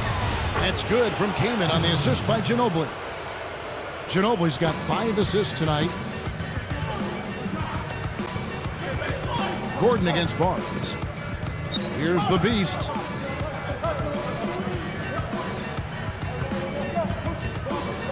Right up. Chris Kaman pulls it in. Clippers leading by 12. Here's Warren.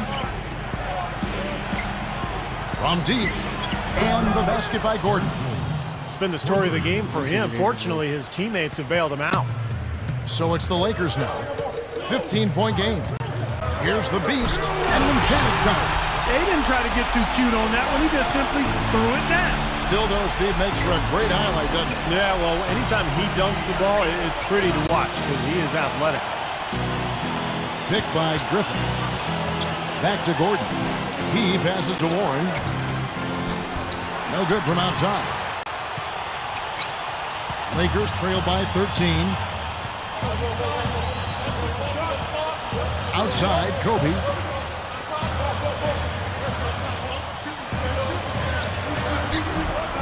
Makes it off the glass. Great work. I mean, you have to decide as a defense, just how much damage are we going to allow him to do? Here's Ginobili. And now they decide to foul intentionally. I'm not sure what he was thinking about there. That's a strange foul. Who knows? Maybe he just wanted to take a break for a minute. They set the pick. Picked up by Artest. Blocked. This gives them the opportunity to get within 10. Gasol. And a miss there with a chance to cut the lead to single digits. Clippers leading by 11. Warren kicks to Gordon. Picked up by Kobe. Ginobili with the ball. A rebound by Gasol. Gasol's got his 5th rebound in this one. Here's the beast. Dunked hard with one hand. Boy, that is a sweet feed from his teammate there. And here are the Clippers. At one point, they led by 16. And here is Warren. Picked up by Kobe. 6 to shoot. Gordon dishes to Kaman. Shoots from the baseline. Out of bounds. They'll keep possession. And the Lakers with some changes. Devin Ebanks, he's checked in for Artest. Walton comes in for Matt Barnes. And it's Chalmers in for Kobe. And then for the Clippers, Al Farouk Aminu. He's checked in for Ginobili. Foy comes in for Eric Gordon. Eric Bledsoe is subbed in for Willie Warren. Aminu misses. Lakers trail by 9. The finish finishes the break with a slam. Still down big, but you like to see that they've strung together several good possessions in a row now. Yeah, and it's a start, and you've got to start somewhere. They need something to build off of to get back into this one. The shot by Kaman with nobody on him. He buries the jumper. Kaman's got 10 points in just the second half. And Chalmers kicks to Walton. He dishes it to Ebanks. Now, here's Chalmers. Here's the beast. And so he earns a trip to the line. Official saw the contact, and he'll shoot 2. It's going to be on Blake Griffin. And that one misses. Clark, it seems like we've seen a lot of big men in the league struggle with injuries. Yao Ming, Greg Oden, Andrew Bynum.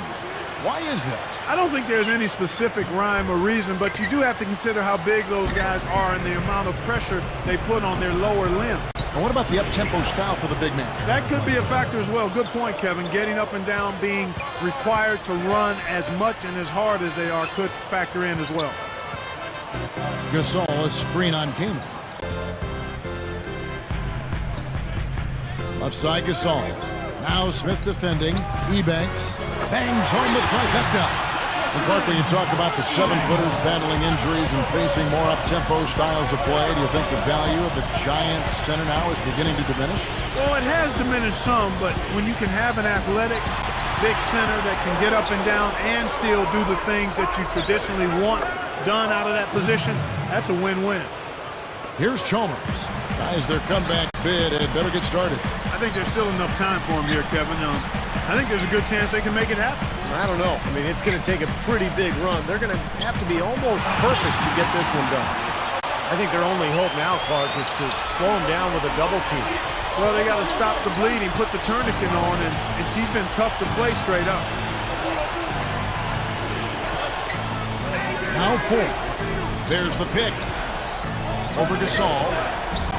And it's Foy missing. He got the shot he wanted off that pick, just couldn't get it to fall. But, Steve, they'll take that play all day long, 10 times out of 10. That was good action. Here's Bledsoe. Came in a screen on Chalmers. Bledsoe with it. Feeds it to Aminu. Gasol covering. Aminu with the bucket. And the Clippers lead by 9. I like the way that he has really stayed aggressive from that three-point line after not making a single one before the halftime. Here's the Beast, and he makes good on the layup. He's got 36. My goodness, he's knocking down everything he looks at. And here's Bledsoe. And Smith backing in. 6 on the shot clock. Kaman passes to Bledsoe. Shot is blocked. But they recover it. Whoops, there's the 24-second shot clock violation, so they'll turn it over. Some changes for the Lakers. Ron Artest is checked in for Devin Ebanks, and Kobe is subbed in for Luke Walton. A big group substitution here for the Clippers. Blake Griffin, he's checked in for Smith. Ginobili comes in for Al-Farouq Aminu. Willie Warren, he's checked in for Randy Foy. And it's Gordon in for Eric Bledsoe. From 18 feet away, no luck. Now the Clippers take it the other way. At one point, they led by 16. Fades back, but they get it back. Here's Kaman. The Lakers with the rebound. Artest's got his 5th rebound in this one. The dive for the ball. Outside, Kobe. Here's the Beast. Lets it go with a 3. Blake Griffin pulls it in. Nice little lead they're enjoying here, and they deserve it with all the work they put in on the glass. Yeah, big margin for them in the rebounding department. They've completely dominated the boards here. And again, it's the Clippers missing. I tell you what, folks, I bet he won't miss that shot next time he takes it. Stolen by Ginobili. Even numbers. Deflected. Lakers trail by 7. Outside Artest. Kobe kicks to Chalmers. Kobe dishes to Chalmers. Some nice passing from downtown, and Artest gets it to go on the assist from Kobe. You are really living dangerously if you let him roam free in three-point land. He's a dangerous marksman from out there. And the Clippers call time here.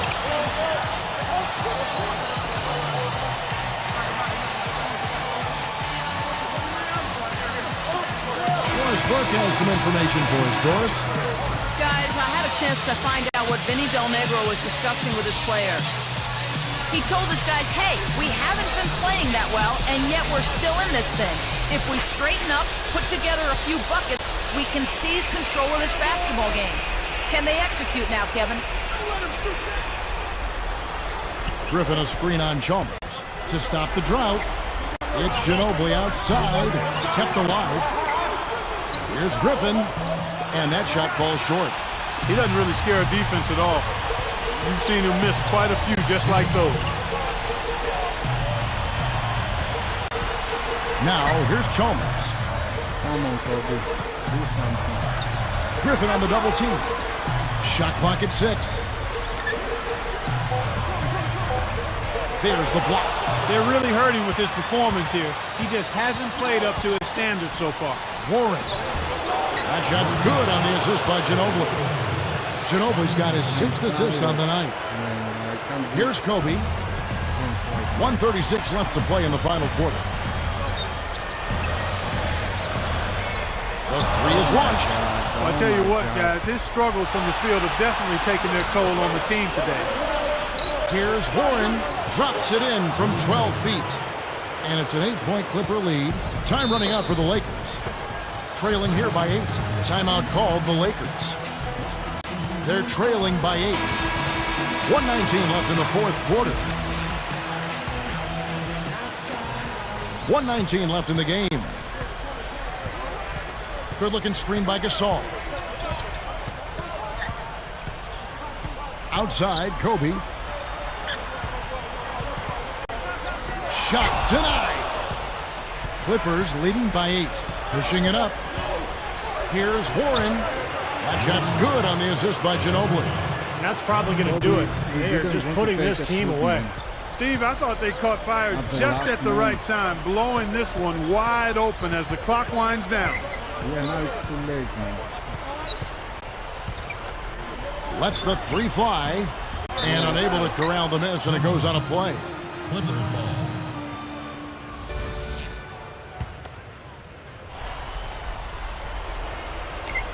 Here's Warren. There's the dish to Gordon.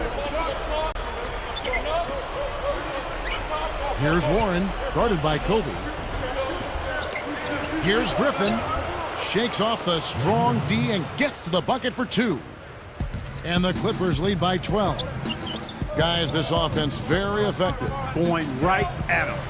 And this is where you just start picking apart the defense, and now you take their confidence away. You can really take control of this game. Al Gordon.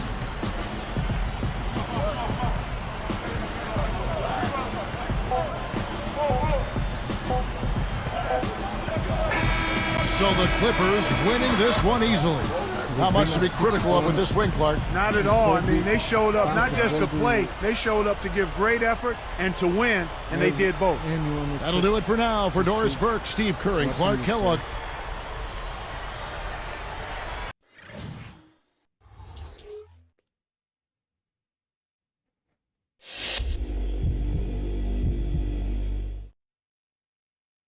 Great game out there tonight. You set your career high in points. Was this just a one-time outburst, or do you see yourself scoring like this on a regular basis? I feel like this is definitely something I can do on a regular basis. If I keep working hard and letting the game come to me, I know I can put up a lot of points. I've got the tools to be a scorer. I just need to keep looking for new ways to utilize them, basically.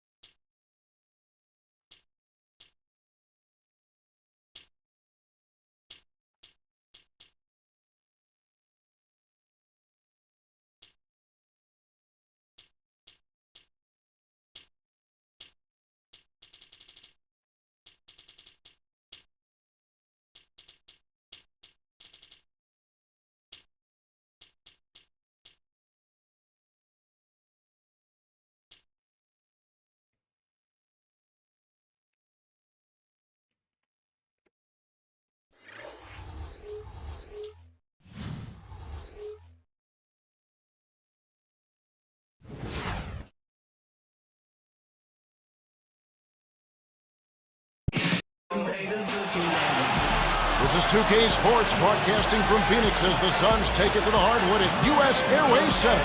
The NBA during the holiday season, what could be better? Welcome everyone with my partner Steve Kerr and Clark Kellogg. This is Kevin Harlan. Great to have you with us.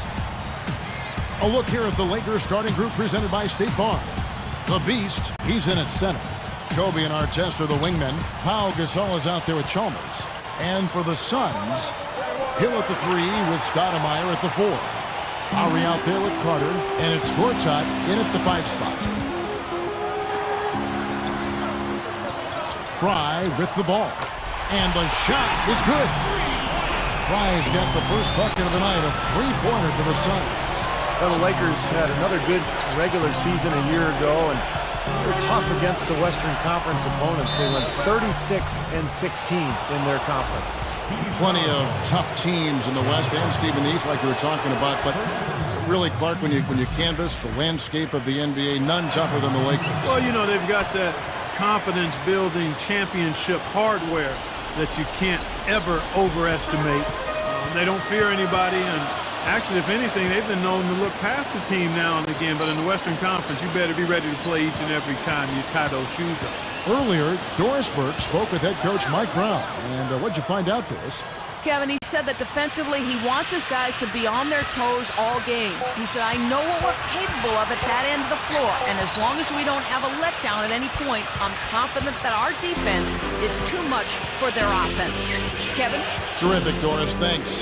Clark, what's your take on that? I like the mindset they're coming in right now. I think it's the right mindset. A strong defensive effort from them today. I mean, I think it's essential. Steve? No question. If they can have success defensively, they're going to create some offensive opportunities for themselves in transition.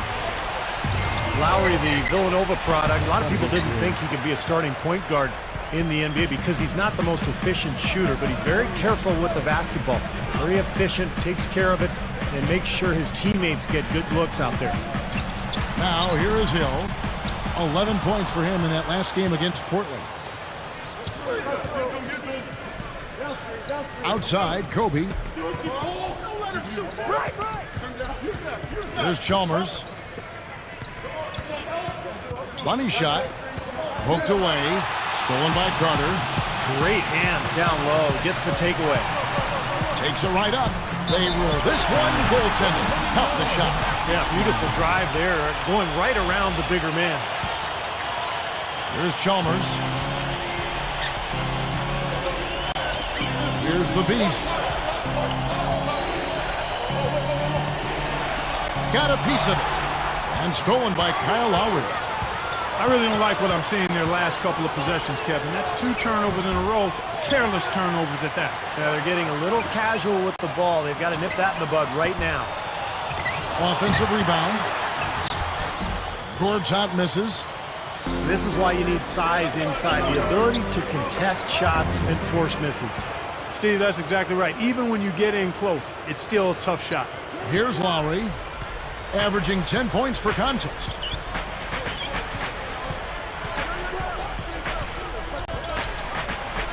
This one for 3. Good on the shot. Lowry's got himself on the board with 3 there. You know, Kevin, it turned out that Mike Brown was the man for the Lakers job, and he inherits an interesting team here in L.A. I mean, a lot of potential, but coming off a disappointing end to last season. His presence in the paint gives their offense such a valuable dimension. The dish to Hill. The shot's good on the assist by Lowry. Lowry's got 3 assists now in this one. We're getting back to Brown for just a second. Clark, you're just talking about him. You know, Steve, he has big shoes to fill. Anytime you're trying to replace a legend like Phil Jackson, there's a lot in front of you there. Yeah, it's one of the highest profile coaching positions in any sport in the world. But Mike Brown will be prepared. I mean, he had to deal with the circus around LeBron James in Cleveland over those years and did a nice job there. So I think Mike Brown is the right guy for the job. Fry passes to Hill. Dishes it to Fry. There's the pass to Carter. Gasol is tagged with the reach. That's his first foul. First personal foul, team's first. Here is Carter. 9 points last game out. Guarded by Kobe. 6 on the shot clock. Carter kicks to Fry. From outside the arc, Gasol with the defensive effort. Well contested shot, and they did an excellent job of not fouling the shooter. Defense is about effort and commitment and discipline. He's a good defender because of those things. Now, here's Chalmers. Defended by Carter. Puts it up. The Beast. Suns leading by 4. Outside Lowry. He dishes it to Carter. Jumps up. Drops in the layup for 2. Kevin, great finish on the low block. I love it. Here's Kobe. He's coming off a 16-point game against the Clippers. And Chalmers kicks to Kobe. And it's Carter picking him up. They double-team Kobe. And here is Chalmers. Here's the Beast. Dunks it down. Little pogo stick action right there. I mean, up once for the rebound and right back up again for the dunk. Quick jump. Yeah, a real energy play. What'd you say, Steve? Yeah, and it was. And it had to be. Otherwise, there's no way he had a chance at that ball unless he anticipated it and really went after it. And some changes here for the Lakers. Barnes comes in for Ron Artest. And Luke Walton is subbed in for Kobe. Backing down is Gortat. Lowry against Chalmers. Shoots the three, and it's Hill. That's on the assist by Lowry. That's 7 points for Hill. He is extremely comfortable behind that three-point line. I mean, especially when you give him that kind of room to operate. Here's the beast. Blocked. Suns leading by 7. Here's the break. Why he doesn't dunk him from there?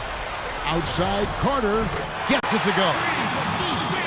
Carter's got 7. It's been really impressive at both ends of the floor so far early on. Yeah, and it's for that reason that they've been able to jump out ahead early here. Here's the beast. He has 6. From about 16, Hill pulls it in. You gotta like the defense not quitting on the play and getting a hand in the face. Sure do it. With a tough defender breathing down your neck, that makes it not an easy shot. Now here is Lowry. Outside Hill. Jacks up a 3. Barnes grabs the miss. Lakers trail by 10. Well, prior to last season, the Suns decided to let Amari Stoudemire leave for free agency. They were concerned that with all of his injuries, they just couldn't justify giving him a long-term big deal. Hakeem Warwick, he's checked in for Channing Frye. Here's Chalmers. Lowry picks him up. 6 to shoot. Here's the beast. He passes to Gasol. His first shot coming late. Drained for 2 points. Well, Steve, that's what, I'm sure you'd agree, that's what makes this Suns story so interesting. They let Amari go to the Knicks, but then they turned around with a completely different front office and spent almost as much on Channing Frye, Josh Childress, and Clark Hakeem Warwick. It seemed at times a little confusing. Yeah, baffling would be another word to use there. I mean, historically, Kevin, those mid-level deals for average players can be just as risky. So some interesting choices by the Suns' top brass, and we'll see how they pan out. You need to give them a little time, but that usually takes a little longer than you want it to. Here's Chalmers.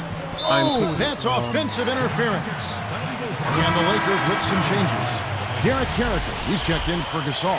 Kobe comes in for Luke Walton.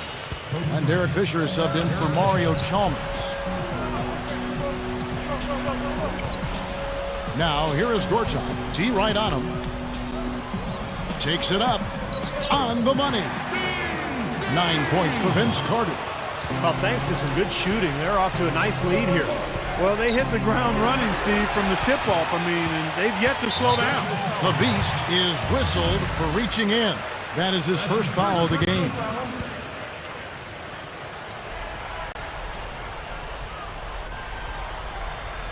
Here is Lowry.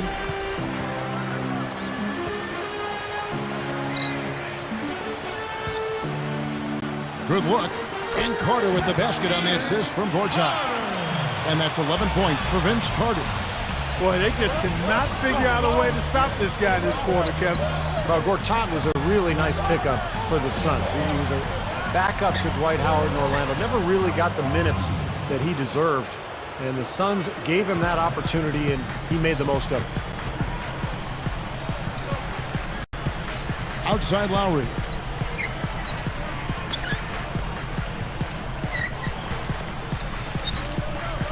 And there's the whistle, fouled hard on the shot. He'll go to the line. And Gortat has really given the Suns that presence they so desperately needed in the paint. He's been 20 points, 90 points. Come on now. What are you doing?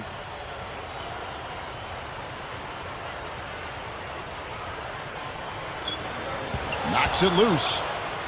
That's just horrible decision. You got to be more patient with the ball. So with Gasol on the bench, this is the group Mike Brown has right now. The Beast in its center. Kobe is out there with Chalmers. Then there's Artest, and it's Ebanks in at the 3 spot. Just 4 to shoot. They grab their own miss. Blocked again. And he's able to get it back. No good. Not a friendly rim at all this trip down. Suns leading by 19. Brooks outside. Puts up a three. A rebound by Kobe Bryant. Tell you, he had all the time in the world to get that shot off. And Chalmers kicks to Kobe. There's the pick. Down low. Ebanks hits it. Well done on the second effort. Well, finally, it's nice to see the ball actually go through the hoop. Yeah, that always makes a game look better. I mean, it's been ugly so far here, but hopefully shot making will improve the looks of this one.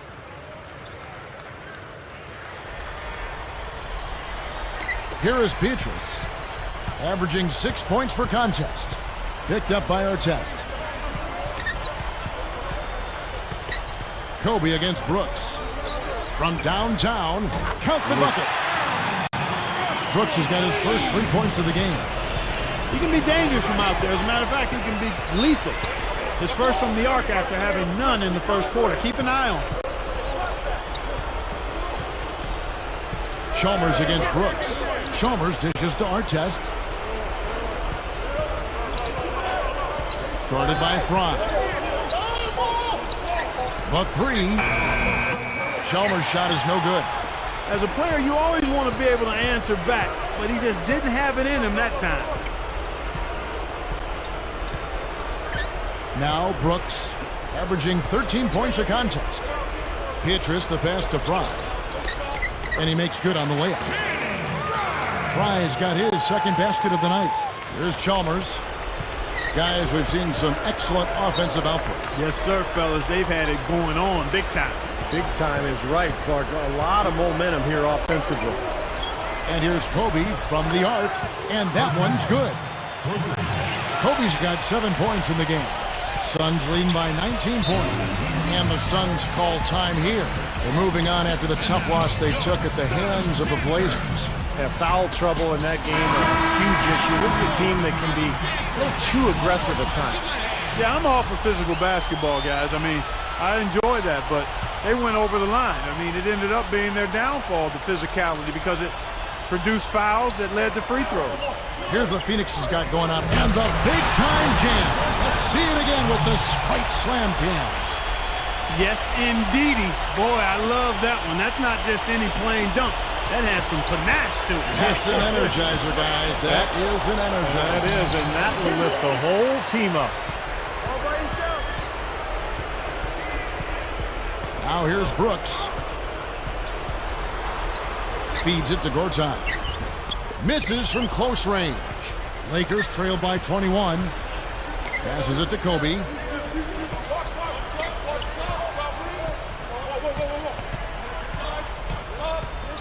Defended by Carter. The opening was there for a split second, but he didn't get it there in time. And there's Grant Hill on the assist by Brooks. 11 points for Hill. Here comes Kobe. He has 7. You know, for the Suns last season at U.S. Airways Center, 23-18 was the record at home, still above 500, but of course not the kind of mark they've been used to setting there in the past. And the Suns making a change here. Luol's checked in.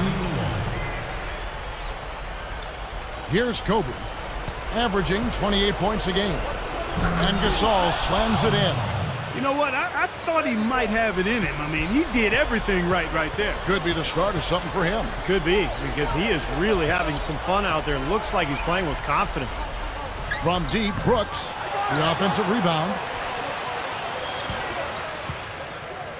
Brooks, left side. Another shot. It's in. Steve, that record of 23 and 18, that was their worst in the last 7 seasons at home. Now, things may get worse before they get better for Phoenix because they've got some older. And so we conclude the first half.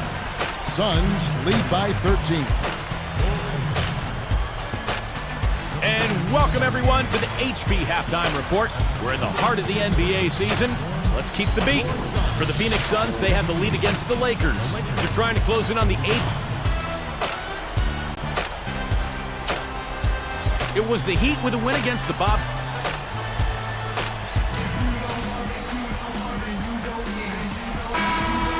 Well, it's been a one-sided affair so far through the first 2 quarters, but there's plenty of time to mount a comeback. VC and Hill are the wings. Gortat is out there with Channing Frye, and it's Lowry in at the point guard. That's Alvin Gentry's 5 as we get into the second half. Outside Hill. 5 on the clock. Blocked. A quick break in the action. Let's check out the fiercest shot swatters in the league. You look at Frye, 5th in the league and patrolling the paint. Now, there aren't going to be many nights when you don't see him put up a big number in that column.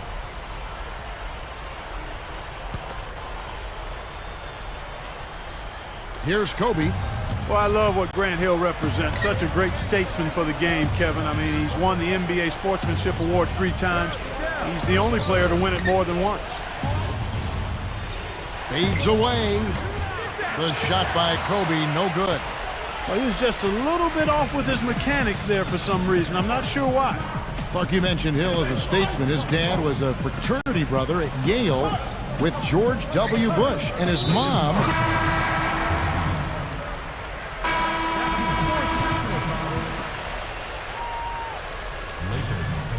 Here is Lowry.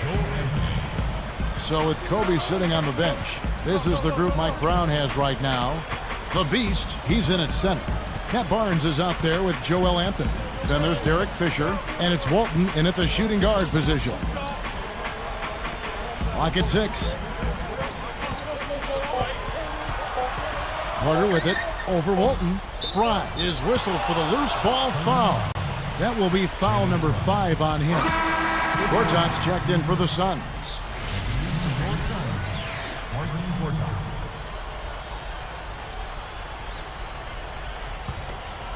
Here's Fisher. Lowry picks him up. There's the pick.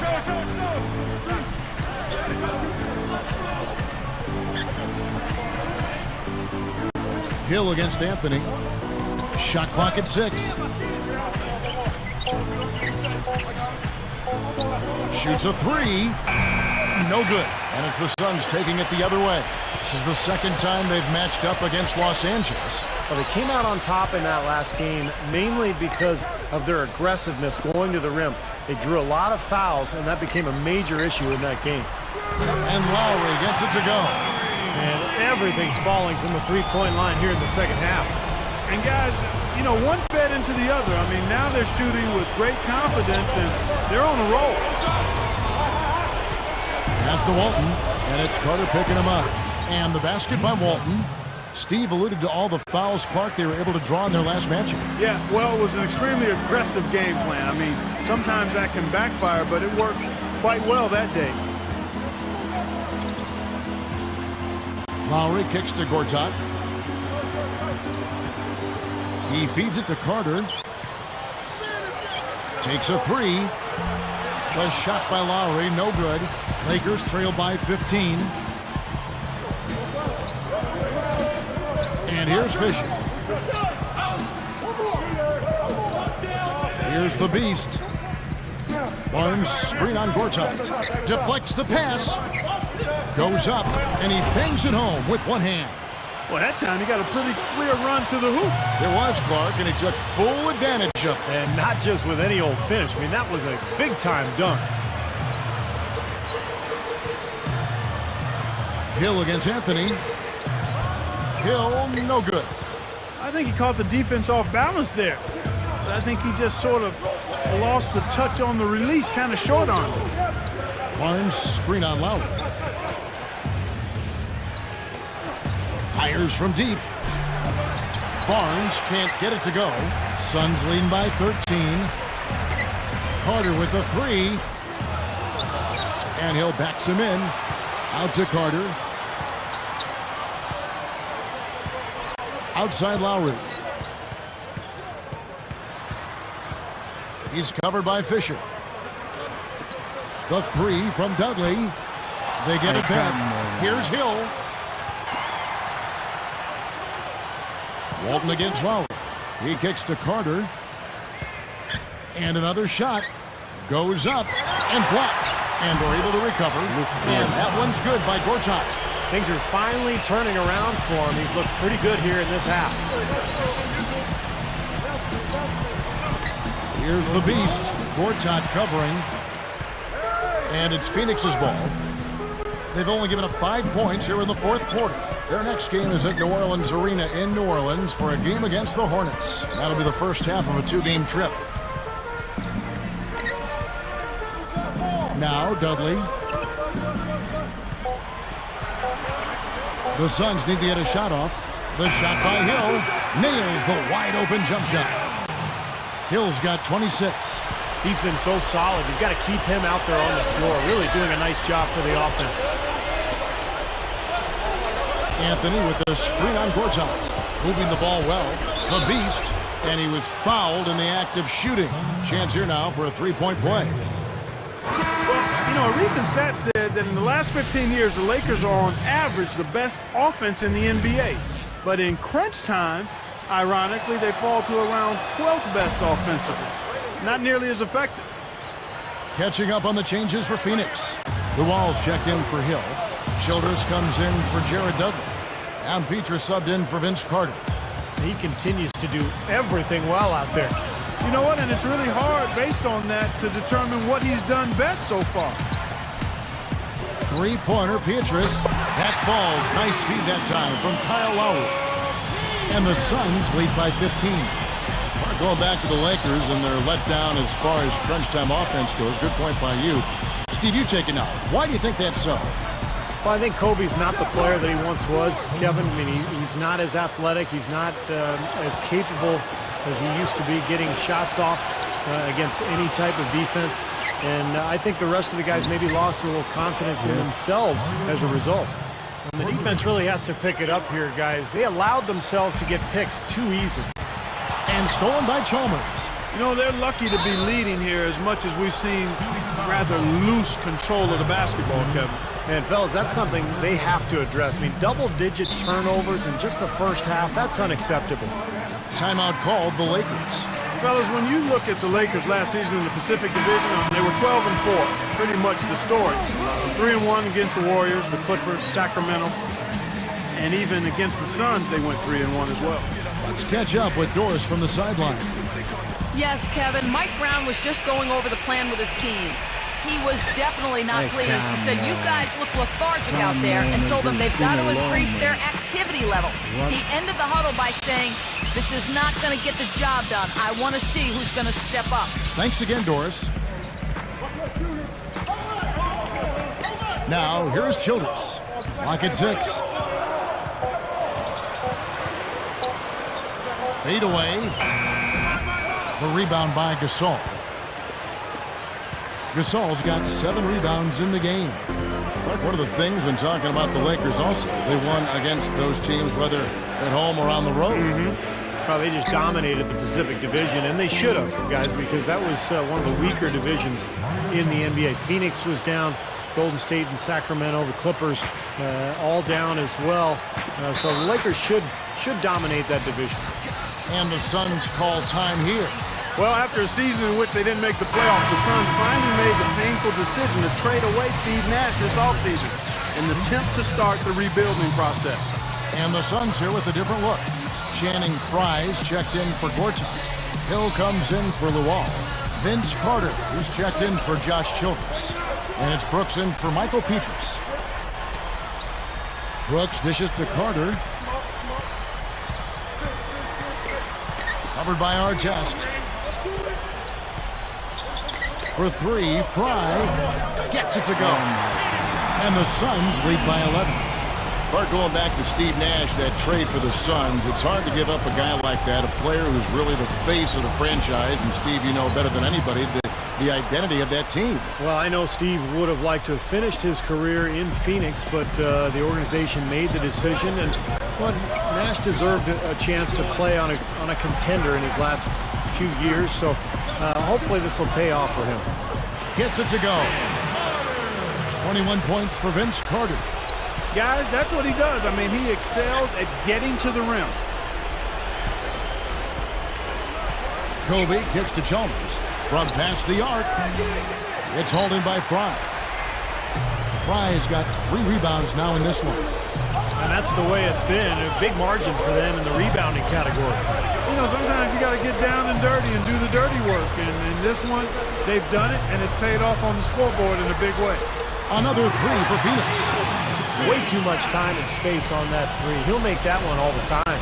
Well, it's a warm-up jumper, Steve, the kind that you could knock down still to this day. And you're one of the best all-time three-pointers we've had in the NBA.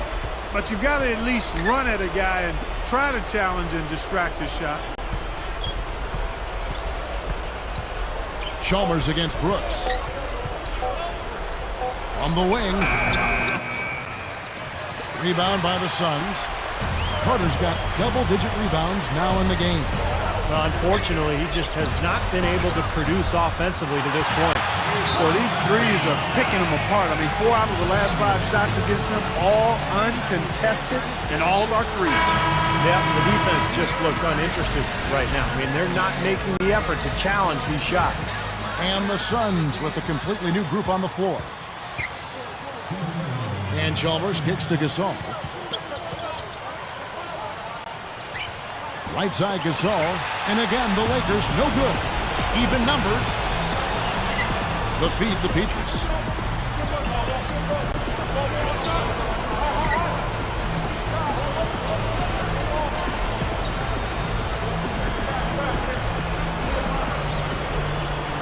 The 3. Second chance shot. And Lopez with a nice bucket inside. And the Suns lead by 19. Chalmers with it. And here's Kobe. Ball deflected. And here are the Suns now. This run now up to 13-2. The Beast gets called for the reach. That's his 5th foul. That's his 5th personal foul.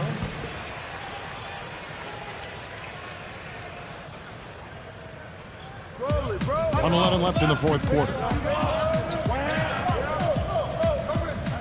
Dudley against Gasol. And so he's picked up his final foul, and he will sit for the rest of this game. I'll tell you one thing that's helped players of late.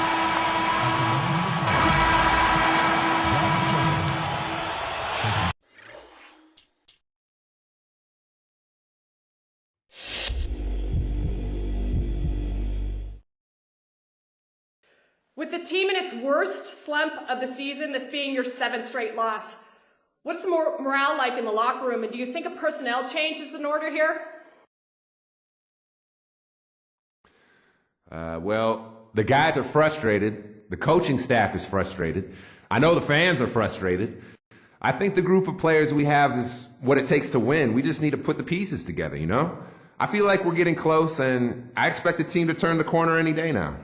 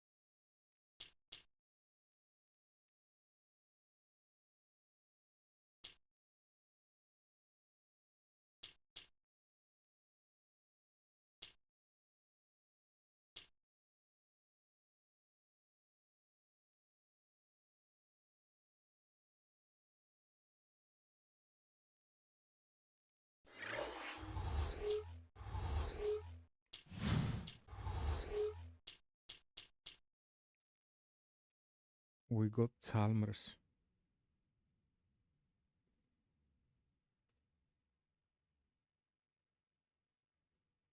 Why?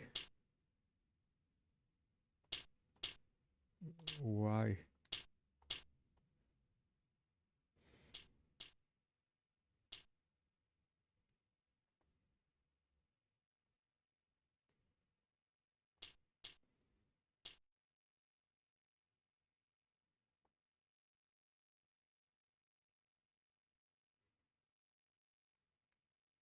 Odom is out for 7 games now.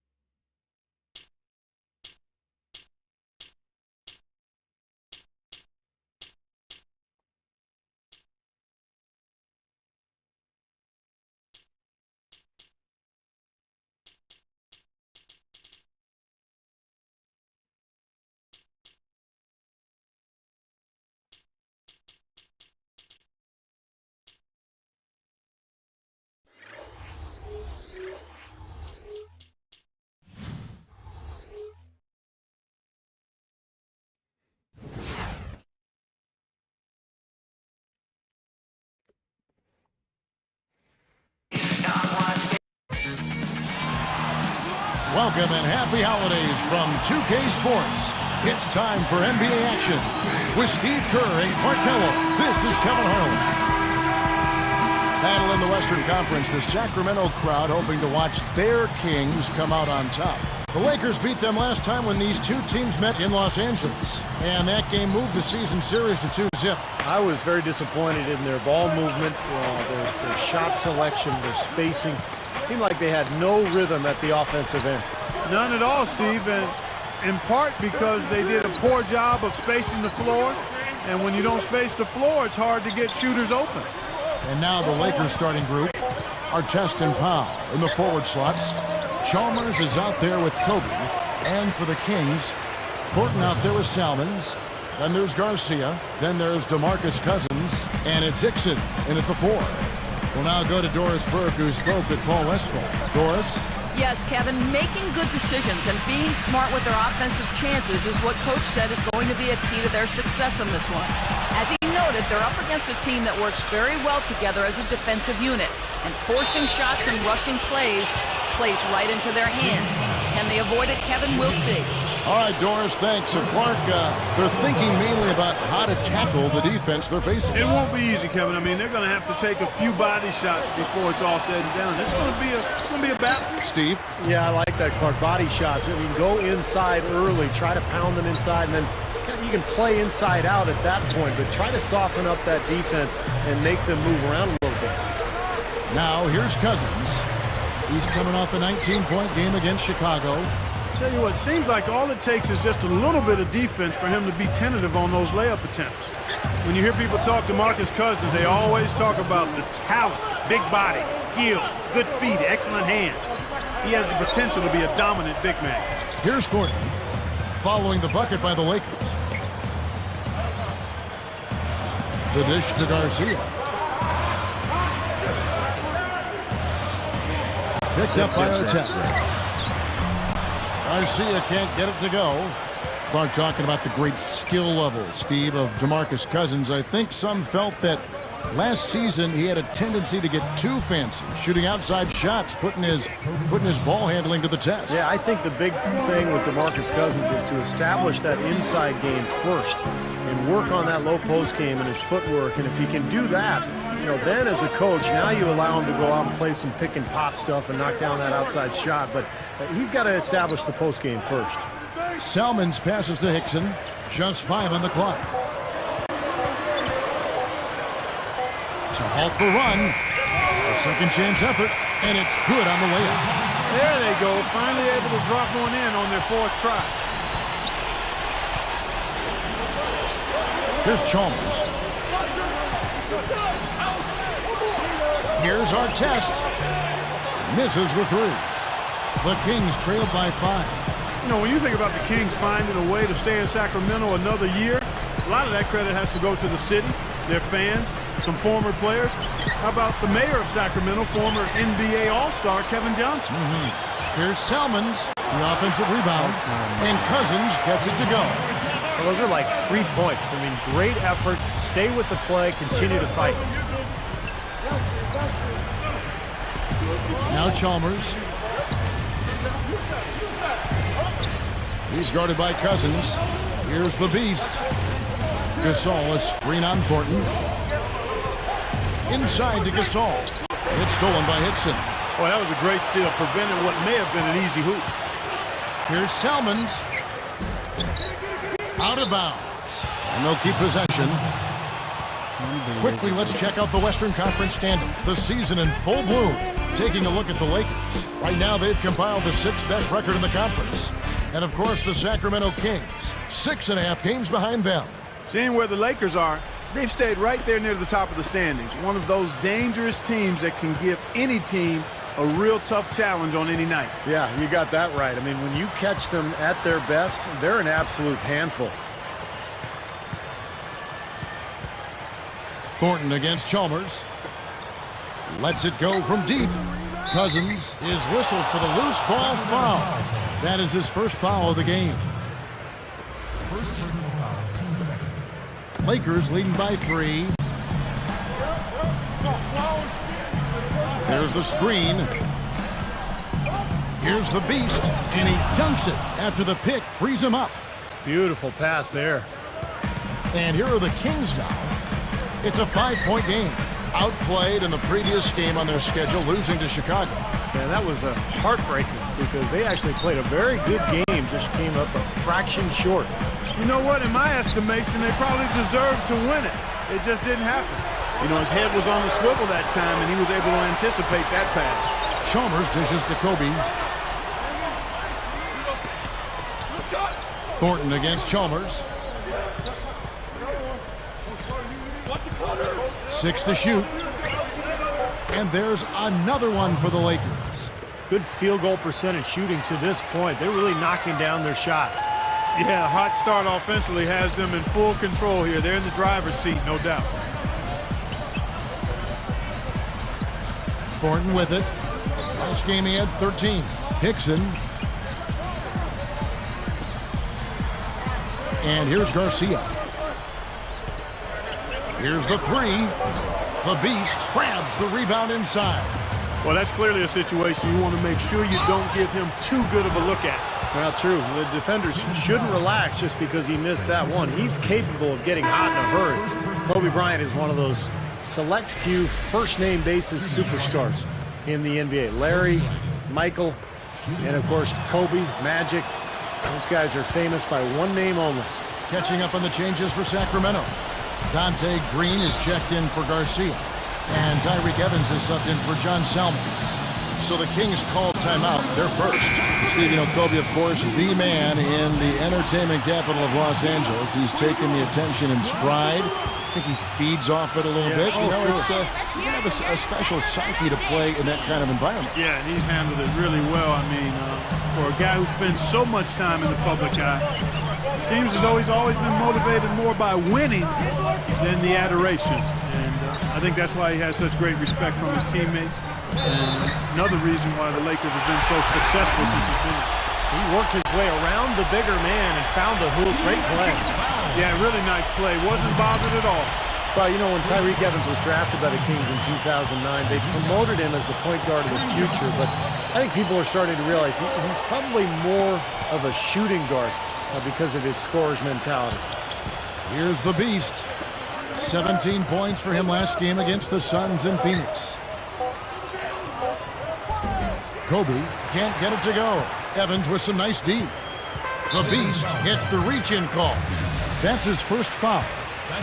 Here's Thornton, trailing here by 8. And Gasol comes to help. Gasol with the steal. And it's the Lakers ball. They're on a 14-6 run. Gets it to go. They're getting whatever they want in the paint early on. Well, doing work inside, that's why they've been able to build the lead. They've been playing smash mouth basketball. And we've got an injury out on the floor. Very unfortunate as always, guys. Don't like to see this. Well, you can tell he's hurting. Let's hope it's nothing major and that we see him back here soon. Ditto to that. Injuries, unfortunately, a part of the game. Derek Fisher's checked in for the Lakers. Just 5 to shoot. From beyond the arc, the shot is off. And it's the Lakers taking it the other way. Last game matchup with the Suns, a tough loss there. And what really hurt them in that game was their defense. They were very, very lackadaisical at that end of the court. Well, I would agree with that. I give you that. I mean, they didn't play with the kind of energy and emotion they needed, but I wonder about the defensive scheme. I mean, in general, the coaching staff did very little to adjust to what the other team was doing. Samuel Dallenberg, who's checked in for the Kings. Now a timeout called by Sacramento. Well, I think the coach is getting a little uncomfortable with all of these missed shots. And he'll probably draw up a play to try to get them going again. Let's take this chance to look at the teams that have been the league's most efficient passers this past month. The Lakers in 5th. The last few weeks have shown these guys that being patient with your passing can earn you some easy looks and baskets. Excellent teamwork. The more you do it, the more you're rewarded, and it becomes contagious. Now, here's Thornton. Still looking to get on the scoreboard. He feeds it to Green. Plenty of space. Gets it to go. And I'm just impressed with his effort, guys, because we know he's hurting out there. Here is Ebanks. Backing down is Bryant. Blocked. The Kings trailed by 9. Baseline J on the way. And Evans gets it to go on the assist by Hickson. Evans has got his second bucket of the night. So timeout called here, the first for Los Angeles. You know, for so long we've seen the Lakers coast into the playoff, put themselves in a tight spot and then find a way out of it. But in that series versus Dallas in last season's playoff, they really looked like a tired and overmatched team. Now here's Kobe to the inside. That's blocked. Here's Green. Goes right up. They rule this one goaltending. Help the shot. Here's Kobe. He has 5. Evans picks him up.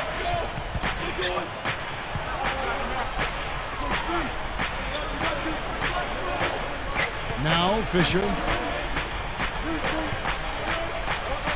Outside Gasol. Hickson covering. Goes up on the wing. The shot is off. And the Kings the other way. And for the Lakers, Kobe said, Clark, after that series, we've been playing with fire the last 3 years. Now we finally got what we deserved. Steve, that is a very interesting quote. Take it apart for us and delve into it. Well, I think the Lakers have been... Here's Thornton looking for his first bucket of the game. So the Lakers 5 right now. The Beast, he's in at center. Artest and Powell in the forward slots. Kobe is out there with Matthews. He passes to Garcia. The screen from Thompson. 6 on the shot clock. The leader. Garcia's shot is good. Garcia's got the second quarter going with the first basket of the period for the Kings. Pass to Artest.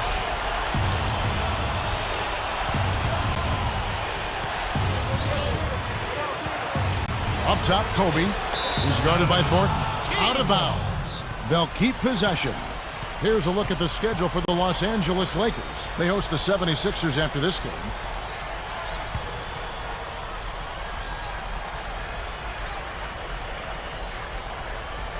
Here is Matthews. Shot clock at 6. Right up. Here's the Beast. And he can't stop this drought. Another miss. You know, as tight as this game is, you have to like their chances the way they've been rebounding. They have a pretty good margin in that department, so they've got to continue to hit the boards hard, and it'll pay off for them in the end. And Thornton kicks to Cousins. And the go-ahead bucket, no good. Well, it's unfortunate, but he just is not a dependable, consistent finisher, especially if a defense is right there in front of him. Backing down is Bryant. And again, no good by the Lakers. Here's Sacramento. They're on an 11-3 run. And here's Thornton outside. Good on the shot. Thornton's got himself on the board with 3 there. Timeout called the Lakers. DeMarcus Cousins, on talent alone, Kevin, I mean, he might have gone number 1 in last year's draft. He's skilled, he's big, he's strong, good feet. But there were legitimate concerns about his maturity. That's why he slipped to number 5. Gasol, a screen on Cousins. To the middle. Nice move. The Beast. Foul call that time on the way up. That'll give him 2 chances at the free throw line here. They get Jason Thompson. Well, Clark talking about the questions on DeMarcus Cousins' maturity, Steve. Those were borne out somewhat last season. Yeah, we heard a lot of stories about Cousins coming out of Sacramento. You know, that he butted heads with both teammates and coaches. They fined him several times, benched him, even threw him out of practice. So for DeMarcus, it's all about maturity. Clark is right. I mean, he's got the talent, but can he grow and develop into an impact player and a leader in that locker room? You know, they'll want to generate more of those shots in tight, guys. Here's the Beast. Back to Kobe. They're moving the ball. Matthews left side. The tray. And again, the Lakers no good. Couldn't convert, but nice little 2-man game there. And it wouldn't surprise me to see them go back to that the next trip. Thornton against Artest.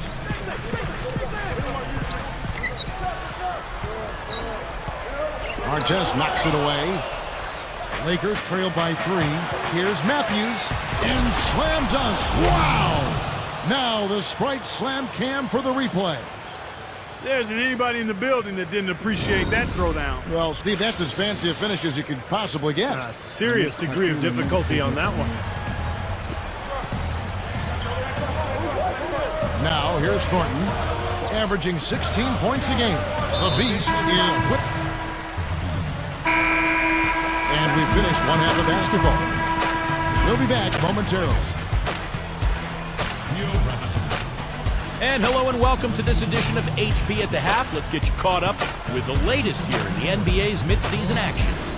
The Los Angeles Lakers in front against Sacramento. They've been... At Time Warner Cable Arena,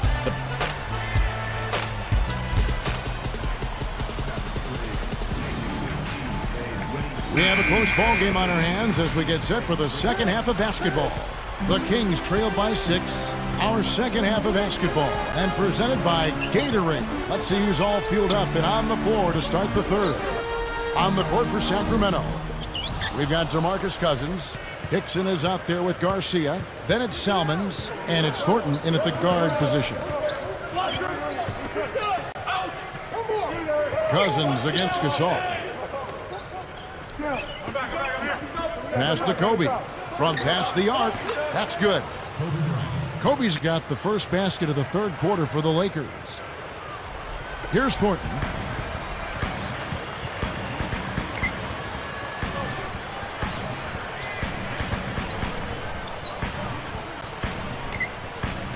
Hickson in the posts, covered by Artest.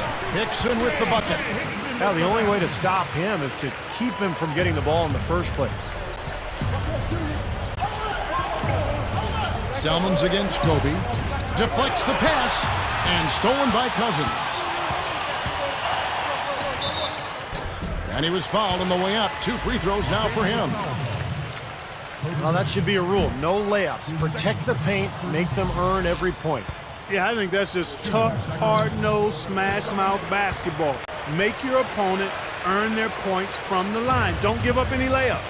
Well, after that great rookie year a couple seasons ago, Marcus Thornton struggled a bit as a sophomore with the Hornets. He was then traded to Sacramento at the deadline and really exploded, scoring a lot of points in the last couple months of the year. And it's blocked. The Kings trail by 6. Solo break. Throws down the breakaway jam. Yeah, easy bucket for him there. and finish he did. Took it hard to the rim. Back to Thornton, you have to like his outlook as he was able to fill it up after the trade. Well, he erupted for 42 points in the game and had multiple 30-plus point games. So not too many guys in the league can do that, Kevin. The Beast is tech. That's his 4th personal foul. Here's Kobe. And on the court for the Lakers to start the 4th. The Beast in its center. Artest and Powell in the forward slots. Matthews out there with Kobe. Gasol a screen on Salmons. Matthews passes to Kobe. Down low and stolen by Cousins. You know, guys, it's interesting. Such a good first half for him. Not one turnover, but since halftime, he's been coughing it up repeatedly. Hickson with the ball. Clock at 6. Don't forget the And here is Salmons. Offensive rebound. They shoot again. And there's DeMarcus Cousins on the assist by Thompson. Cousins has got the 4th quarter going with the first basket of the period here for the Kings.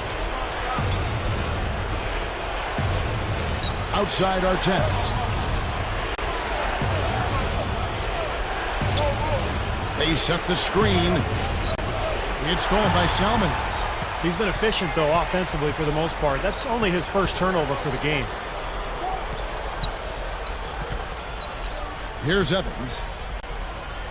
Shoots from 12, and there's DeMarcus Cousins on the assist by Evans. Cousins has got 4 points now in the quarter. It's stolen by Salmons. Now the Kings with it. They're rolling here with a 9-point run. Evans, good. After trailing for so long, they are knocking on the door here. Well, with this great stretch, Steve, it just seems to be a matter of time before they actually take the lead. And I think Doris Burke has something for us right now. Doris? Thanks, guys. I got a chance to hear what Mike Brown was saying to his team. His message, pretty simple. This game is ours if we just do what we're supposed to do from here on out. Nobody needs to play hero basketball. Trust your teammates, stick to the plan, and we'll get out of here with a W.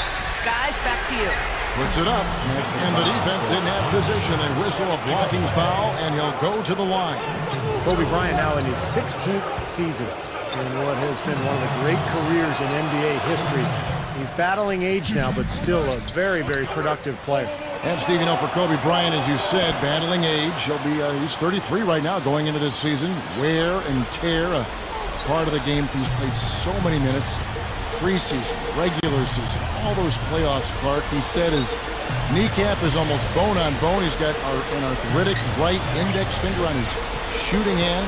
He continues on. The guy's tough. Yeah, the battle scars of a long, successful career. And he takes pride in that, but he also recognizes the reality of it. And most of the time, you don't find out about those health issues. That's, again, a part of his desire to, once he gets between the lines, to focus 100% on the task at hand and not wanting to make excuses. And with his talent and his resume, he never needs to. Nope, you're exactly right. Now Hickson. He kicks it to Thompson. And there's the pass to Cousins. From the low block. Up. Oh! Clearly he's one of the best rebounders we've got, guys, and his finishing ability, second to none. Well, his reputation precedes him in that regard, don't you think, Steve? Oh, yeah. I mean, that's just standard stuff for him.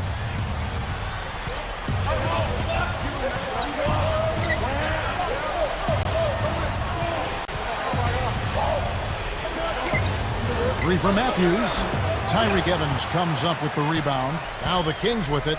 They're on a 15-4 run. Gasol with the steal.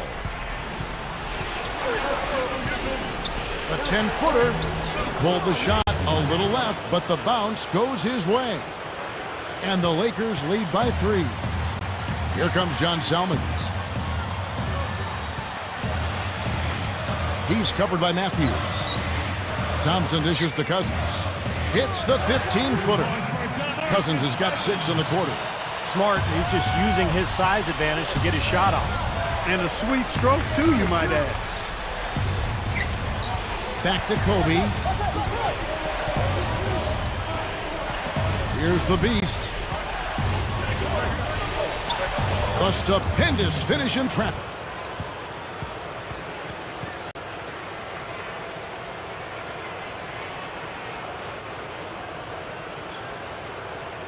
Here's Evans. Kicks it to Salmons. Matthews covering. Now, here's Thompson. Salmons with it. Shoots over Matthews. And there are the Kings with another bucket. Outside, Kobe. Here's the beast. Feeds it to Kobe. Covered by Evans. Wesley Matthews on the wing. Clock is at 3. From the arc. And that is good. They didn't get a chance to knock one down in the first, but the defense left him a look, and he nailed it. He'll make them pay when he's open. Now a timeout called by Sacramento. Well, nothing really went right for the Sacramento Kings last year. This team really struggled, and going against a tough Western Conference night in and night out, I mean, that's tough. That's grueling. And that team won only 15 games against conference opponents. Here's what Sacramento's going with right now. Jackson, he's checked in for Hickson. Garcia comes in for Jason Thompson. And it's Thornton in for Tyreek Evans. Here's Garcia. And once again off the mark by Sacramento. Going back to what Steve just said, you know, the West is no picnic and can eat up teams that don't have too much experience. And Clark, the Kings were one of those teams. Yeah, a young team looking to find its way. I mean, it's a bit of a trial by fire for the Kings as they continue to try to progress forward. Really, they can take their lumps from last year and try to learn from them and get healthy. Tyreek Evans had the foot problems that were an issue. And they just got to focus on moving forward in a positive vein.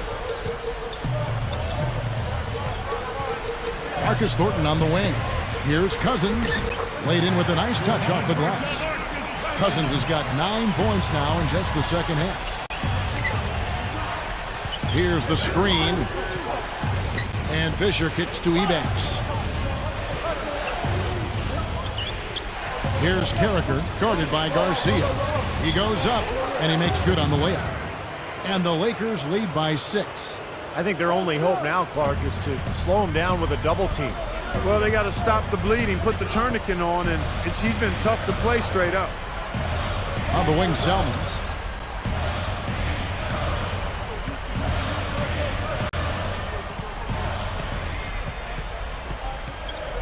Back to Thornton.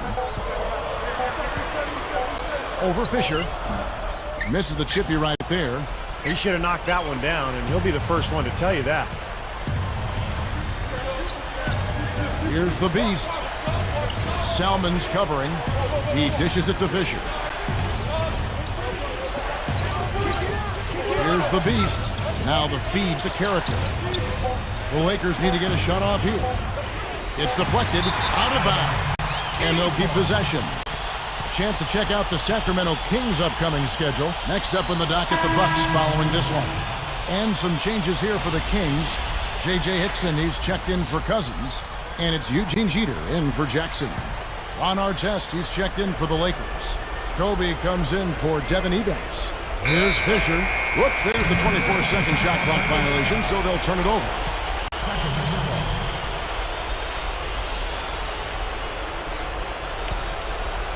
Here's Jeter.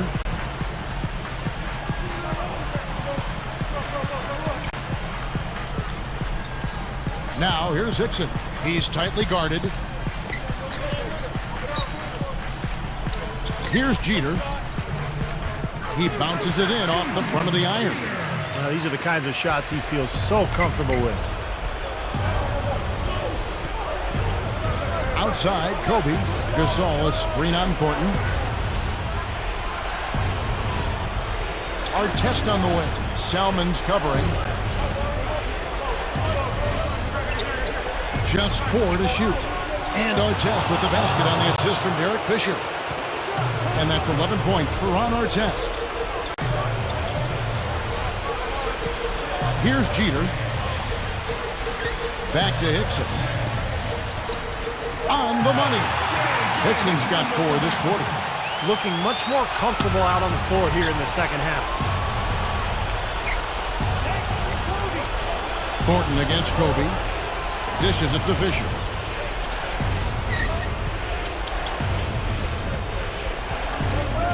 Goes up.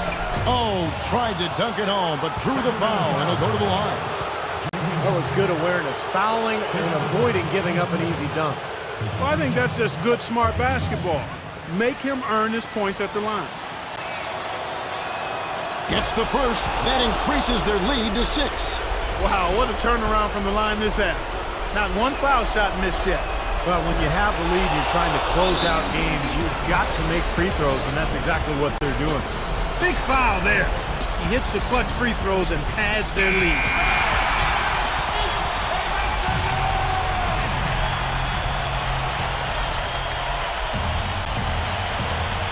Here's Thornton. Lets the 3 fly. Gets it to go. Thornton's got 21 in the game. That three-point percentage is terrific here in the second half. It could be a big factor if they stay this hot. Yeah, they're going to have a chance to get back into this game if they can continue to shoot the ball like this. They get a hand on it. My goodness, what a steal. Big plays like that can be the difference between a win and a loss in a game like this. Here's Hickson. Buries it down low. Now just a 2-point Laker lead. As if there was any question, Kev. He's just not fazed by the pressure. He stays focused and always makes big plays.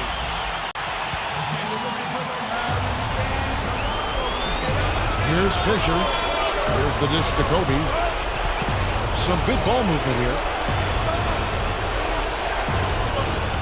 Artest against Selmans. Out of bounds. And they retain possession.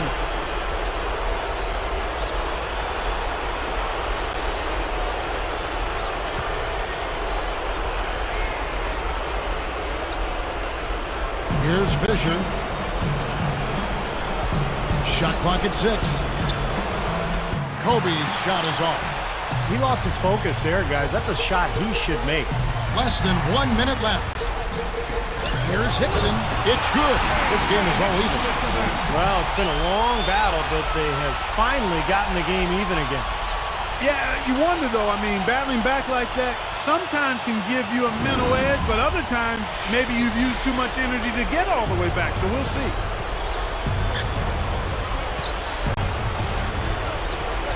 They set the pick. Good looking screen by Gasol.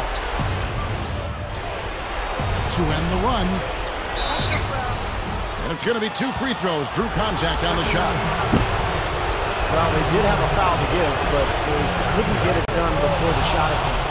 Yeah, you really want to try to foul in that situation before he gets into the shooting motion. And it just didn't work out that time. 2 for 2, and it's a 2-point ball game. He's just so clutch. Here's a guy you want on your side with the game on the line, Kevin. Here's Jeter. And here's Thornton. Open look. It's in! And tie game. That is a huge basket right there. What a clutch shot there. Really, the definition of clutch.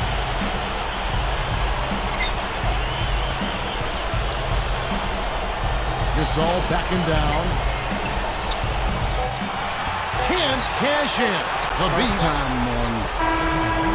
Time expires, and we're going to overtime. Look at what Thornton has done so far. 8 rebounds.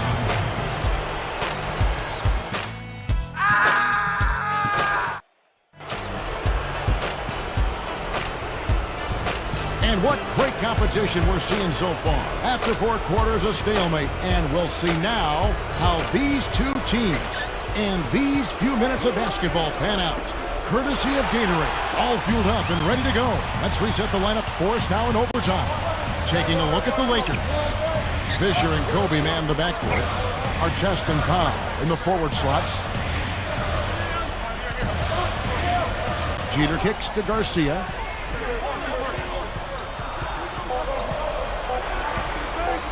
Over Gasol. And that misses. That would have put him up. A tight game here, and neither team has been able to gain an upper hand on the backboards. Well, both teams really getting after it inside. It's been an interesting battle. And here is Thornton. And count the basket. He is fouled, and he's going to the line for one more. How about the concentration to finish that play despite being fouled? You know what, Steve? A lot of guys get hit and then stop, but he played through contact, and I like that. Here's the beast. Here's Fisher.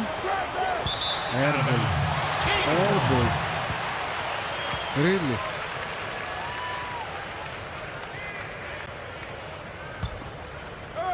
Here's Jeter.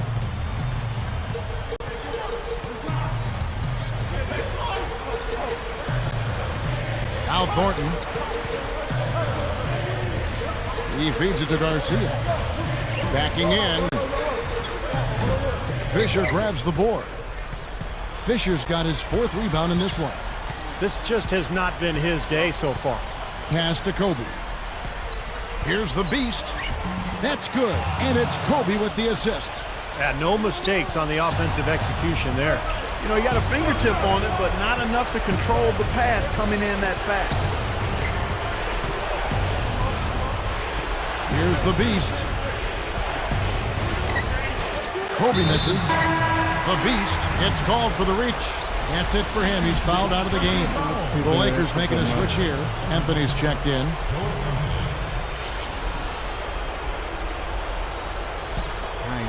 Here's Jeter.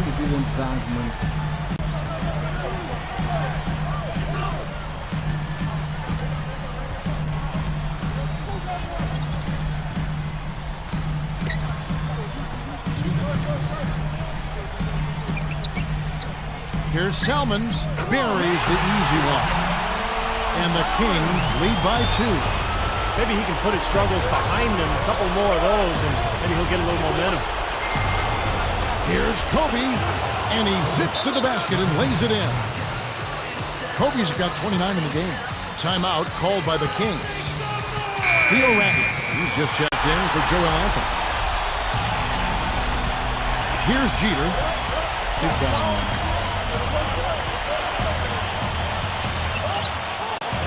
Sit down.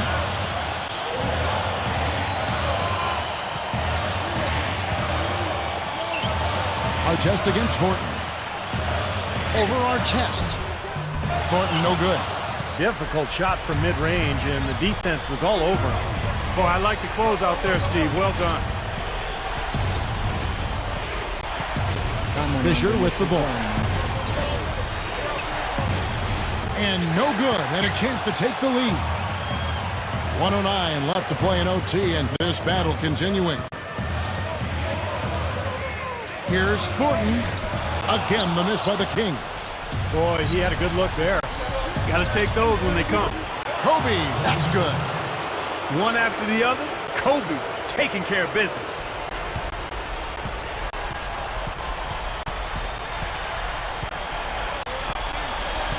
Here's Jeter. He passes it to Thornton. Here's Jeter.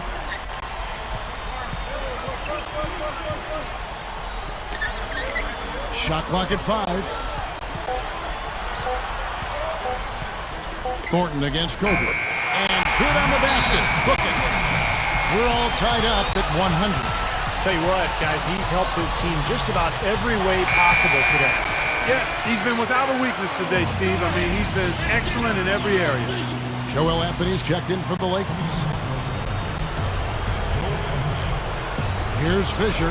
7-second difference, shot and game clock. They double-team Kobe.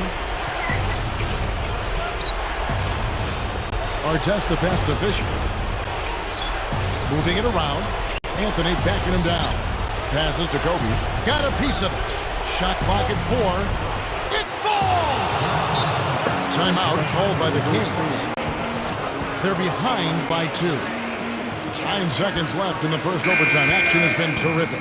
Guys, what do you think? Well, what do you think, Clark? Do you go for the 2 or the 3 here?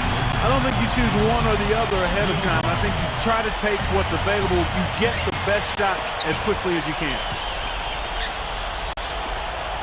Here's Thornton. Count it! He has tied up this game. Oh, what a shot. The defense playing way too soft there, guys. He's just getting right to the rim.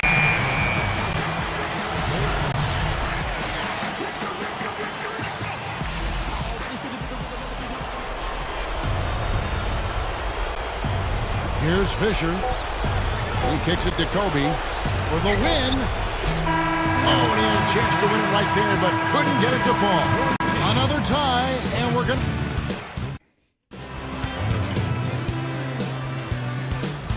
And with another overtime period here, we've got more terrific basketball coming your way right now. Here's Jeter. Here's Garcia. No good on the three. It's like there's a lid on the rim right now, guys. He just can't make a thing. And it's got to be terribly frustrating. I mean, Steve, you're a great shooter, but you've got to find a way to work out of it, and I think he will. Lets it go from the wing, and Kobe the bucket with the assist by Artest. And that's now 33 points for Kobe Bryant. Now, here's Thornton.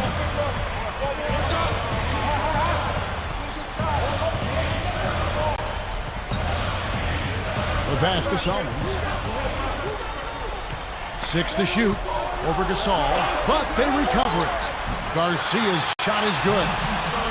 Here's Fisher. Kicks it to Kobe. He's guarded by Thornton.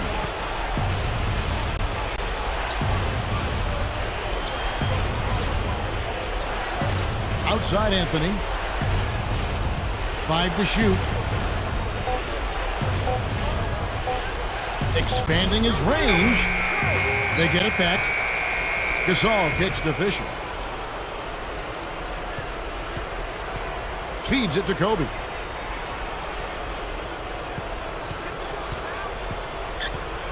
Shoots the three. Scooped up. Anthony. Blocked. Here's Sacramento now. Here's Jeter. Picked up by Kobe. Here's Thornton. It's Salmon's on the wing. All alone. Rebound the Lakers. Fisher's got 6 rebounds in the game. Here's Artest. And it's Sacramento with the rebound. Here's Jeter. And here's Thornton outside. And the basket good. Thornton's got 9 points now in the quarter. Boy, he's a great option from long range on the fast break if you give him that much room. And the Lakers call time here. They're losing by 3. 1:51 left in the second overtime period. Good stuff. The Lakers making a switch here. Ratliff is checked in.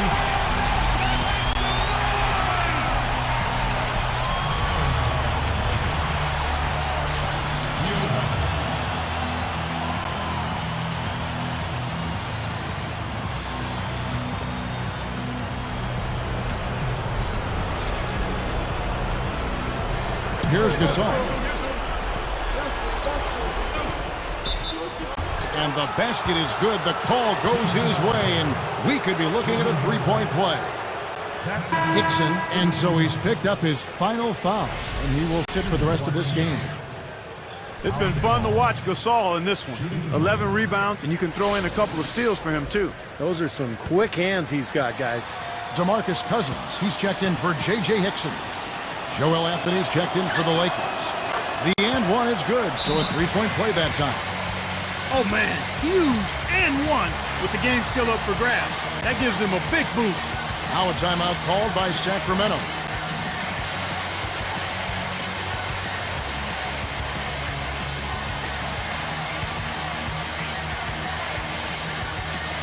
Samuel Gallenberg, he's checked in for DeMarcus Cousins. Theo Ratliff, he's just checked in for the Lakers.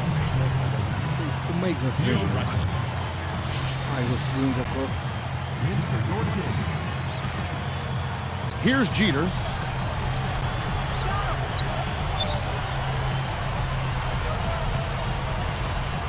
He dishes it to Thornton. No good. Some solid defense from Kobe.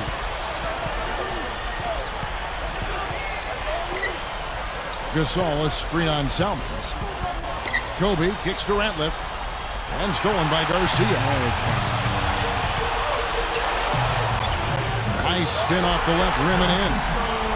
And the Kings lead by 2. And taking care of the ball has been a problem for them. Yeah, defensively, some really good pressure being applied, though, so you've got to give credit there. It seems like they've been rattled a little bit. Steve, you think they've been rattled? Oh, they're rattled all right, and turnovers will kill you, especially with a team like this. They can force turnovers and get out in transition. They grab their own miss. Sinks it. A huge shot to tie it up. And defensively, you want to keep the ball as far away from the hoop as possible. Yeah, because he's too good inside, Steve. I mean, he'll make you pay every time in there. Under you sit down, man. Here's Jeter. Why can't get that? Thornton dishes to Jeter. Back to Thornton. Clock at 4. With 1 on the clock. Good! My goodness, he's knocking down everything he looks at.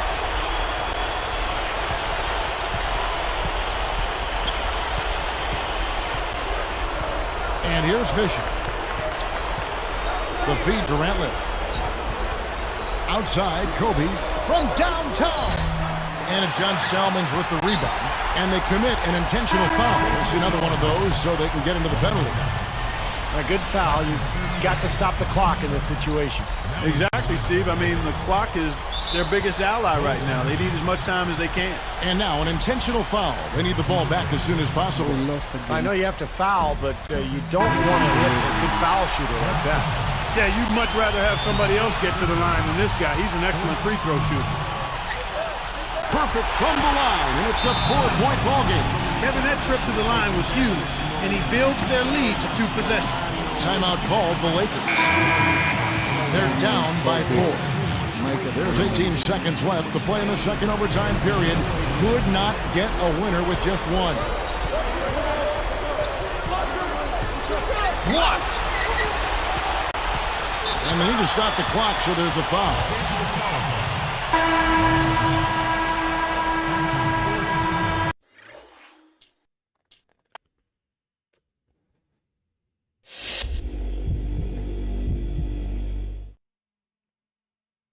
Tough loss tonight. You might even say the team took a collective punch to the stomach giving that one up. What are you thinking after losing a game that many people would say you should have won?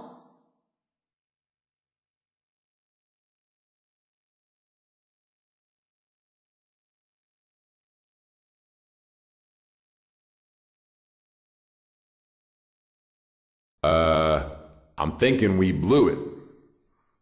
No need to elaborate. That's all there is to it. We blew it. Hopefully that's enough for your story, because I got nothing more to say. I'm out.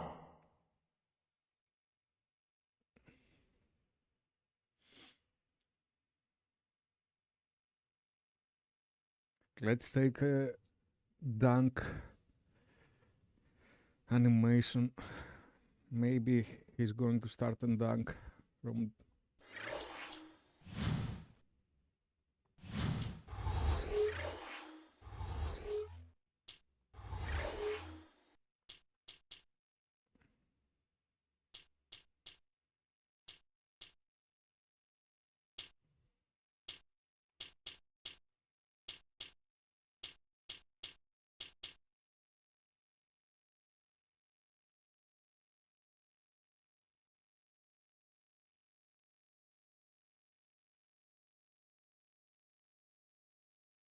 Black Griffin's course.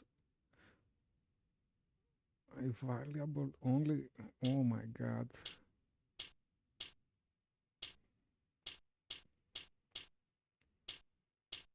We can't take anything. We missed 20,000.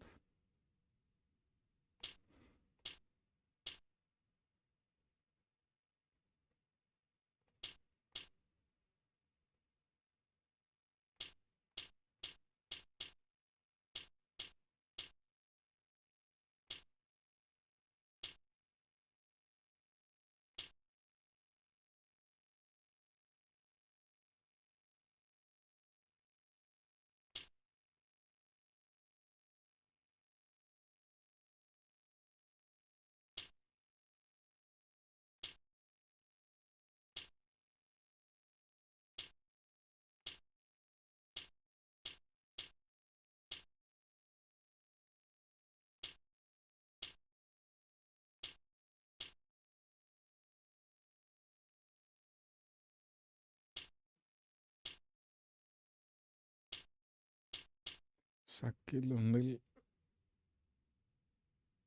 It's 1 million. And it's only that.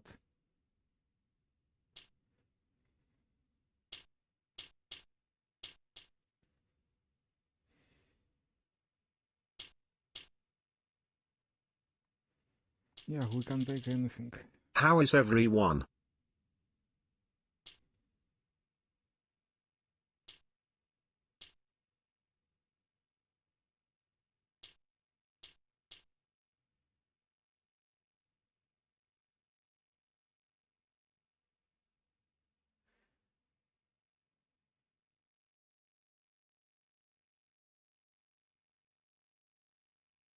Let's improve our team chemistry.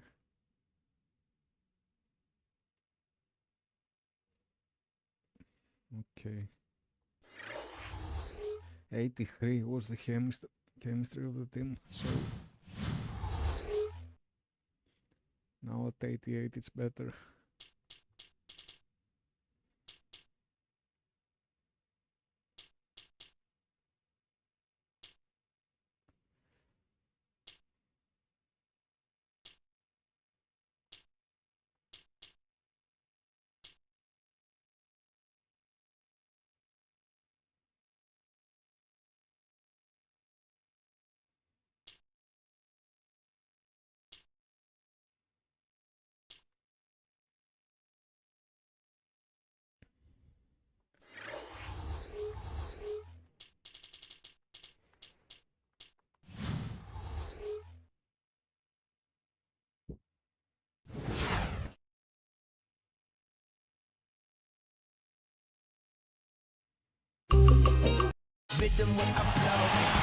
There is no better way to start off the new year than with the NBA here on 2K Sports.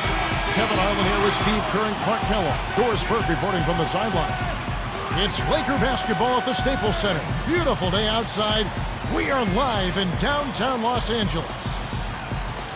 Look at Philadelphia.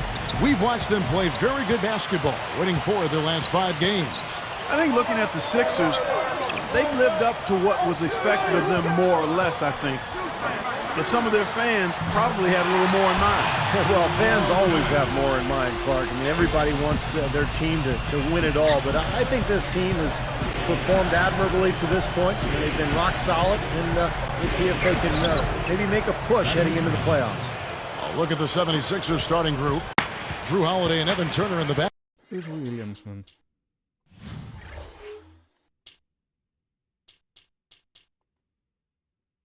Okay, we got a point guard. Perfect. But what trade we did? Iguodala from Sixers also. Oh my God. Which one we gave? Oh no, we gave Gasol, man. To Sixers. Come on, man.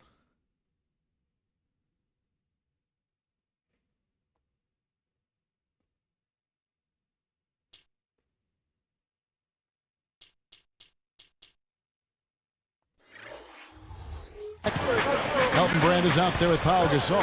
And it's Young in at the small forward. And for the Lakers, the Beast, he's in at center. Kobe is out there with Lou Williams. Then there's Artest. And it's Iguodala in at the 3, the small forward. Turner passes to Holiday. Williams picks him up. Holiday against Williams. Williams with the steal. And the Lakers have possession. Outplayed in the previous game on their schedule, losing to Sacramento.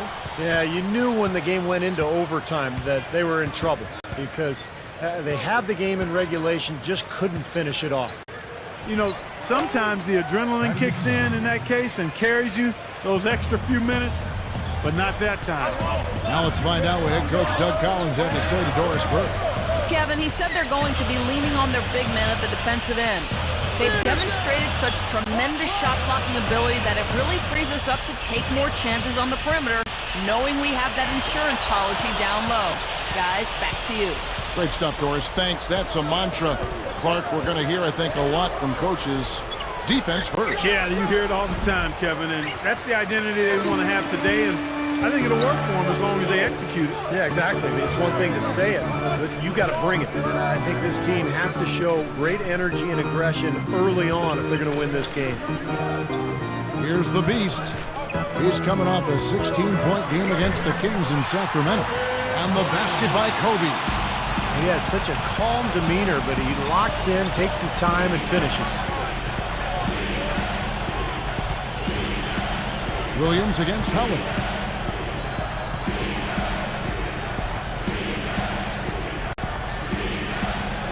Shot clock at 5. The 76ers need to get off a shot.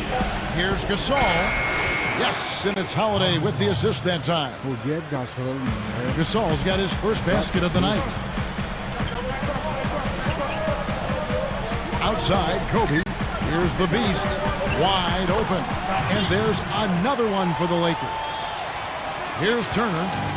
Just over 7 minutes left to play in the first.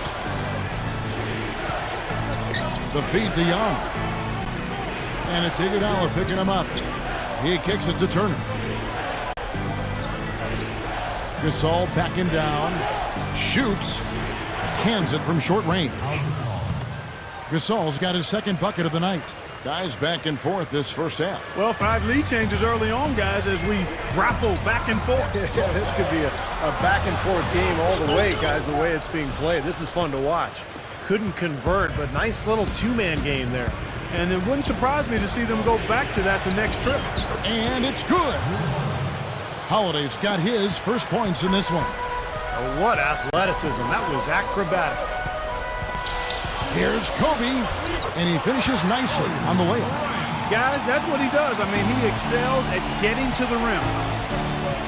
And Holiday gets to Gasol. Right side Gasol. Picked up by Artest.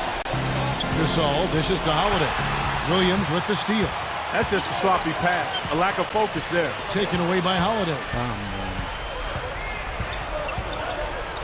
Hangs. That's blocked.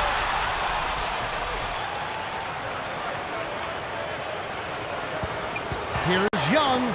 Feeds to Gasol. And another shot. Hangs in the air. Shot's good from Young. Young's got 6. You know, he didn't need to make the layup complicated. I mean, it's not a trick shot contest, but he decided to go for a little extra flavor on that one. Here's the Beast, averaging 13 points a contest. No dice from 9 feet out. Boy, he had a good look at that one. You hate to miss that shot. Iguodala against Holiday. Passes it to Turner. He dishes it to Young. Stolen by Artest. Great defensive work right there. The quick hands lead to the turnover. Turner and wrestling for it there, but no one has possession. We'll have a jump ball.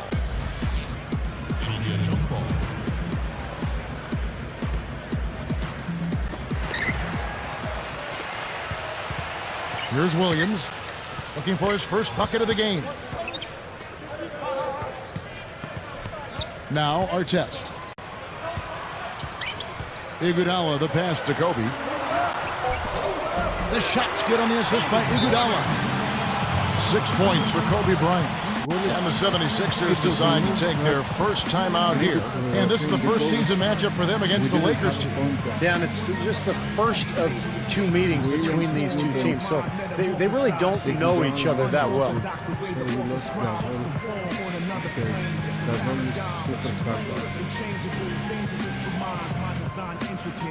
Wesley Matthews checked in for Andre Iguodala. Spates checked in for the 76ers.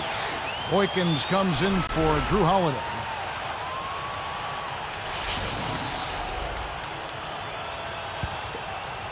Here's Turner. About 4.5 minutes left to play in the first quarter. And to touch quickly on what Steve just talked about, the interconference element of this game, Clark, is interesting. It is. Tough to know exactly what to expect from an opponent you see so rarely. So it's the Lakers now. 76ers getting the bucket. Back to Artest. Outside Matthews. There's a screen. 6 on the shot clock. Williams. And another 3 for the Lakers. Look at how they've been scoring the basketball, and it's really fun to watch them because all the baskets are coming off assists. Well, keep that in mind. I mean, they're a much more efficient team when they make that extra pass. When they get in trouble, it's when they're taking quick shots. Here's Turner following the 3 by the Lakers. Matthews covering. Gasol backing down. Lets it fly. And the 76ers tack on 2 more. And they are just lighting them up from mid-range area. You know, sometimes we forget about the value of the mid-range or in-between game. This team has made 8 of their last 10 with that shot, the in-between shot. He had his head up and was looking to make that pass all the way. You love that unselfishness. Here is Boykins. Still looking to get on the scoreboard. Williams picks him up. And again, it's Maurice Spates. And the 76ers lead by 2. Artest with the screen on Spates. Got a piece of it. Young with the steal. And the 76ers with possession. They put up a nice win against Utah last time out. And nothing in that win was more important to them than the work they did on the boards. I thought that was the difference. Well, the numbers in the rebounding department were tilted way in their favor, and that was a big factor in this outcome. Here's the beast. Solid play in the low block, and that one's good. 6 points for him. Both sides really coming out of the gate firing here. Guys, they looked like they were raring to go in this one. A lot of offense early on.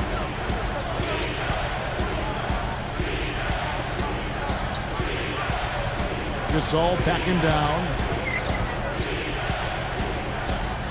Clock at 6. Matthew gets the reach-in call. That's his first foul. And some changes here for the Lakers. Andre Iguodala is checked in for Kobe. And Derek Fisher is subbed in for Lou Williams. Then for the 76ers, Elton Brand's checked in for Spates. Hawes comes in for Pau Gasol. And Nocioni subbed in for Thaddeus Young. Here is Hawes. Fires from 14, and it comes up a bit short. Boy, he had a good look there. Got to take those when they come. A replay here, the Sprite Slam Cam showing us how it's done. Now that's just rubbing it in, fellas. Throwing it down with style. These folks are not going to forget that one anytime soon.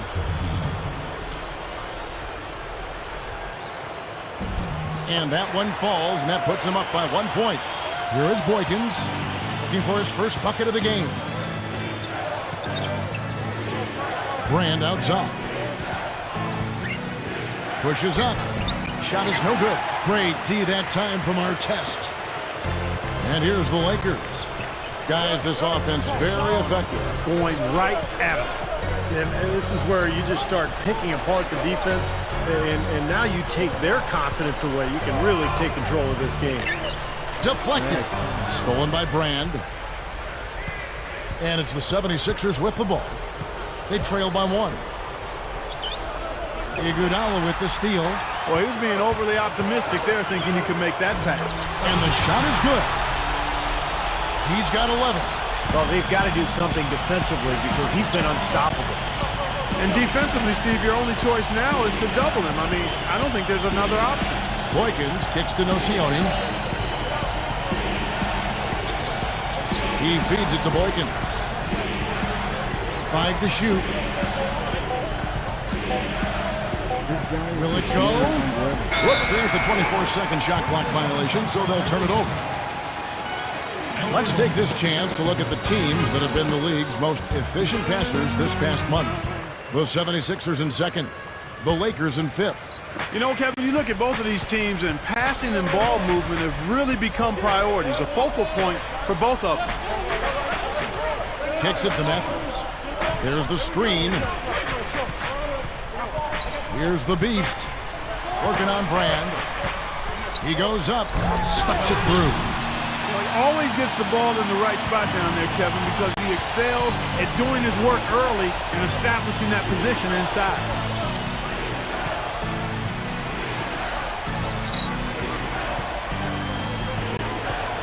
Now Boykins. Here's Turner. That drops, and it comes off the assist from Boykins. Turner's got his first bucket in this one. Plenty of offense in this closely contested first quarter of play. Lakers lead by 3.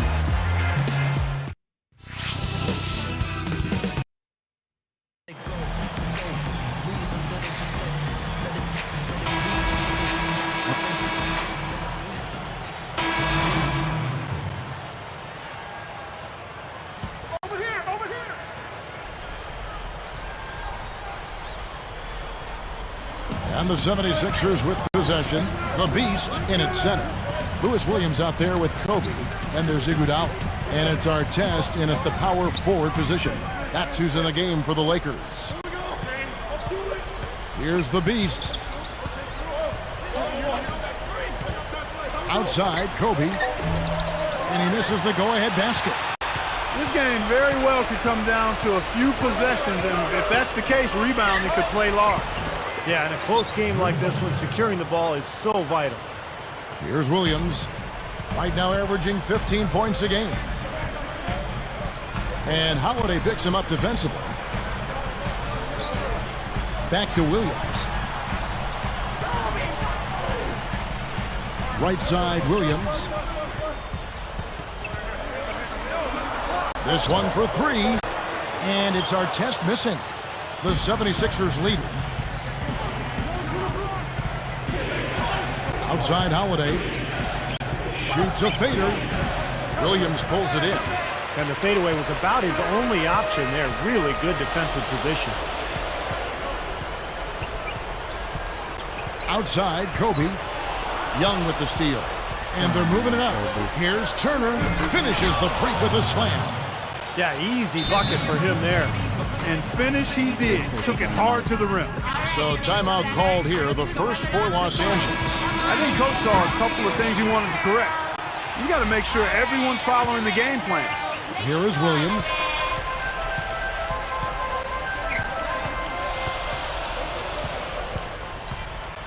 Guarded by Holiday.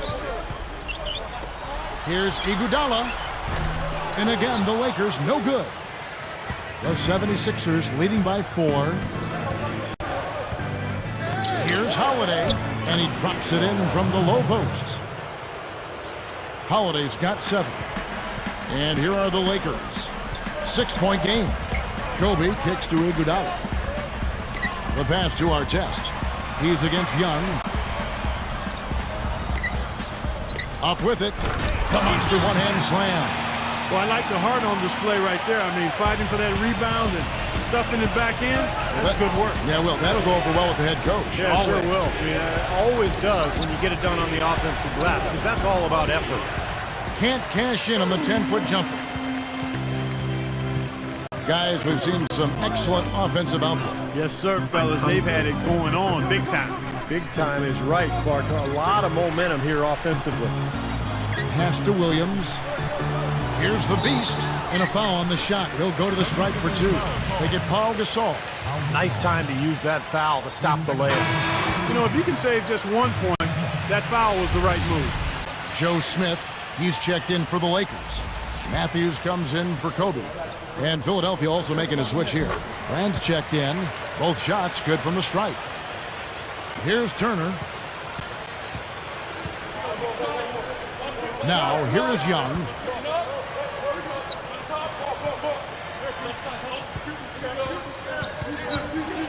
And blocked. The Lakers trail. Here's Matthews. It's good. This game is all even. Matthews has got his first 2 points of the night. Timeout called the 76ers. The coach doesn't look pleased at all. He's going to try to iron things out. Breaking the action, so right now let's take a look at how the standings are as we go out west in the Western Conference after half the season has been played. You look at Dallas, best team in the conference, really having a nice season and looking to maintain that through the playoffs. And of course, there's the Lakers, 6 games out. Looking at the Lakers, they've stayed right there near the top of the standings. One of those dangerous teams that can give any team a real tough challenge on any night. Yeah, you got that right. I mean, when you catch them at their best, they're an absolute handful. 6 to shoot. Artest knocks it away. A very rough quarter for him as not much is falling right now. Matthews dishes to Williams. Young with the ball. He's got 8, out of bounds, and they'll keep possession.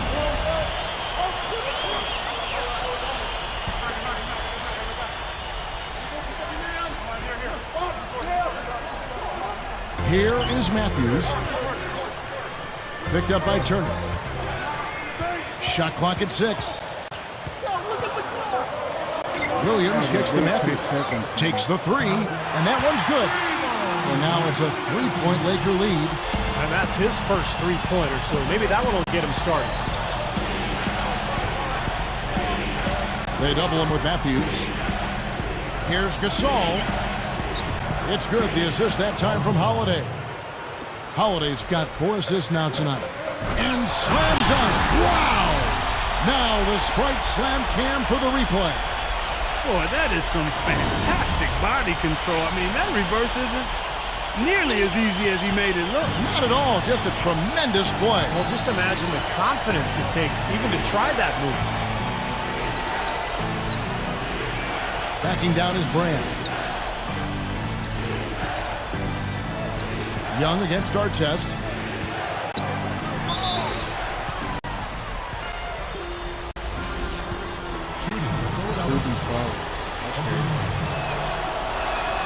First free throw is good.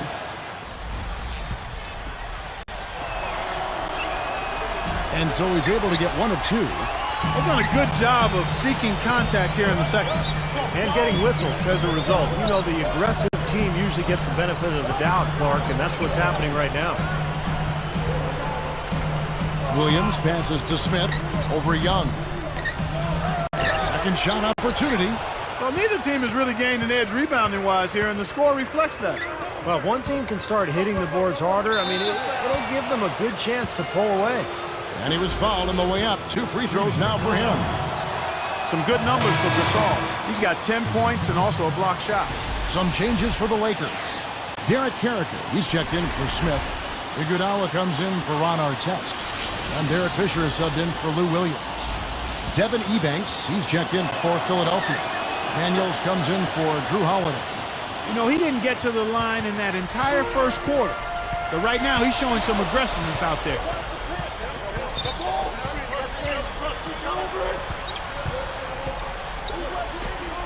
Outside Matthews. Here's the Beast. He's got 19. Character. And the miss, not the best shot selection there. 76ers trailing. Daniels dishes to Gasol. That gives them the lead. Gasol's got 13. Boy, I love the way they've been attacking inside, Kevin. Well, guys, they're getting a lot of points in the painted area, not settling for outside shots, and I don't see any reason to change strategy here. Iguodala with a screen on Brand. And Fisher kicks to Matthews. That's good. And the assist goes to Fisher. Matthews has got 8 points here in this quarter. Well, after a slow first quarter, he's starting to pick it up a bit here. And the 76ers call time here. And a brief look now at who's leading the league in the rebound department. And you look at Brand. He does a great job inside, one of the top rebounders in the league. Well, you can't win games without rebounding the basketball. That's what's made him such an important piece of the puzzle. Here's Gasol. He's got 13. Can't say I'm surprised that one didn't fall. He can barely dunk it in the pregame layup line. And the pass goes out of bounds, and they'll turn it over. Moment to see how the schedule is looking for Philadelphia. Following this game, they hit the road to challenge the Suns at U.S. Airways Center in Phoenix. 1:57 left to play here in the half. And here's Daniels. The dish to Brand. Backs him down. An easy 2 points on the layup. Brand's got 5. It looks like he's finding his touch now because the shots are starting to fall. Here's the Beast. He's got 19. Now Fisher. Just 5 to shoot. High post try. Iguodala no good. Why you didn't give me And it's the 76ers with the ball. They've never trailed by more than 5. Here is Ebanks. He's covered by Iguodala. Brand left side. Smooth as silk on the finger roll. He has 6. The finger roll finish. A little finesse for you folks. And Fisher kicks to Matthews. Nice movement. Here's the beast. Dishes to Iguodala.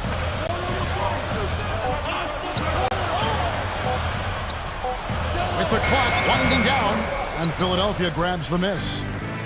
26 seconds left to play here in the second quarter. Daniels. And the shot counts. He's fouled, and it's a chance for a 3-point play. Great finish there, and now he's got a free throw coming, too. Boy, that's a big boy move right there, partner. I mean, it takes a lot of strength to finish a shot through contact like that. Looking at who's out there now for the Lakers. On our test is checked in for Derek Carrick. Kobe comes in for Wesley Matthews. And Lewis Williams subbed in for Derek Fisher.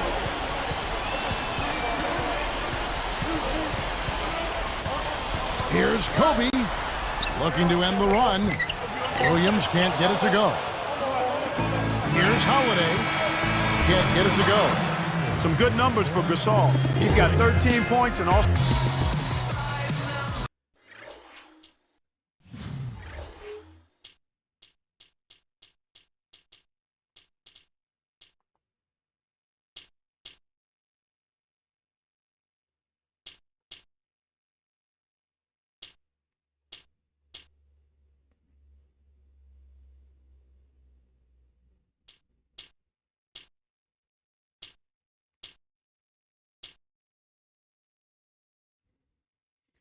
Okay, 3.79. Inside.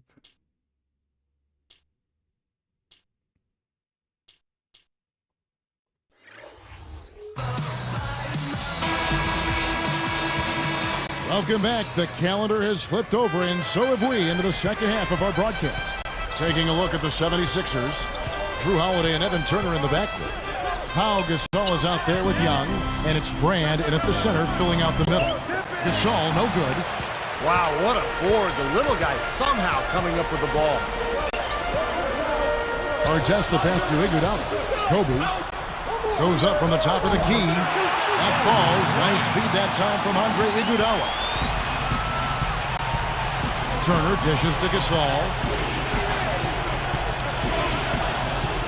Now here's Turner. Holiday working against Williams. Holiday gets the bucket. Holiday's got 9. He is truly a special offensive talent, and he's always going to cash in on those kind of chances.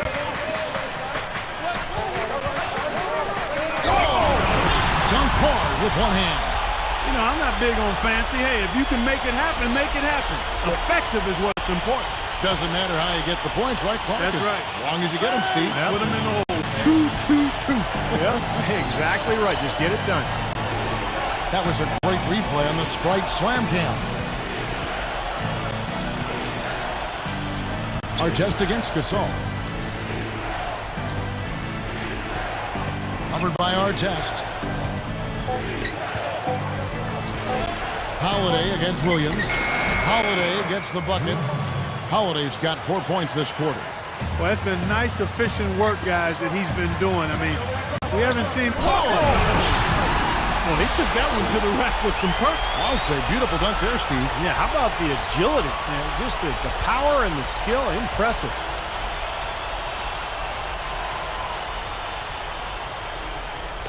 Here's Turner. He has 6. Back to Young. The feed to Brand. Outside Holiday. And it's Iguodala picking him up. Brand right side. Clock at 6. Here's Gasol. He lays it in. Gasol's got 15 points. Well, he's smart. He's getting good shots, and he's knocking them down. The beast. That drops, and it comes off an assist from Williams. Well, we've seen this from him before. Once he gets going, look out. Timeout called the 76ers. You got to keep everybody on the same page. They need to get their heads together. That's the goal. All right, that was your Laker girls. Make some noise, fans. Here's Turner. Gasol backing down. Goes up and lays it nice and easy. 17 points in the game. They continue to barrel their way inside, and when's the defense going to adjust? Well, I'm asking the same question myself, partner. I mean, that's 8 points out of their last 10 coming inside. To the middle, and he takes the feed in stride and slams it home. Well, they've really picked up the intensity here since halftime. I think they got the pep talk in both teams now, really going after each other. Turner with it. And here's Holiday. 6 to shoot. Backing down is Brand. Banked in off the glass. Brand's got his third bucket of the night. Lakers trail by 5.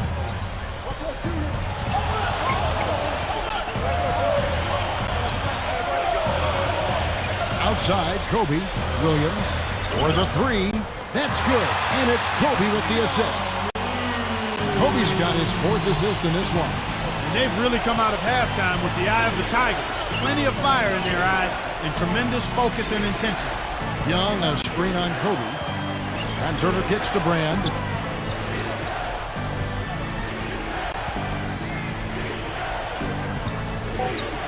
Artest against Gasol. Williams with the steal. Here are the Lakers. They've trailed by as many as 6. Picked up by Turner. And Williams backs in. For the lead. It's hauled in by the 76ers. Gasol's got 4 rebounds in this game. Kobe against Holiday. He passes to Gasol. He kicks to Brand. He's been sloppy here offensively tonight, guys. That's 4 turnovers now. On the wing, Iguodala. Turner covering. Up top, Kobe. Guarded by Holiday. 6 on the shot clock. The Lakers need to get a shot off here. And here's Kobe for 3. The rebound by Holiday. Holiday's got 3 rebounds now in this one. Williams picks him up.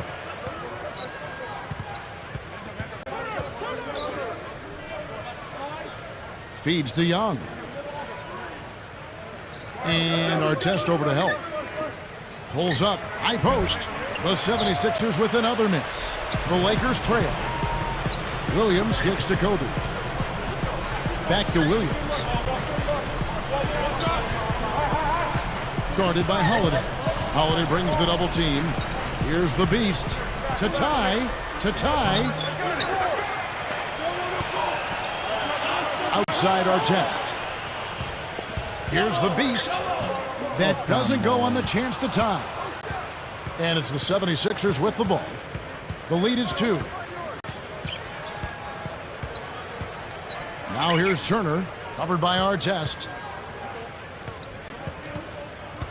And Young backs in. Shot to stop the drought. No good from Brand. Guys, we have seen them with a lot of good ball movement. Well, you like the smooth operating they're showing you here. I mean, things are clicking, and more importantly, it makes them tough to defend. Yeah, there's no agenda. I mean, the ball's just moving to whoever is open. And as a result, they've kind of developed a clicking pace to their game. It's been fun to watch. The beast is tagged with the reach. That'll be his 2nd foul of the game. Wesley Matthews checked in for the Lakers. And then for Philadelphia, Nocioni comes in for Pau Gasol. And it's Jody Meeks in for Evan Turner. The open look. The rebound by the Lakers. Kobe's got 3 rebounds so far in the game. Following this one, they get to host the Rockets. The kick out to Matthews. For the lead, So the whistle blows on the shot, and 2 free throws for the contact right there.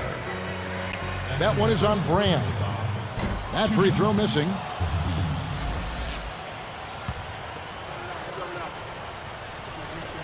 And they now lead as the free throw drops for him.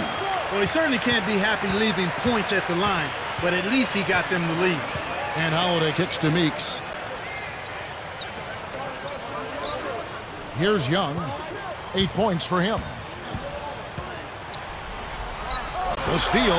Sometimes the short pass is harder than the long one. Now here's Matthews, guarded closer.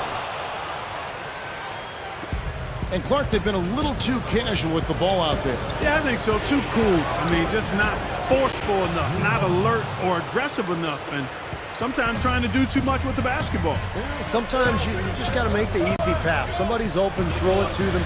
When you do that multiple times, the game starts to find a flow to itself. They're whistled for a blocking foul, and he'll head to the line.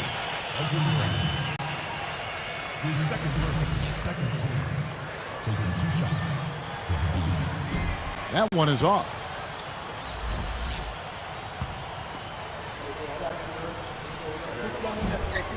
Good on the second free throw. He couldn't make them all, but at least he got this game tied up. Here's Holiday. He's got 13. Williams picks him up. Williams against Holiday.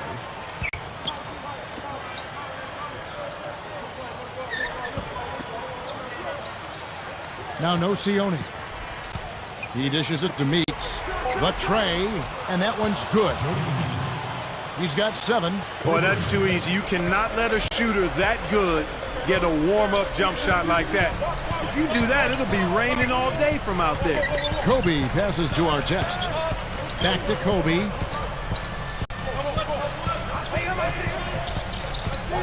Left side Williams. Beyond the arc. Can't get it to go. And the 76ers go the other way. Here's Holiday. Young. It's good. The assist that time from Holiday. Holiday's got 5 assists tonight.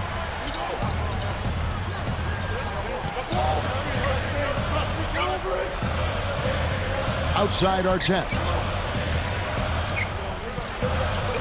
Inside. Here's the Beast. He connects. 33 points for him. 124 left to play in the third. Outside Holiday. Brand left side.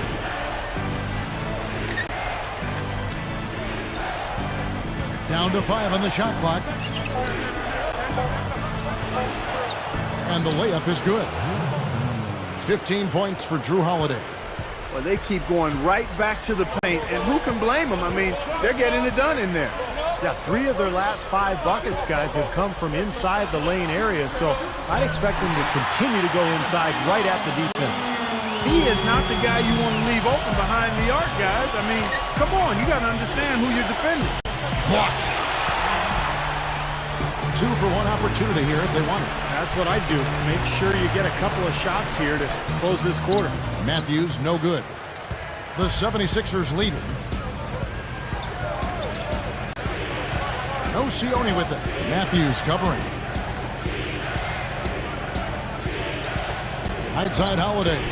Uses the glass to drop it in. Holiday's got 17. This has all been about him this quarter. I mean, their lead is safe if he keeps up this kind of play.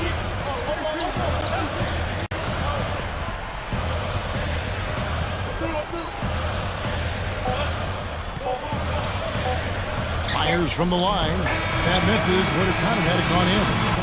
The points coming in bunches as we wrap up the third quarter. It's been a good one.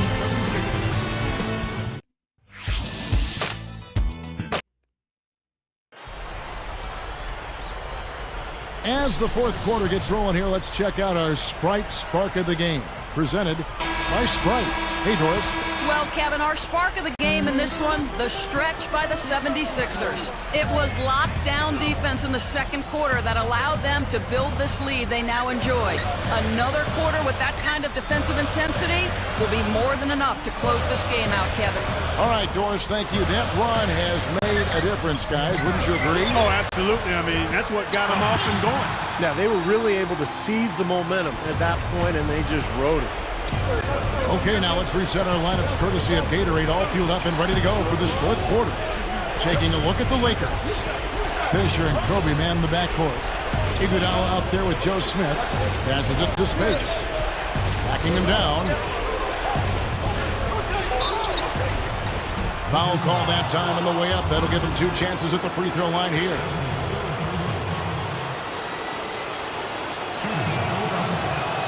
And that one falls for Spates. And good on the second, so he makes them both.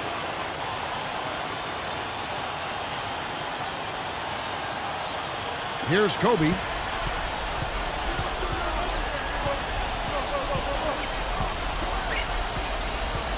Fisher against Holiday. Holiday against Fisher. 6 to shoot. Smith right side over Gasol. The second chance effort.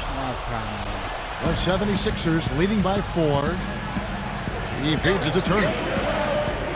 Picked up by Kobe. Holiday against Fisher.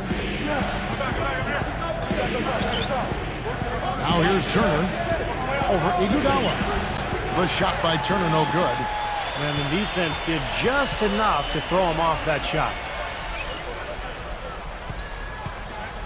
Fisher dishes to Kobe. Turner covering. Kobe kicks to Iguodala. That's in, coming off an assist by Kobe. And this continues to be a shootout. Well, I'm a fan as well as a commentator, and I love this fast-paced action. I mean, it's going back and forth, back and forth. Kicks to Turner. Here is Ebanks. He's covered by Iguodala. Holiday, the pass to Spates. It's good. The assist that time from Holiday. Holiday's got 6 assists now in the game.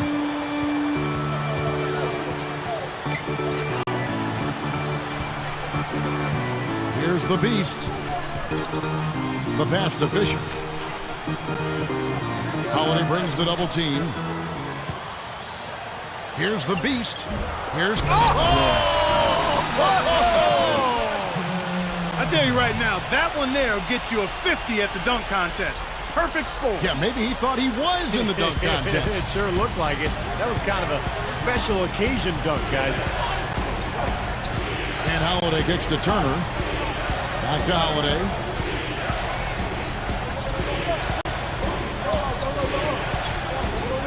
Goes for the alley-oop. The alley-oop layup, very well done. Spates has got 6 here in this quarter. Well, I tell you what, they made the most of that opportunity, guys. Yep, he had a path to the basket. You're right, Clark. And Steve, the alley-oop was right on target. It was, and I like the gentle finish, too, Kevin, because that's not an easy play to catch and lay in the ball. There's the pick. Here's the Beast. Flees off the pick and hammers it home. Well, I tell you what, it was the good pick that was set that turned him loose. And once he got around it, Steve, it was smooth sailing right to the hole. Well, because of the pick, he had plenty of room. That's why he was able to power down that slam. Fires at the elbow. And again, it's Maurice Spates. And the 76ers lead by 4. Kobe kicks to Iguodala. Back to Kobe.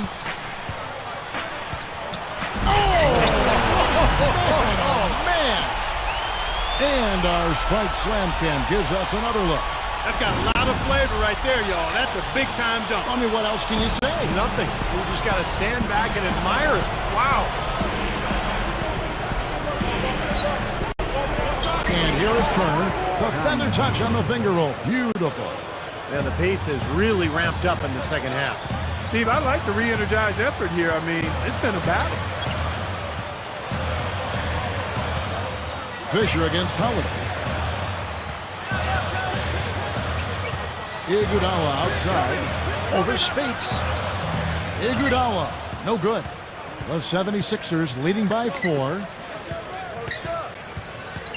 The kick out to Holiday. Here's Turner. Kobe comes with the double team. Right side Holiday. And the 76ers tack on 2 more. Man, he continues to rack up the numbers. Guys, I tell you what, this is as well-rounded a game as you'll see. And the Lakers call time here. Doris Burke has an update for us. Doris? Thanks, guys. I got a chance to hear what Mike Brown was saying to his team. He told them, hey, they're running the break on us, so let's give them a taste of their own medicine. Let's run them ragged. The tempo should be up, guys, and this could get interesting. Here's what the Lakers are going with right now. Theo Ratliff, he's just checked in for Smith. Carricker comes in for Andre Iguodala. And Lewis Williams subbed in for Derek Fisher. To the paint. With 1 on the clock. Williams can't get it to go. He came away empty there, and that's a shot that should probably go down. Clark, their offense has been great here. Yeah, I love the way they've looked. Really strong and together. Yeah, very aggressive, too. Keeping the defense off balance with their ball movement. I like the way they look.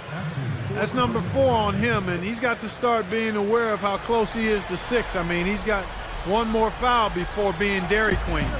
DQ'd, that is. And Young kicks to Gasol. All alone. And the 76ers tack on 2 more. And yeah, they're moving the ball now. 8 of their last 10 points coming off assisted. How's that for finishing with flavor? Absolutely fantastic. I think he was saving that one for a special occasion. Now Daniels. Picked up by Kobe. Daniels with it. Outside Holiday from 17 feet out. The shot's good on the assist by Daniels. Holiday's got 14 points here in the second half. Kobe kicks to Williams. Here's the Beast, guarded by Hawes. The rebound by Young. He needs to hustle. The Beast is whistled for reaching in. That will be foul number 5 on him. And the Lakers with some changes. Artest comes in for Theo Ratliff. And it's Iguodala in for Derek Carricker. And then for Philadelphia, Elton Brand's checked in for Hawes. And it's Turner in for Antonio Daniels. Pass to Young. And it's Iguodala picking him up. Open shot. Holiday hits the 15-footer. Holiday's got 23 points. The last 3 scores, their last 3 scores now all have assists on them. It's amazing what it does to a defense when you start moving the ball crisply. It just forces them into tough situations. Here's the Beast.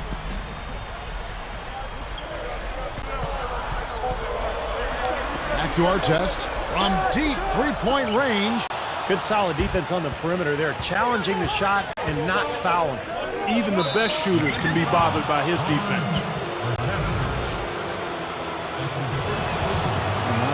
The first one falls.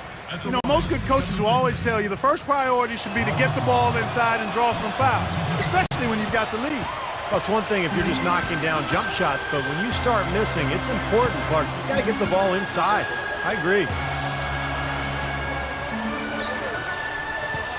Williams against Brand. Poked loose. You know, offensively, they're looking much sharper here in the second half. The turnovers and miscues are down, and I think they're getting quality shots as well. Here's Turner. And a foul called on the shot. Got him on the way up that time, so he'll shoot 2 right here. They get Andre Iguodala. Checking out the game Evan Turner is having. He's got 8 points and 1 steal. He's shown some flash with his passing and some grit with his board work. That's not a combination too many players are capable of either, guys. Well, they are getting out rebounded here, and it's showing up on the scoreboard as well. Yeah, it's something they're going to have to improve upon if they're going to win this game. And here's Kobe for 3. The shot's good on the assist by Iguodala. Iguodala's got 6 assists in the game. Here's Holiday. Clark, if they want to, they can milk the clock just a little bit here. Amen. I think that's the best option. There's the dish to Young. Jumps up, and he lays it straight in. And the 76ers lead by 11. You know, the defense has to prevent the ball from getting down into that area if they're going to be successful, guys.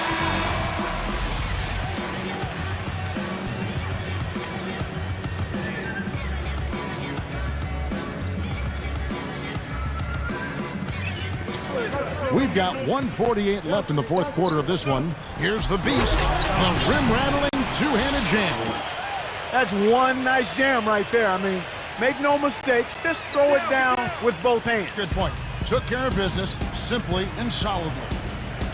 Deflects the pass. And the Lakers have possession. They've trailed by as many as 12. Bryant. And it's going to be 2 free throws. Drew contact on the shot.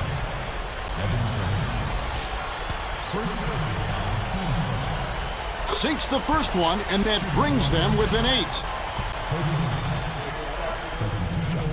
And he can't convert on the second. That misses. You know, being behind in this game, Kevin, they're doing what they need to do, driving the lane and forcing the defense into some mistakes. Well, and even if it doesn't fall, they're stopping the clock and getting a chance to score from the line. Williams against Holiday. 5 on the clock. Williams picks him up. Fires from the wing. And the 76ers tack on 2 more. What a fantastic shooting display. He's finding the net every time this quarter. Outside, Kobe. Over Gasol. And that rebound pushes their margin to +5 on the boards. Solid job on the glass. Well, it's just part of what they've done here to build this big lead, and it shouldn't be overlooked. I mean, rebounding is a huge part of this game. And he's unable to convert here on the three-point play. How are you doing today? Here we go with Andre Iguodala. Kobe kicks to Iguodala. There's the pick. Dishes it to Artest. He's picked up by Brand. And Artest gets it to go on the assist by Iguodala. He is extremely comfortable behind that three-point line. I mean, especially when you give him that kind of room to operate. I think that may do it here. They're trying to put the nail in the coffin. Well, just adding to the lead as we approach the final buzzer. 5 seconds separating the shot and game clocks. Outside, Kobe. Gets it to fall. Probably too late. 15 seconds left in the fourth quarter.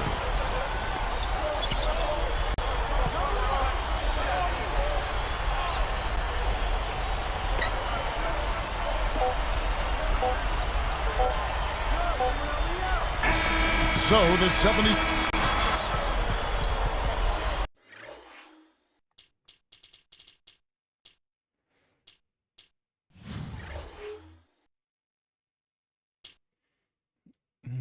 Williams, nothing. Iguodala, nothing. Nice transfers. And you give away Gasol. Once again, you have been named as the Rookie of the Month. Your star seems to be rising rapidly at this point in your career. What does your future hold? If I'm able to keep my current level of focus, dedication, and hard work, I think my future will hold whatever I want from it, really. In my short-term future, I'd like to have a ring on this here finger, if you know what I mean.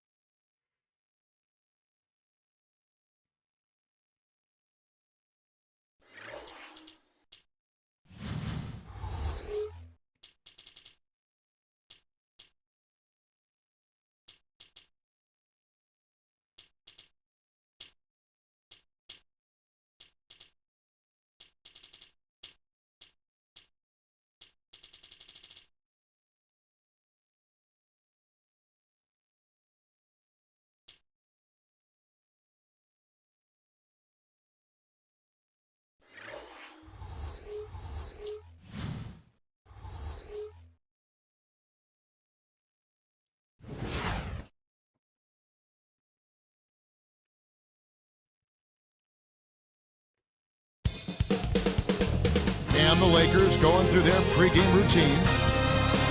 The Rockets are out of Houston to take on their Western Conference rival in today's game. The holidays upon us. It's that time of year. Why not celebrate with some NBA? Hi, everybody. 2K Sports welcomes you. Taking a look at the Lakers. And they definitely have a favorable spot in the schedule with a lot of chances to pick up wins here at home. This is a favorable portion of the schedule for this club. They're going to have a number of games at home, and they've been difficult to beat there, so this should work out to their advantage. Yeah, the schedule really kind of plays out well for them. A number of home games over a short period of time, as you mentioned, Clark. So their track record in the building has already been good, but they'd like to keep it going. And the Houston Rockets starting five. Patrick Patterson is out there with Terrence Williams. Then it's Nash. Then it's Lee. And it's Scola in at the 5.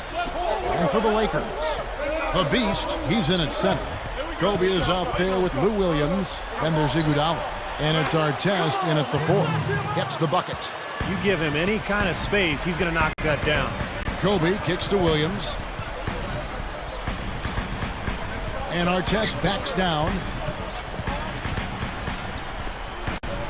Iguodala against Williams. 6 on the shot clock. Lee against Kobe. And the rebound goes to the Rockets. They're moving on after the tough loss they took at the hands of the Blazers. Yeah, but they were right in it all the way down to the final few seconds. It really wasn't a poor performance for them by any stretch. Definitely not a bad performance. They did a lot of things right, Steve. They were just a few minor slip-ups away from a W. Oh, Scola passes to Williams. Can't get it to go. And it's the Lakers taking it the other way. This is the second time they've matched up against Houston. Yeah, that was a tough loss for them. And defensively, I thought they had a lot of trouble guarding their bench players. It was strange. Their bench players came off and really scored big, and that was a huge factor. Now it's sent it over to Doris Burke, who was able to talk with Kevin McHale. Kevin, he had high praise for the defense they're up against, but didn't go so far as to say they are unbeatable. He feels he has a game plan lined up that should allow them to slowly chip away at their defensive structure and allow them to control their chances on offense. Kevin, let's see how it plays out. Wonderful stuff, Doris. Thanks. What approach to use against the opposing D, I guess, in the front of their minds, it sounds like, Clark. Yeah, well, it's a tall task when you take on a team as sound defensively as they are, so you just have to be sharp in your execution. Steve? Yeah, you got to be sharp, but you also have to attack. I mean, if you're not aggressive against this team, they're going to take control of you, and all of a sudden, they'll have control of the game. That's a bug. So it's Houston now.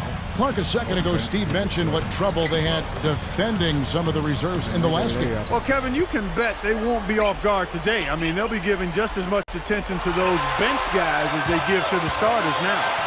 That's just horrible decision. You got to be more patient with the ball. Here's the break. Iguodala with the steal. Goes up strong with one hand and flushes it down. That steal led to that easy transition basket. You know, Steve, they've got those guys reeling a little bit right now. Williams kicks to Patterson. Covered by Artest. Patterson inside. Just 5 on the clock.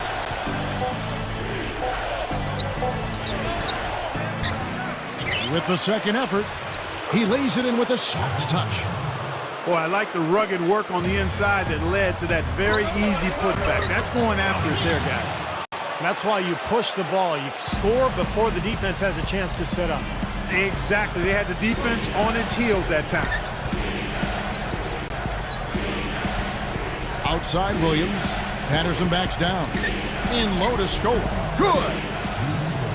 Scola's got his second basket of the night. That is a terrific play. You hear me? A terrific play. I call that a room service dime because all he had to do was catch and finish.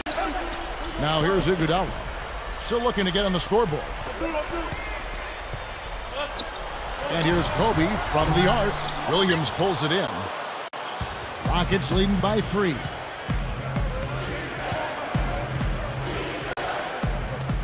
And it's Iguodala picking him up. He dishes it to Patterson. Backs in. The kick out to Williams. Launches it. Rebound the Lakers, coming off that loss against Philadelphia. And they were not very strong defensively that night, guys. They just were not as strong as they normally are. Didn't play with much energy, didn't play very hard. Well, they lacked emotion, too. And you've got to be an emotional team to play good defense. That helps raise your intensity. Guys are talking and engaged, and we didn't see any of that. And good on the basket. Book it. Here's Williams. 9 points last game. Clark, their offense has been great here. Yeah, I love the way they've looked really strong together. Yeah, very aggressive, too. Keeping the defense off balance with their ball movement. I like the way they look. And that one's good. Iguodala's got his first bucket in this one. Williams kicks it over to Nash. Williams picks him up. Kicks it to Williams. Guarded by Kobe. Patterson backs down. Makes it off the glass. Yeah, that's just too easy. He is so skilled inside. So timeout called here, the first for Los Angeles. Let's take a second to see the teams that have been the toughest inside this season so far. The Lakers, number 1. You know, sometimes a team, Kevin, will have one guy who does a nice job blocking shots. Other times a guy finds ways to get other players involved in shot blocking. Well, this team does it as a group. That's why they're the league's best in block shots. Here's Kobe. Patrick Patterson picking up that last bucket. Kobe, no good. He got the shot he wanted off that pick, just couldn't get it to fall. But, Steve, they'll take that play all day long, 10 times out of 10. That was good action. Here's Lee. He's got 5. Scola, a screen on Iguodala. From 18 feet away, no luck. Excellent D here by Iguodala. Lakers trail by 5. Outside Williams. Williams picks him up. Here's the beast. Up top, Kobe. Covered by Lee. Shot's good by Kobe. Man, is he hard to defend. When you play him one way, he'll just go the other. Nash outside.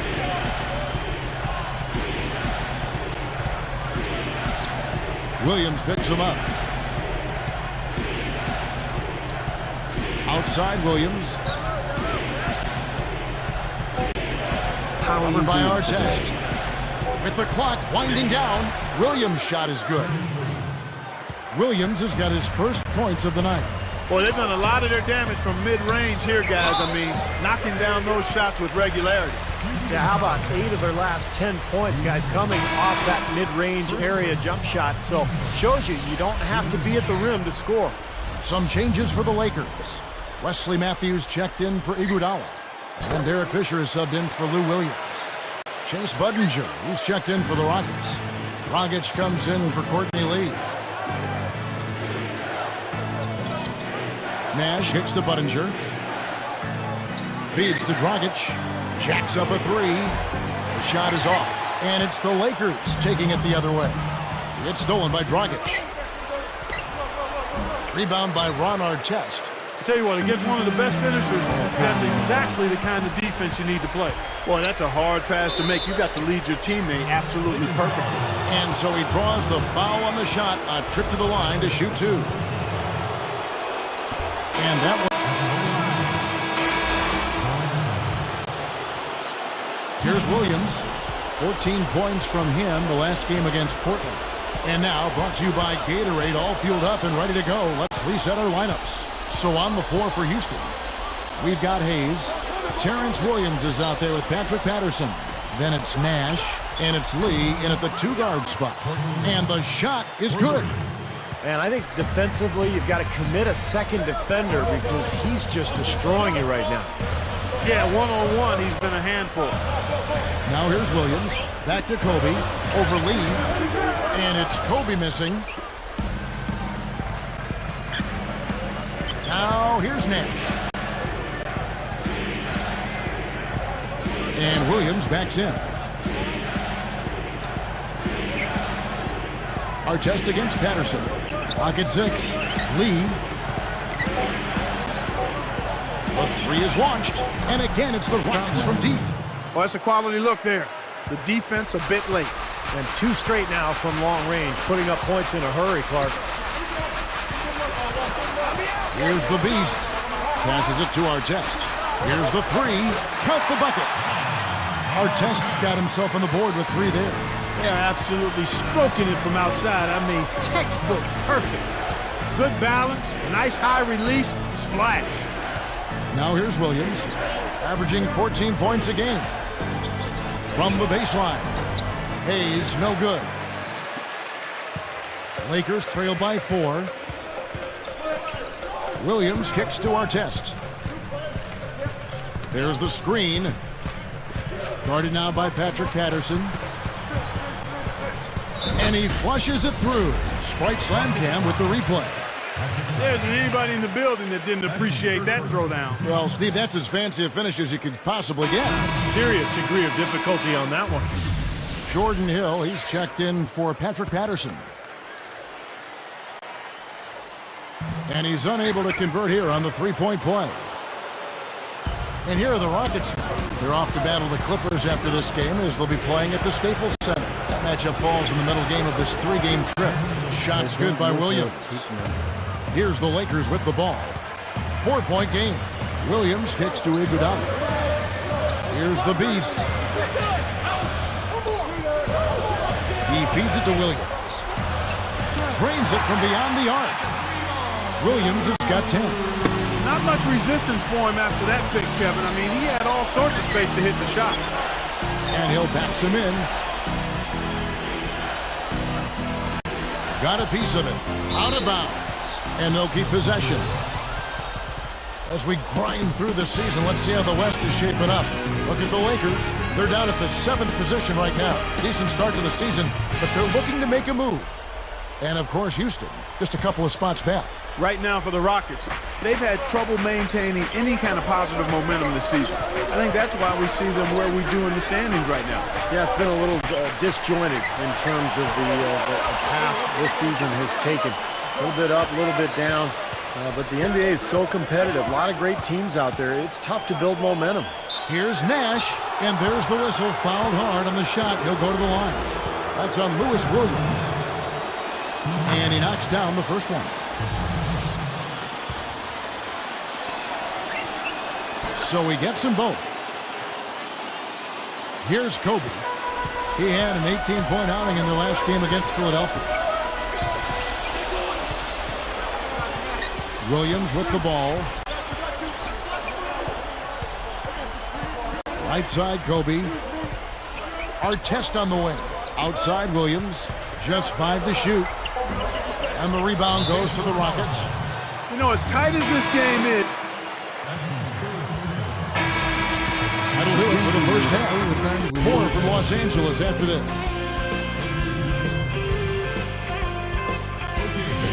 Thanks for joining us this Tuesday night.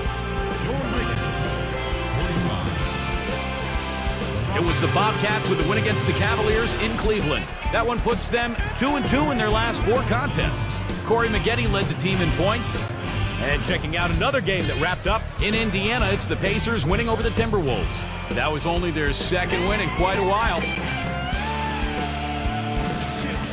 Welcome back, everyone, to beautiful Los Angeles as we get a bird's-eye peek above the Staples Center on a gorgeous evening in downtown L.A. Here's Nash, the beast, in its center. Lewis Williams out there with Kobe. Then there's Artest, and it's Iguodala in at the 3 slot. That's the group for Mike Brown as we get going here in the second half. Nash outside. 6 to shoot. Hits the 3-point bomb. Nash has got the first points of the 3rd quarter up on the board for the Rockets. Lakers trail by 10. Here's the beast. He's picked up by Lee.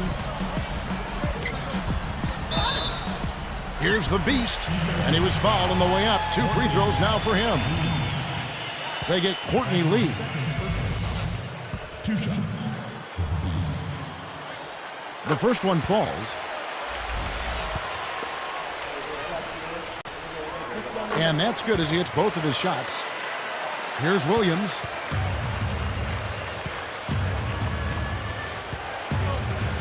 And it's Iguodala picking him up. Right side, Lee. Bunny shot. And Houston again with the bucket. That's the way to do it. Really nice ball movement there. Outside Williams. Artest on the wing. Patterson defending. Let's go. And this is why they have the big lead. The rebounding has been dominant. You know, guys, the +8 rebounding, I don't think it tells the whole story. I mean, they've been the more physical team from the outset. That's been the difference, their physicality.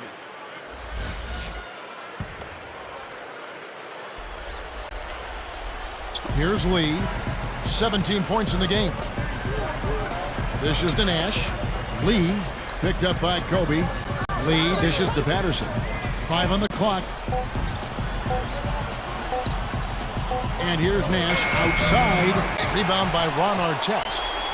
Artest's got 3 rebounds so far in the game. Here's Iguodala. Buries it from 14 feet. Iguodala's got 5 now. You see very few mistakes from him at that end of the floor. He kicks it to Williams. Left side Williams. He's covered by Iguodala.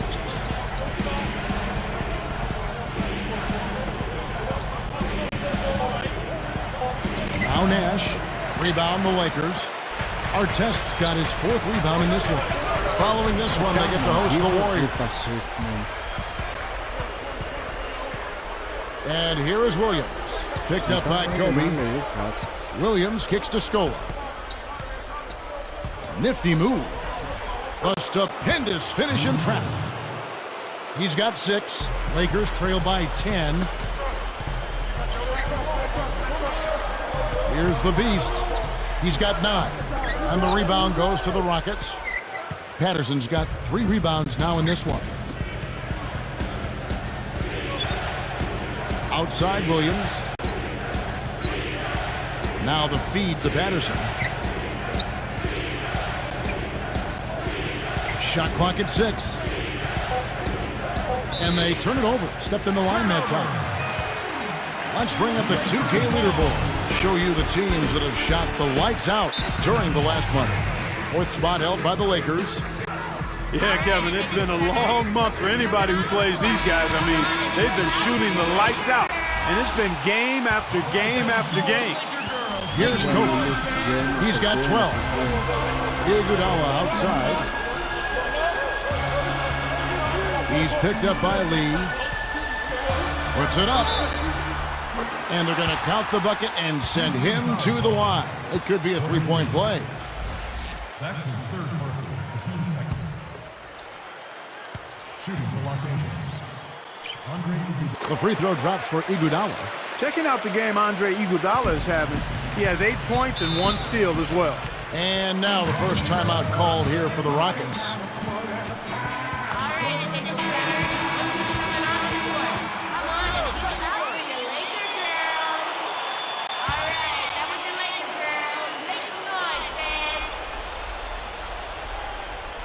Here's Patterson, averaging 8 points a game. Scola, no luck. He was right there, but the defensive pressure forced that miss. Well contested. That really made it a tough shot. And stolen by Nash. Boy, you got to love that kind of anticipatory defense. And this is what the schedule looks like for Houston. They're off to battle the Clippers after this game as they'll be playing at the Staples Center. And that game will be game 2 of 3 straight on the road.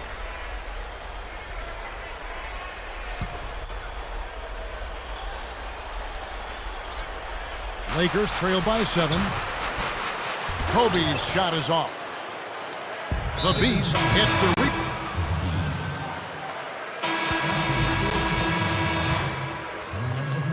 Here's Nash. 4th quarter on the court for the Rockets. We got Nash. Patrick Patterson is out there at Buttinger. Then it's Scola, and it's Lee in at shooting guard. They set the screen. Iguodala against Nash. Iguodala gets the bucket. Iguodala's got 12 points here in the second half. Lee outside. Picked up by Kobe. And Patterson kicks it over to Nash. Scola, a screen on Williams. 5 to shoot. Lee outside. There it is. It's Nash picking up the assists. Nash has got 4 assists in the game. He's really picked up where he left off in the first. Lee against Kobe. And Iguodala with the basket, the assist from Kobe. 17 points for Iguodala. Yeah, shot is starting to fall, guys, and he's playing much better than he did in the first half. The pass to Budinger.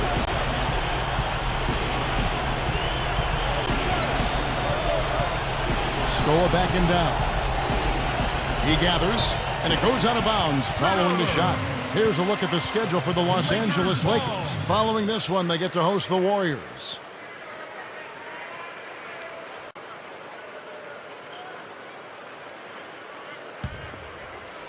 Here is Williams.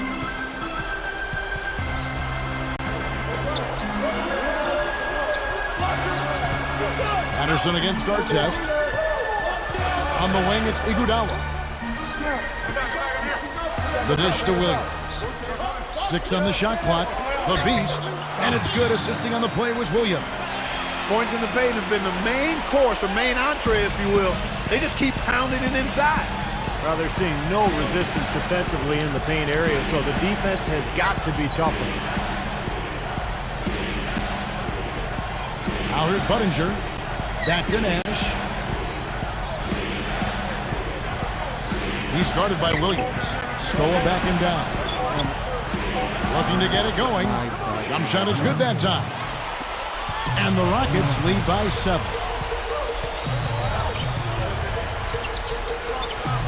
Here's the beast. Excellent D there for Scola. Really strong performance by them so far in the glass. You know, the lead they have in the rebounding category is also part of the reason they're on top on the scoreboard as well. Patterson passes to Scola. From 7. Patterson can't get it to go. Another shot. Goes up again. And he was fouled in the act of shooting. Chance here now for a 3-point play. Looking at the game for Scola. He has 9 rebounds, and he has 1 block in the game, too. I don't care if it's a small contribution. I mean, getting everybody to chip in with a little help on defense is so critical to a team's success. Catching up on the changes for Houston. Jordan Hill, he's checked in for Patterson. Williams comes in for Chase Budinger. And Johnny Flynn is subbed in for Steve Nash. Rockets leading by 10. Flynn with it.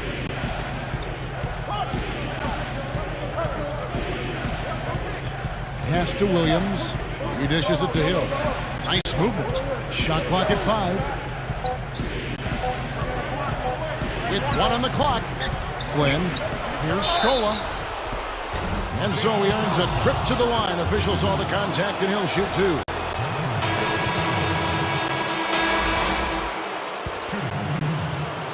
Here's Williams. Here's the beast. Goes up. Got him with the pump fake, but couldn't finish. And here we go. Nash dishes to Dragic. Patterson. The game doesn't let us win. He passes to Dragic. From past the arc. And that one's good. He is not the guy you want to leave open behind the arc, guys. I mean, come on. You got to understand who you're defending. Kicks to Carricker. Shot's good. Right, you just see them taking it strong into the paint over and over again. Yeah, that really seems to be the strategy, partner. I mean, pound it inside. Timeout called the Rockets. Let's catch up with Doris from the sideline. Thanks, guys. I was able to hear Kevin McHale coaching his team during that break. He laid one thing out there for them, saying, now is the time to eliminate any chance of a mistake. We've got a good lead. Don't take any unnecessary risks or commit a silly foul. Smart basketball from here on out. And the basket by Scola. This is a fantastic performance in this half. He didn't play as well in the first, but you just know with this guy, he's always ready to turn it around. Yeah, don't give up anything for free. I like that. Send him to the line. Yeah, they don't want to sit back and watch you lay it in. I mean, make them earn it. Make them earn it. Don't give up anything easy. Boy, they've been all over the glass. Big advantage in the rebound totals. Yeah, that's really carried them in this one, guys. I mean, those one-and-dones have really set a nice tone and let them establish this lead. Williams kicks to Iguodala. Patterson defending. Fires it up. Goes back up. Here's the beast. And again, no good by the Lakers. Boy, it's been a bad quarter for him shooting the ball. The game is not coming to him right now. No flow or rhythm at all. Scola backing down. Second chance shot and fouled hard that time. He'll get to the line and shoot two. It's going to be on Kobe Bryant. He's off on the first. Houston with a big group substitution here. Machine Thabit, he's checked in for Scope. Budinger checks in for Terrence Williams. Goran Dragic is checked in for Courtney Lee. And Johnny Flynn is subbed in for Steve Nash. Well, you wonder, will the NBA ever go the route of international sports and start putting sponsors' logos on the team jerseys? That would be an enormous step, but it would also be very lucrative for the teams. In for the dunk. You know, you wouldn't pin the point guard tag on him the way he throws it down like that. No way. Now, monster dunks like that, I mean, that's not just for big fellas, guys. I mean, the little guys can do that at times, too. Now Dragic. Outside Flynn. Clock at 6. The Rockets with another miss. And, you know, speaking of sponsorships on the players' jerseys, we've seen that in the WNBA and the D-League. Some people feel it's just a matter of time before we see it in the NBA. Well, I'm not sure. I mean, there's a commercialization that takes place, particularly at the pro level, that we've come to accept and consider part of the territory. I still think you want to try to balance it and do it in good taste. I mean, you think of the classic freeze frame of Jordan dunking with the fast food logo center frame on his jersey. I mean, that might be pushing it a tad too far. They strike right back with a three of their own. Steve, that's a great way to respond after giving up the long ball. And here's Dragic, picked up by Kobe. Patterson a screen on Iguodala. Budinger trying to come right back with the three of his own, but it's no good. There's the three. Kobe can't get that one to fall. It's like there's a lid on the rim right now, guys. He just can't. So it's a narrow victory for the Rockets, pulling it out for the W.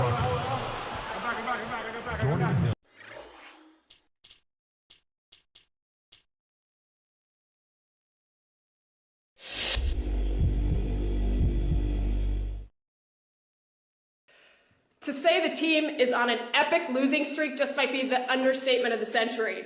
This is your 10th straight loss. How do you react to that?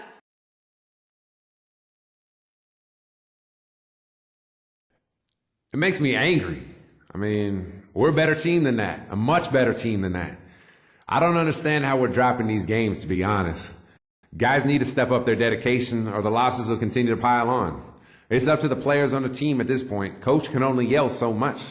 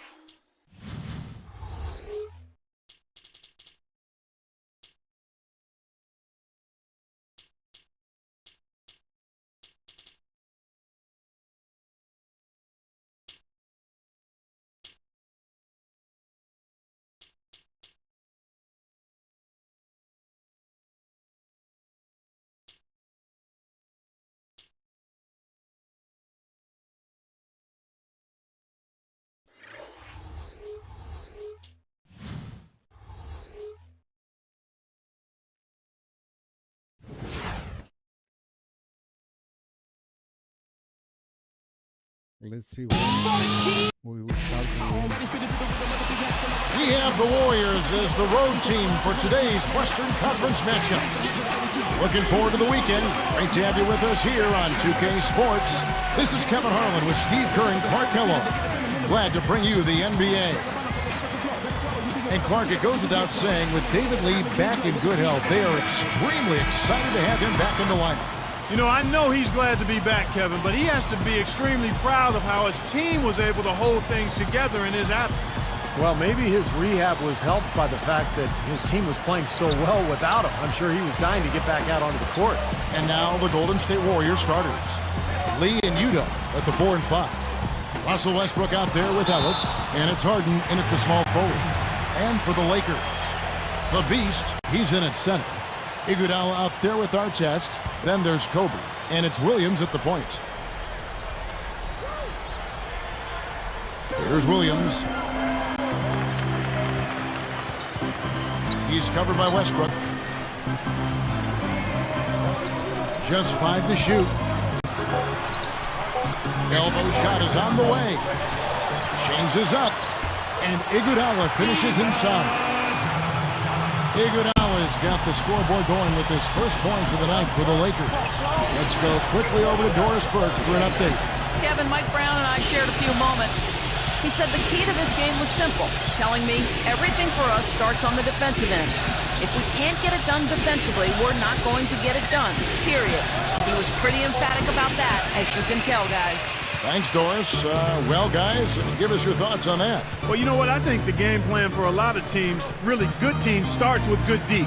So it's pretty much what I expected to hear. And for this club, that's the way it should be. I mean, they need to send a message defensively right away. When you take it to your opponents on the defensive end of the floor, it sets the tone early. Here's Ellis, and that comes off the assist by Russell Westbrook. There are two guys thinking alike. Perfect pass and perfect catch. Well done both ways. Kobe kicks to Iguodala, and it's Harden picking him up. He had a nice open look right there. Iguodala's got his second bucket of the night. Guys, we've seen some excellent offensive output. Yes, sir, fellas. They've had it going on big time. Big time is right, Clark. A lot of momentum here offensively. Now here's Westbrook. He had a 21-point outing in their last game against the Spurs in San Antonio. Shoots. Offensive rebound. Iguodala against Harden. Westbrook against Williams. Second shot opportunity. Was shot by Udo, no good. Kobe dishes to Iguodala. Puts the lead pass in front of him. It's stolen by Udo. Oops. You got to watch it if you bring the ball down when you're on the low block. Kobe with the steal. The three is launched. No luck. So the Warriors take it the other way. This is the second time they've matched up against Los Angeles. Well, they got into some early foul trouble, and that seemed to disrupt their rhythm for the rest of the game. They never got into the flow, and as a result, they took the loss. 5 shots and 1 make. That's stumbling out of the gate, folks. Inside, Artest. The jump hook. And again, the Lakers, no good. You know, Clark, Steve had it right a second ago. No getting around the fact they were blown out by this team. And what an effect their foul trouble seemed to have on that game. Well, he's on top of it again. I mean, it put them immediately behind the 8 ball. I mean, a very disjointed performance by them at the defensive end. That free throw from Lee is good. Both shots good from the stripe. Here is Williams. He's coming off a 22-point game against Houston. Westbrook picks him up. Here's the Beast. Good look. That drops, and it comes off an assist from Williams. About 6.5 minutes left here in the opening quarter. Ellis kicks to Westbrook. Here's Lee. Lee with another miss. That's a bad miss right there. I mean, you'd like to see him be a little more assertive when he has such good position. Williams in the post. The Warriors pull it in. They couldn't put the pieces together, losing that last matchup with San Antonio. Well, I'm guessing they got quite a post-game speech from their coach because that was a really poor performance. I would say it might be a little more than a post-game speech. He may have done more than just talk after that one. And a chance here to check out the league's scoring leaders. Russell Westbrook third. There's no way you can light up the scoreboard with these kinds of numbers without help from your team. But averaging this many points per game takes a really special player, even with the best teammates in the world. They get a hand on it. Warriors trail by 3. It's 2-on-1. Here's Ellis, an easy 2 points on the layup. Ellis has got his second basket of the night. Williams kicks to Kobe. Gets it to fall. You know, he's definitely a catalyst for their offense, guys. I mean, he is so talented, he really causes problems for the other team's defense. Ellis outside, and there's the pass to Lee, covered by Artest. Lee kicks to Ellis. 6 to shoot. Lifts up. Smooth as silk on the finger roll. Ellis has got his third basket of the night. He kicks to Kobe. Guarded by Hardwood. Goes for the alley-oop. Deft touch on the alley-oop. Kobe's got his second basket. Well, I tell you what, they made the most of that opportunity, guys. Yeah, if he had a path to the basket, you're right, Clark. And Steve, the alley-oop was right on target. It was, and I like the gentle finish, too, Kevin, because that's not an easy play to catch and lay in the ball. Almost halfway through the season, let's check out the standings out west. Take a look at the Lakers. Right now, they've been able to gather the 8th best record in the conference as the latter part of the season approaches. And, of course, there's the Warriors, a half game back. You know, right now for the Lakers, they've got people all around the league shaking and scratching their heads, trying to figure out why a team that was so potent last year is now squarely in the middle of the pack. Well, they went through a few changes in the offseason, but not enough where you'd think the team would make such a dramatic drop. So I'm surprised. I thought this club would be a lot better. Lee outside.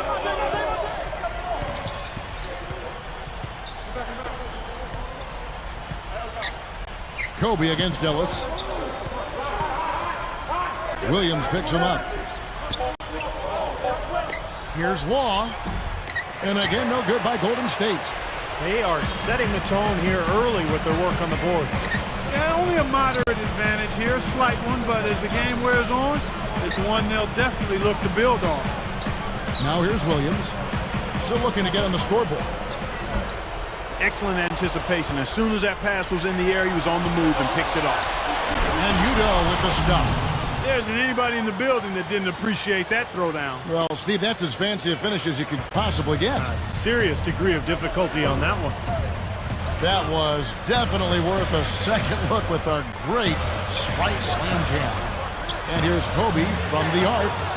That doesn't go in either for Kobe. The Warriors trailing. Pushes up. And there's the lay-in. Here's Williams. Right now averaging 15 points a game. So timeout called here. The first for Los Angeles. Tough loss coming against the Rockets in the last game they played. I thought that game really could have gone either way, guys. They played well enough to win, but they just couldn't come through in the end. Yeah, and you know what, Steve? Those are hard games to lose. I mean, you feel like you're right there. You've done enough in terms of effort and execution to win, and somehow it gets away from you. Out of bounds. They'll keep possession.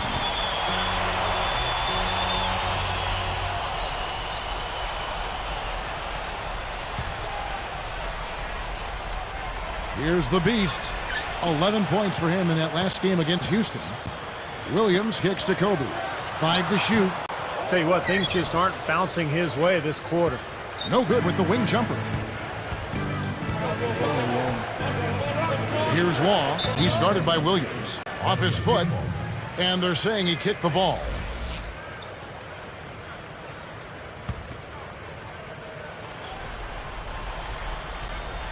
Here's Ellis. 6 points for him.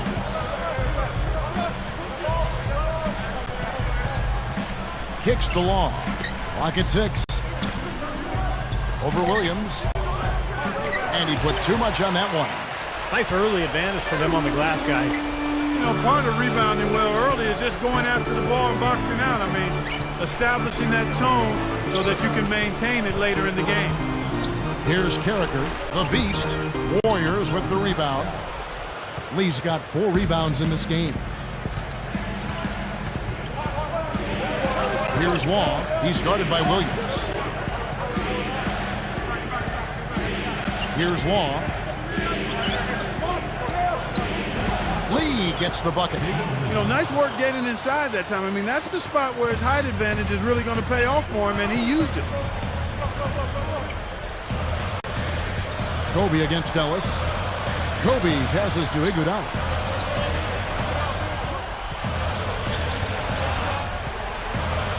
Leads him in there, and a beautiful feed leads to a monster jam. You know, I'm not big on fancy. Hey, if you can make it happen, make it happen. Effective is what's important. Doesn't matter how you get the points, right, Clark? That's right. As long as you get them, Steve. Put them in the hole. 2-2-2. Yep, exactly right. Just get it done. Some changes for the Lakers. On our test, he's checked in for Derek Carrick. Matthews comes in for Kobe. And Derek Fisher is subbed in for Lou Williams. And then for Golden State, Andres Biedrins, he's checked in for Utah. Harden comes in for David Lee. And Russell Westbrook is subbed in for AC Long. Now here's Ellis. He had a 27-point outing in their last game against San Antonio. They can't seem to stop anybody inside. They got to know that if they don't make life tougher in the paint, the opponent is just going to keep going there. I mean, it's not like they'll get tired of all these in-close opportunities. Our test on the way.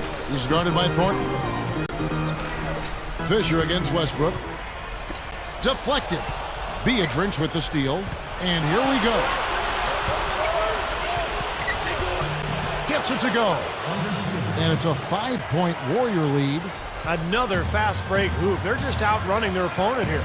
You know what, Steve? I think the defense has left themselves vulnerable, and they're learning the hard way that speed definitely kills. The beast. The feather touch on the finger roll. Beautiful. He's got 6. And all 10 of their last points have come inside the paint, so defensively you've got to make an adjustment. Yeah, and you got to do a little more to stop it, too. I mean, it's coming way too easy for them. At some point, you just got to buck up and say it's not going to happen. Now here's Ellis. 8 points for him.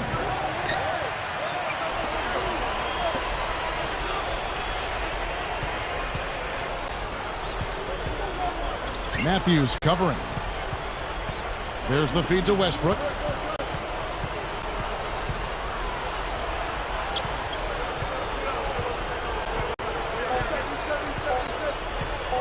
From deep. It's hauled in by Andre Iguodala. Fisher with the ball.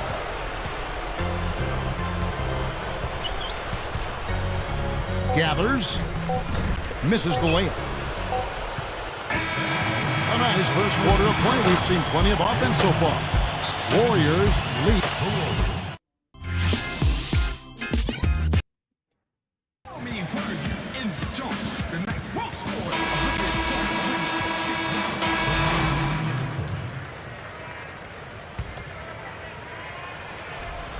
Warriors leading by 3.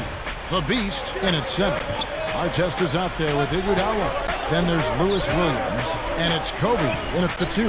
That's who's in the game for the Lakers. Now here's Ellis, averaging 22 points a game. Guarded by Kobe. Over Bryant. They get it again. And it's rejected. And here's the Lakers. They trail by 3.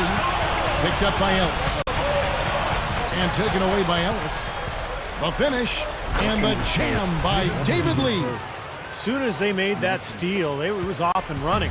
Yep, and they acted on it, partner. That's an easy 2 points off the pilfer. Ellis against Kobe. Warriors with the rebound.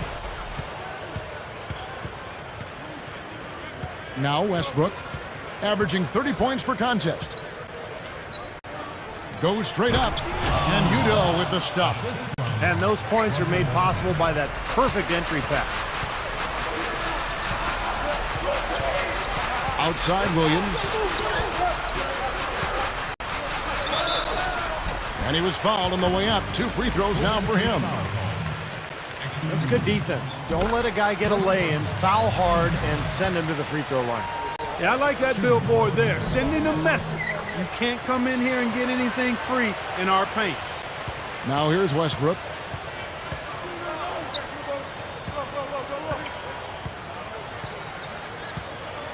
Ellis outside. From past the arc. Takes it right up. Shot denied. Lee with the steal. Shot's good. Lee's got 4 points now in the quarter. Here is Williams.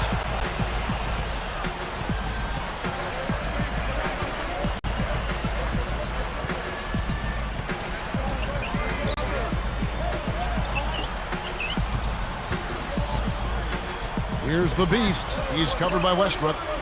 Down to 5 on the shot clock. Bryant. And that falls.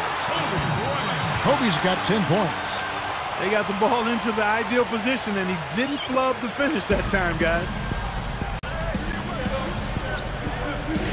Westbrook with it. Ellis kicks to Westbrook. Williams picks him up. And here is Ellis. Already he's looking at his 3rd foul. I think the coach will probably look to sit him down until the 3rd quarter. They are in attack mode right now. That's 10 straight points, guys, all coming inside the paint. And Steve, if I'm them, I'd keep going right to the heart of that defense like they have been until they do something about it. If they don't offer resistance, take everything you can get in there. Wesley Matthews checked in for Kobe. The Lakers also with a sub.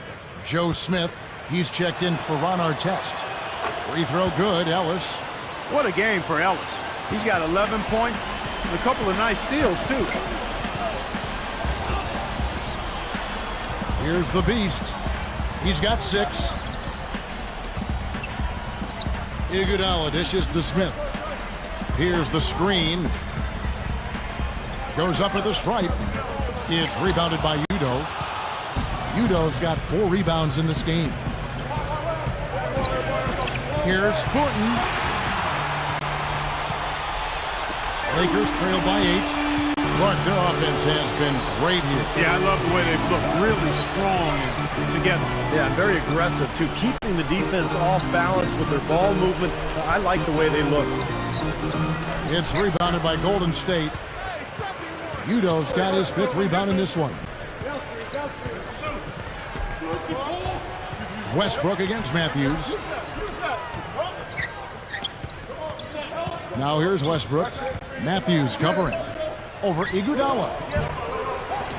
Amundsen, the pass to Westbrook. Dishes to Amundsen.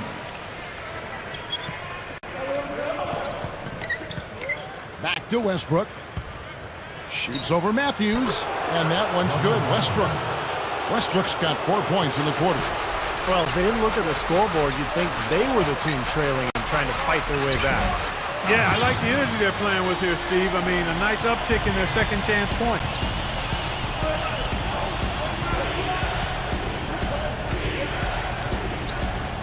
Williams picks him up. Now Udo. 6 points for him. From outside the arc. And there's Ellis. That's good on the assist from Udo. 14 points for Ellis. He's looking to have a big game. He did a solid job in the first, but is building on that now here in the second. Here's Williams. Takes it into the teeth of the D and converts the layup. I like the way he attacked the mismatch, using his speed to get that shot off. Definitely, I agree. I mean, sometimes it forces you to be a bit more creative in that situation.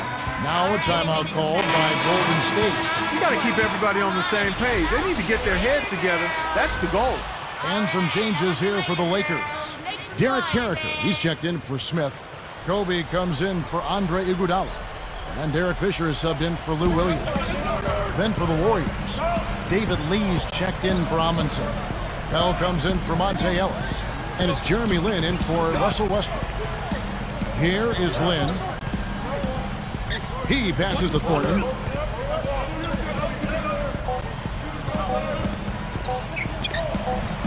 Missed inside. Got a pretty good look at the basket, but defensively they did a nice job rotating, forcing the miss. Lee outside. Lynn. ZZZZ. Picked up by Kobe. Lynn kicks to Thornton. He's covered by Matthews. And plenty of contact on the shot, so 2 free throws coming up. Some teams live and die by the 3. Let's check out the best. Second, the Warriors. The Lakers in 5th. Well, I tell you what, Kevin, both of these groups of guys can knock down the triple. I mean, they are deadly from behind that arc. Great shooters who don't feel like they need to rush their shots. They're always comfortable casting up those three-pointers. Free throw drops for Thornton. You know, it's interesting, guys, when you look at the players who participated in the World Championships back in 2010, a lot of them carried that momentum over into last season with their respective teams. Guys like Kevin Love, Lamar Odom, Rudy Gay, Chandler, Westbrook, they all helped Team USA win, and then they really moved forward and had great seasons a year ago. Here's the Beast. 8 points for him. Goes up, and he makes good on the layup. 12 points for Kobe Bryant. And when you talk about players participating in international competition coming back to the NBA with renewed vigor, Clark, why do you think that is? Well, Kevin, I think anytime you have a chance to practice and play against the best players in the world, that's inspirational. I mean, that stirs your competitive juices. It shows you what it takes to be really good. I think the only downside is that playing so much basketball can take its toll on your body, so you have to balance it out. But if you do that, take care of your body, make sure you get your rest, find time away from the game when you can, and I think you really benefit from that kind of experience. Passes to Carricker. They get the rebound. Here's the Beast. Misses in close. Warriors leading by 9. Here is Lynn. Back to Thornton. He tries for 3. Shot, no good. And the Lakers go with it the other way. Guys, a potent offense right now. Yeah, Kevin, really the offense is flowing quite nicely right now. Playing with a lot of confidence, just some self-assurance there. I like what we're seeing. It's plain and simple. Drilling like this, you've got to make the most of every possession. Yeah, they've given up a number of points off turnovers. That's a major area of concern for this coaching staff. Here's the Beast. 8 points for him. Outside, Kobe.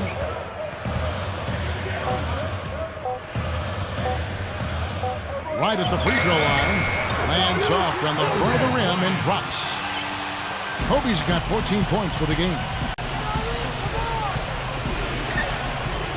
Udo with the ball. He's got 6. Here is Lynn.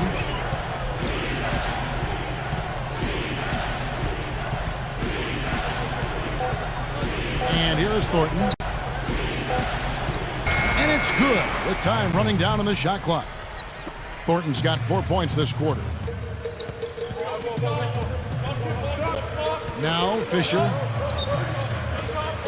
3 from Matthews. Rebounded by Bell. Couldn't convert, but nice little two-man game there. And it wouldn't surprise me to see them go back to that the next trip. There's the triple. Rebounded by the Lakers.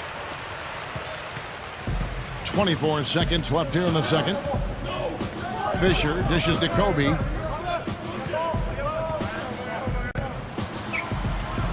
Good D by Lee. Here is Lynn. 11-point game. He feeds it to Lee.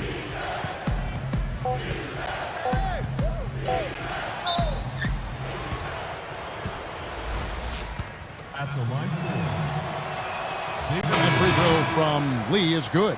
Both teams will make substitutions.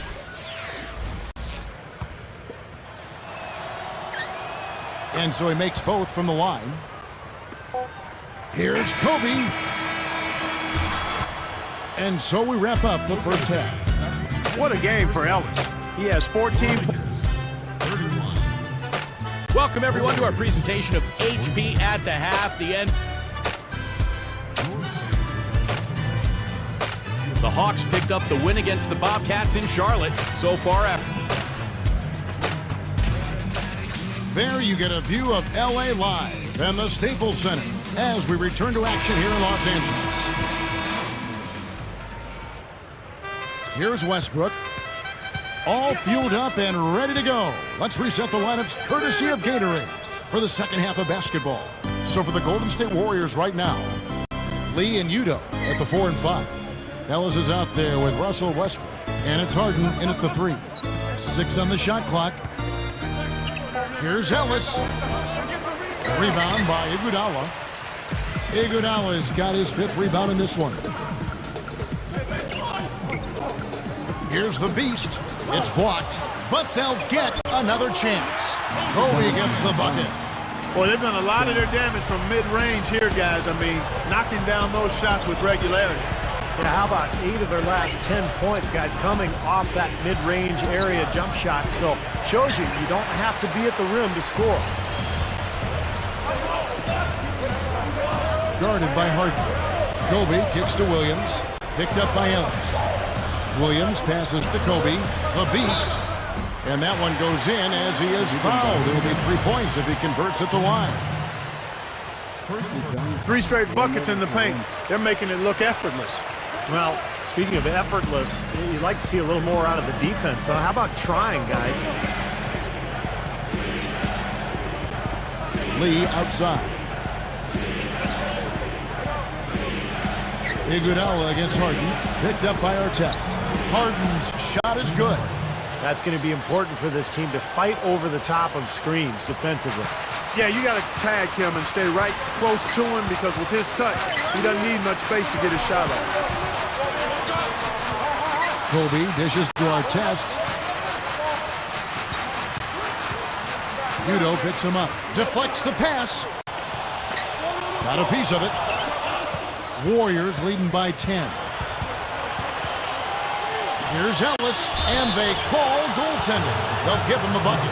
He's been a big part of his team building this lead. Another solid offensive effort. Here is Williams.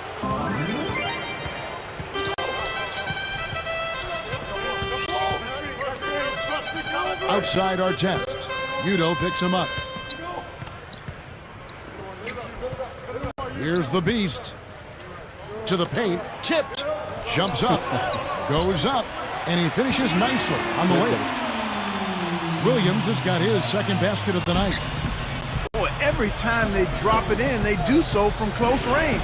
Easy baskets. Yeah, high percentage looks time and time again, guys, and it's paying off for them the way they're playing this game. I like their strategy. Boy, he had a good look there. Got to take those when they come. Iguodala kicks to Kobe. Picked up by Ellis. Pass to Iguodala. The Warriors pull it in. Westbrook's got 4 rebounds in this game. Following this one, they get to host the Cavaliers. And that's the first game in a string of 3 straight at home. And they're running. Throws down the alley-oop slam. Off to the races, just really getting up and down the floor. Not much the defense could do there, guys, but let them go. Here's Westbrook. Timeout called the Warriors.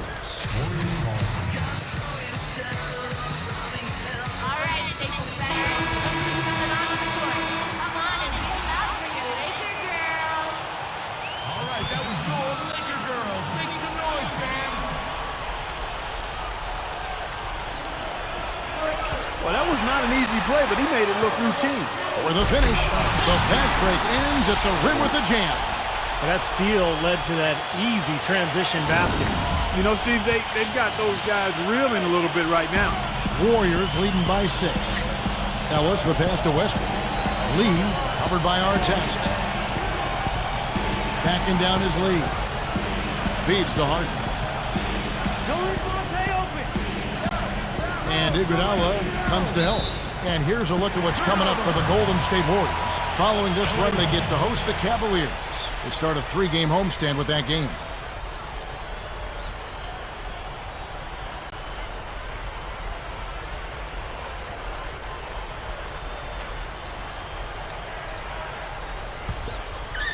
So it's the Lakers now.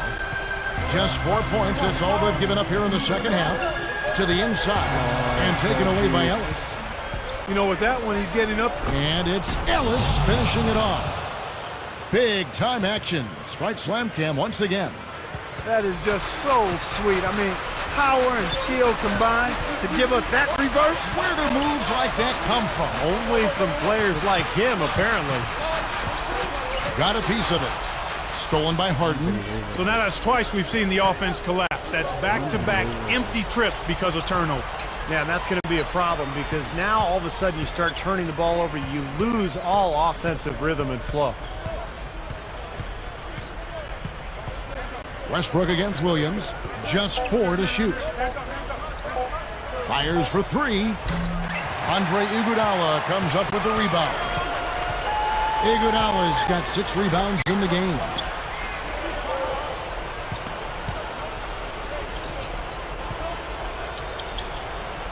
Williams against Westbrook.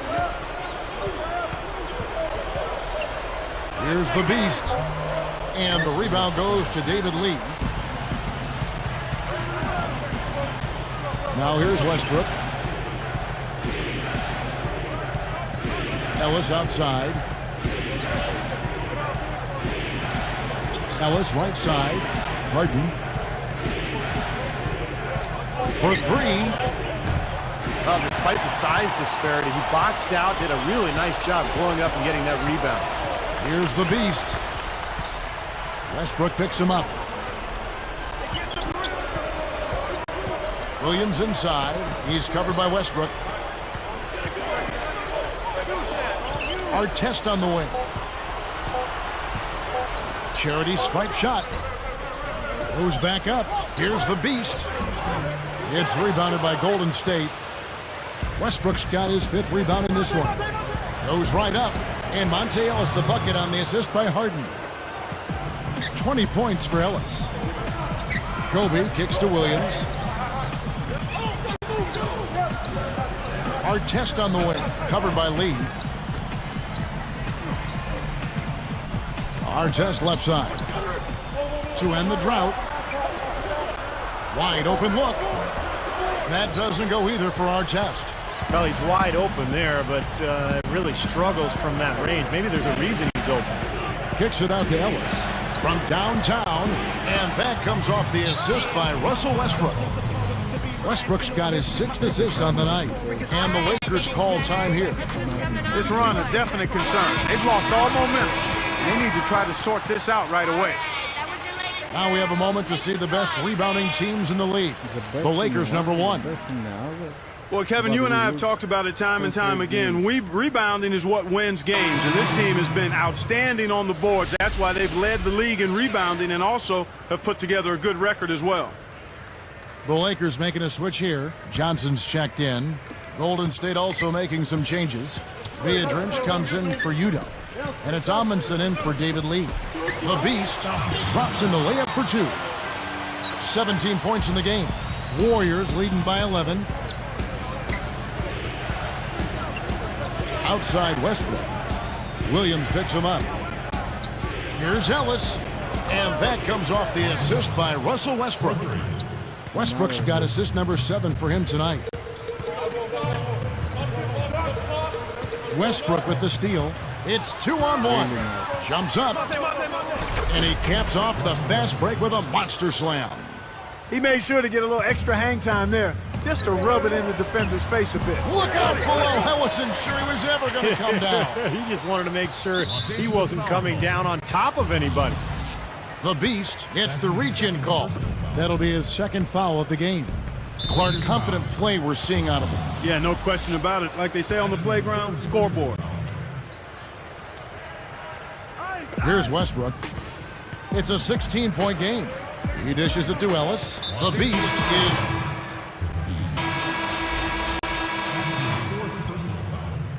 Substitution for Lakers.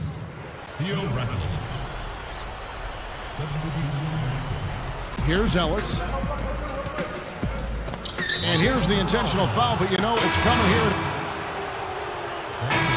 So we see the Warriors taking the game here.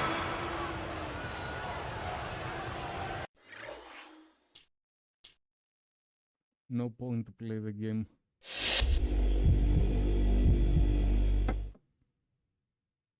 You did everything you could to keep your team in the game, but it wasn't enough. What are you able to take from a good performance like that, knowing that it came in a loss? I never like losing a game, but even when I play well, there's always something you can pull from it to use moving forward. For one thing, I know I could have done a better job with my help defense. And our defensive unit as a whole wasn't executing the way we're capable of. The good thing, though, is that a loss only serves to fire me up and make me that much more focused the next time we get out there. You feel me?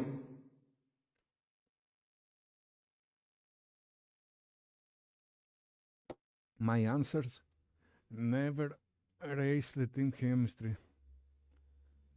I don't know.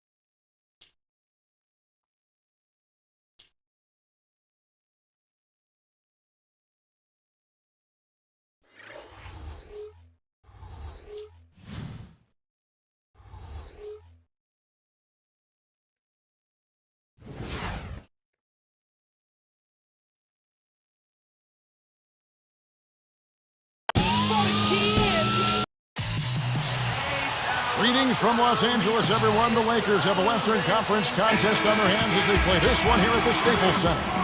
A time-honored tradition, the NBA on two. I have some spikes. I don't know. Maybe. 2K Sports, Sunday Night Hoops action. Delighted to have all of you with us here tonight. Today's game finds the Grizzlies winding down their road trip.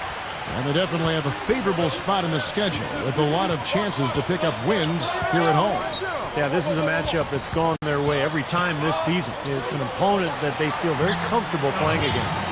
And because of those past results, they have a bit of a psychological advantage coming into this game. Their confidence is really high, but the flip side of that is sometimes you can get a little soft when you've had success against the team.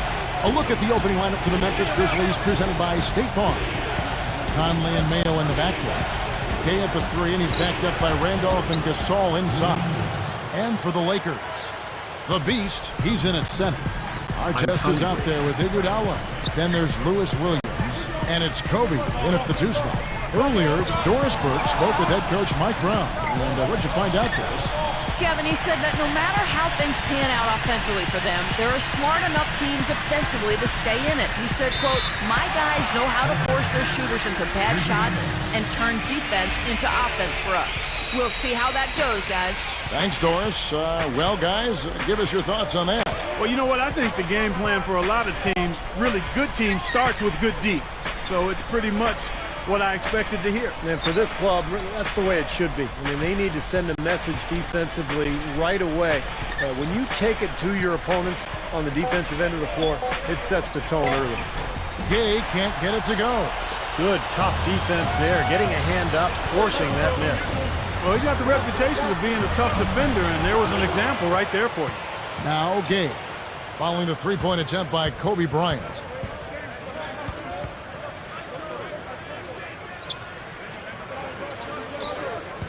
Williams against Mayo. Williams picks him up. Down to 5 on the shot clock. From the high post. Another miss by Gay. On defense, Memphis. They're moving on after the tough loss they took at the hands of the Blazers. That was a shocker, guys, because that had to be a tough one for them to swallow. They were supposed to win that game, but they never got going. Yeah, and to lose it the way they did, too. I mean, that's where it really hurts, Steve. That's a hard one to take. Now here is Conley, following the shot by Rudy Gay. Back to Conley. Williams picks him up. Conley against Williams. Williams against Conley. And they turn it over. Stepped in the line that time. Here's our 2K leaderboard with the list of the teams that have been on fire from beyond the arc over the past month. Fifth best, the Grizzlies. I tell you what, when you have a month like this, the way they've been shooting it, you feel like the basket is 3 times as big as normal. I mean, it's hard to maintain this level of productivity, but we'll see if they can make it happen. Shot to stop the drought. Count the bucket. Artest's got his first basket of the night. Memphis trailing here. This is the second time they've matched up against Los Angeles. And the foul trouble that they were able to cause in that game, I thought was the key. They were very physical. They attacked the rim, and it helped them get to the line. Mayo, a little shot fake there, got the D out of position. Mayo's got his first 2 points. Conley against Williams. And the layup is good after a nice lead pass. And as Steve mentioned, a lot of the key players on the other side were stuck on the bench last time. They were never afraid to drive the lane and put their bodies on the line, and as a result, they got the benefit of a lot of calls whenever there was contact. Now here's Gay. He had a 21-point outing in their last game against the Trailblazers in Portland. Here's Kobe, and he throws it down with one hand. Right on the money with that assist, guys. Great entry pass. Conley kicks to Mayo. Back to Conley. Williams picks him up. Conley against Williams. Conley, the pass to Mayo. Conley over Williams. Tries again, and it's Randolph getting it to go. Well, he's a slippery guy. I mean, he knows exactly how to use angles to slip his way past the defender and get into outstanding rebounding position for the putback. Here's the beast. 17 points for him last game against Golden State. Artest on the way. They set the pick. Zach Randolph covering. Artest kicks to Williams. And here's Kobe for 3. That doesn't go in either for Kobe. So it's Memphis now. Trailing by 2. Gay. Oh, tried to dunk it home, but drew the foul. It'll go to the line. That was good awareness. Fouling and avoiding giving up an easy dunk. Well, I think that's just good, smart basketball. Make him earn his points at the line. Wesley Matthews checked in for Andre Iguodala. And so Gay nails both of them. Here is Williams, looking for his first bucket of the game.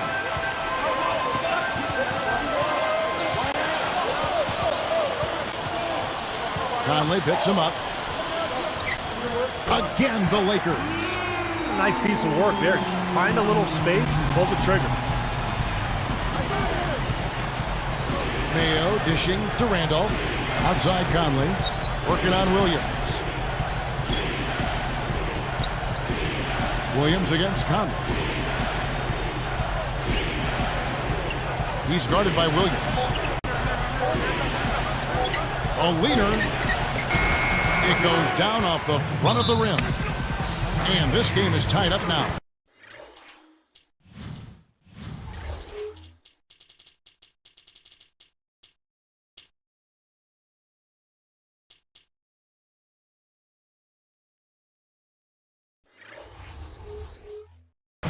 How about that shot? Off balance and with a guy all over it. So timeout called here, the first for Los Angeles. We're moving on after the tough loss they took at the hands of the Warriors.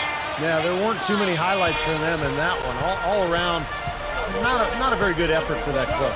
Well, offensively and defensively, nothing really came together for them. Shane Battier is checked in for the Grizzlies. Here are the Grizzlies with the ball. Outside Conley. Matthews against Mayo. Good ball movement.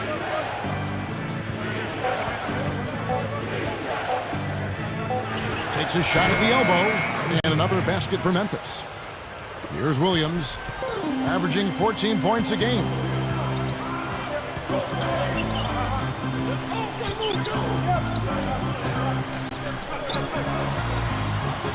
Backing down is Bryant. Guarded by Mayo. Right at the free throw line. Kobe with the bucket.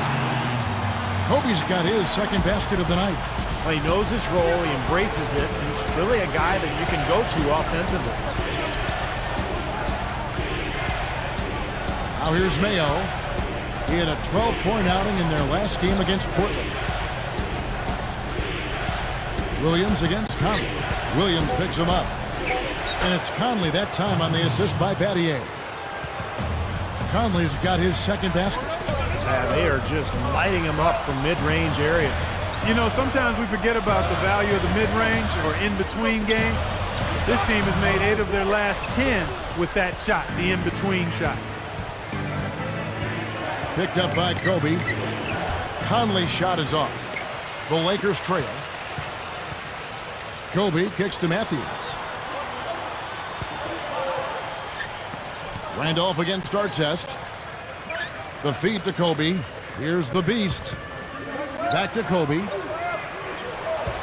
Good luck. That's good from Williams, the assist from Kobe. And it's all knotted up. So timeout called here. The first for Memphis. I think Coach saw a couple of things he wanted to correct. You got to make sure everyone's following the game plan. With the All-Star game almost here, let's see how the West is shaping up. Take a look at the Grizzlies. Here in the middle of the regular season, they've been able to get the 4th best record in the conference.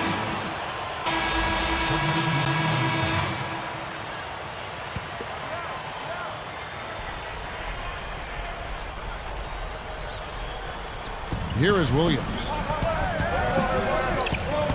Here's the beast. Kicks it to Iguodala. Moving the ball well. Williams against Mayo. The shot by Williams, no good. And here are the Grizzlies now. Gay passes to Mayo. Makes the lead pass. And they call goaltending. They'll give him the bucket. Nice soft touch to drop that one in. 1:04 left in the first quarter. It's tipped.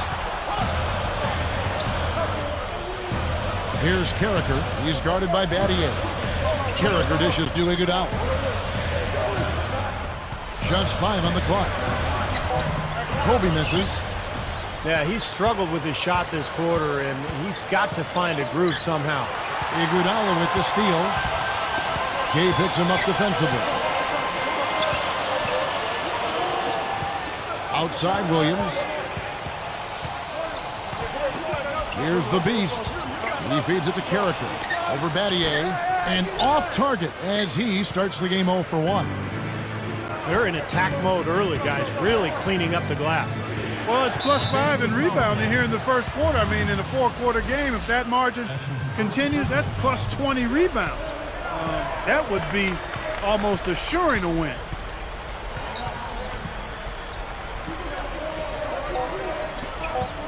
Out of bounds. They'll keep possession. These players have excelled at setting up their teammates this month. The 2K leaderboard shows us the recent assist leaders. 5th best, Michael Conley. Well, this kind of ball distribution is necessary for a team to succeed now and later in the season. Oh, he knocks it in a beautiful buzzer beater. Just in time. Well, he just throws up a prayer and it gets answered. And The basket.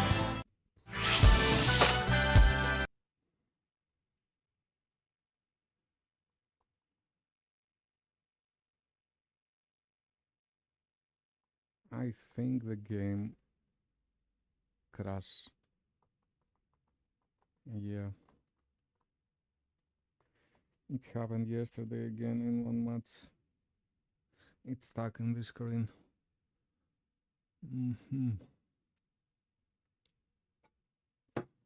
Okay, guys, I will close the stream for a little bit. And I will start in a while again.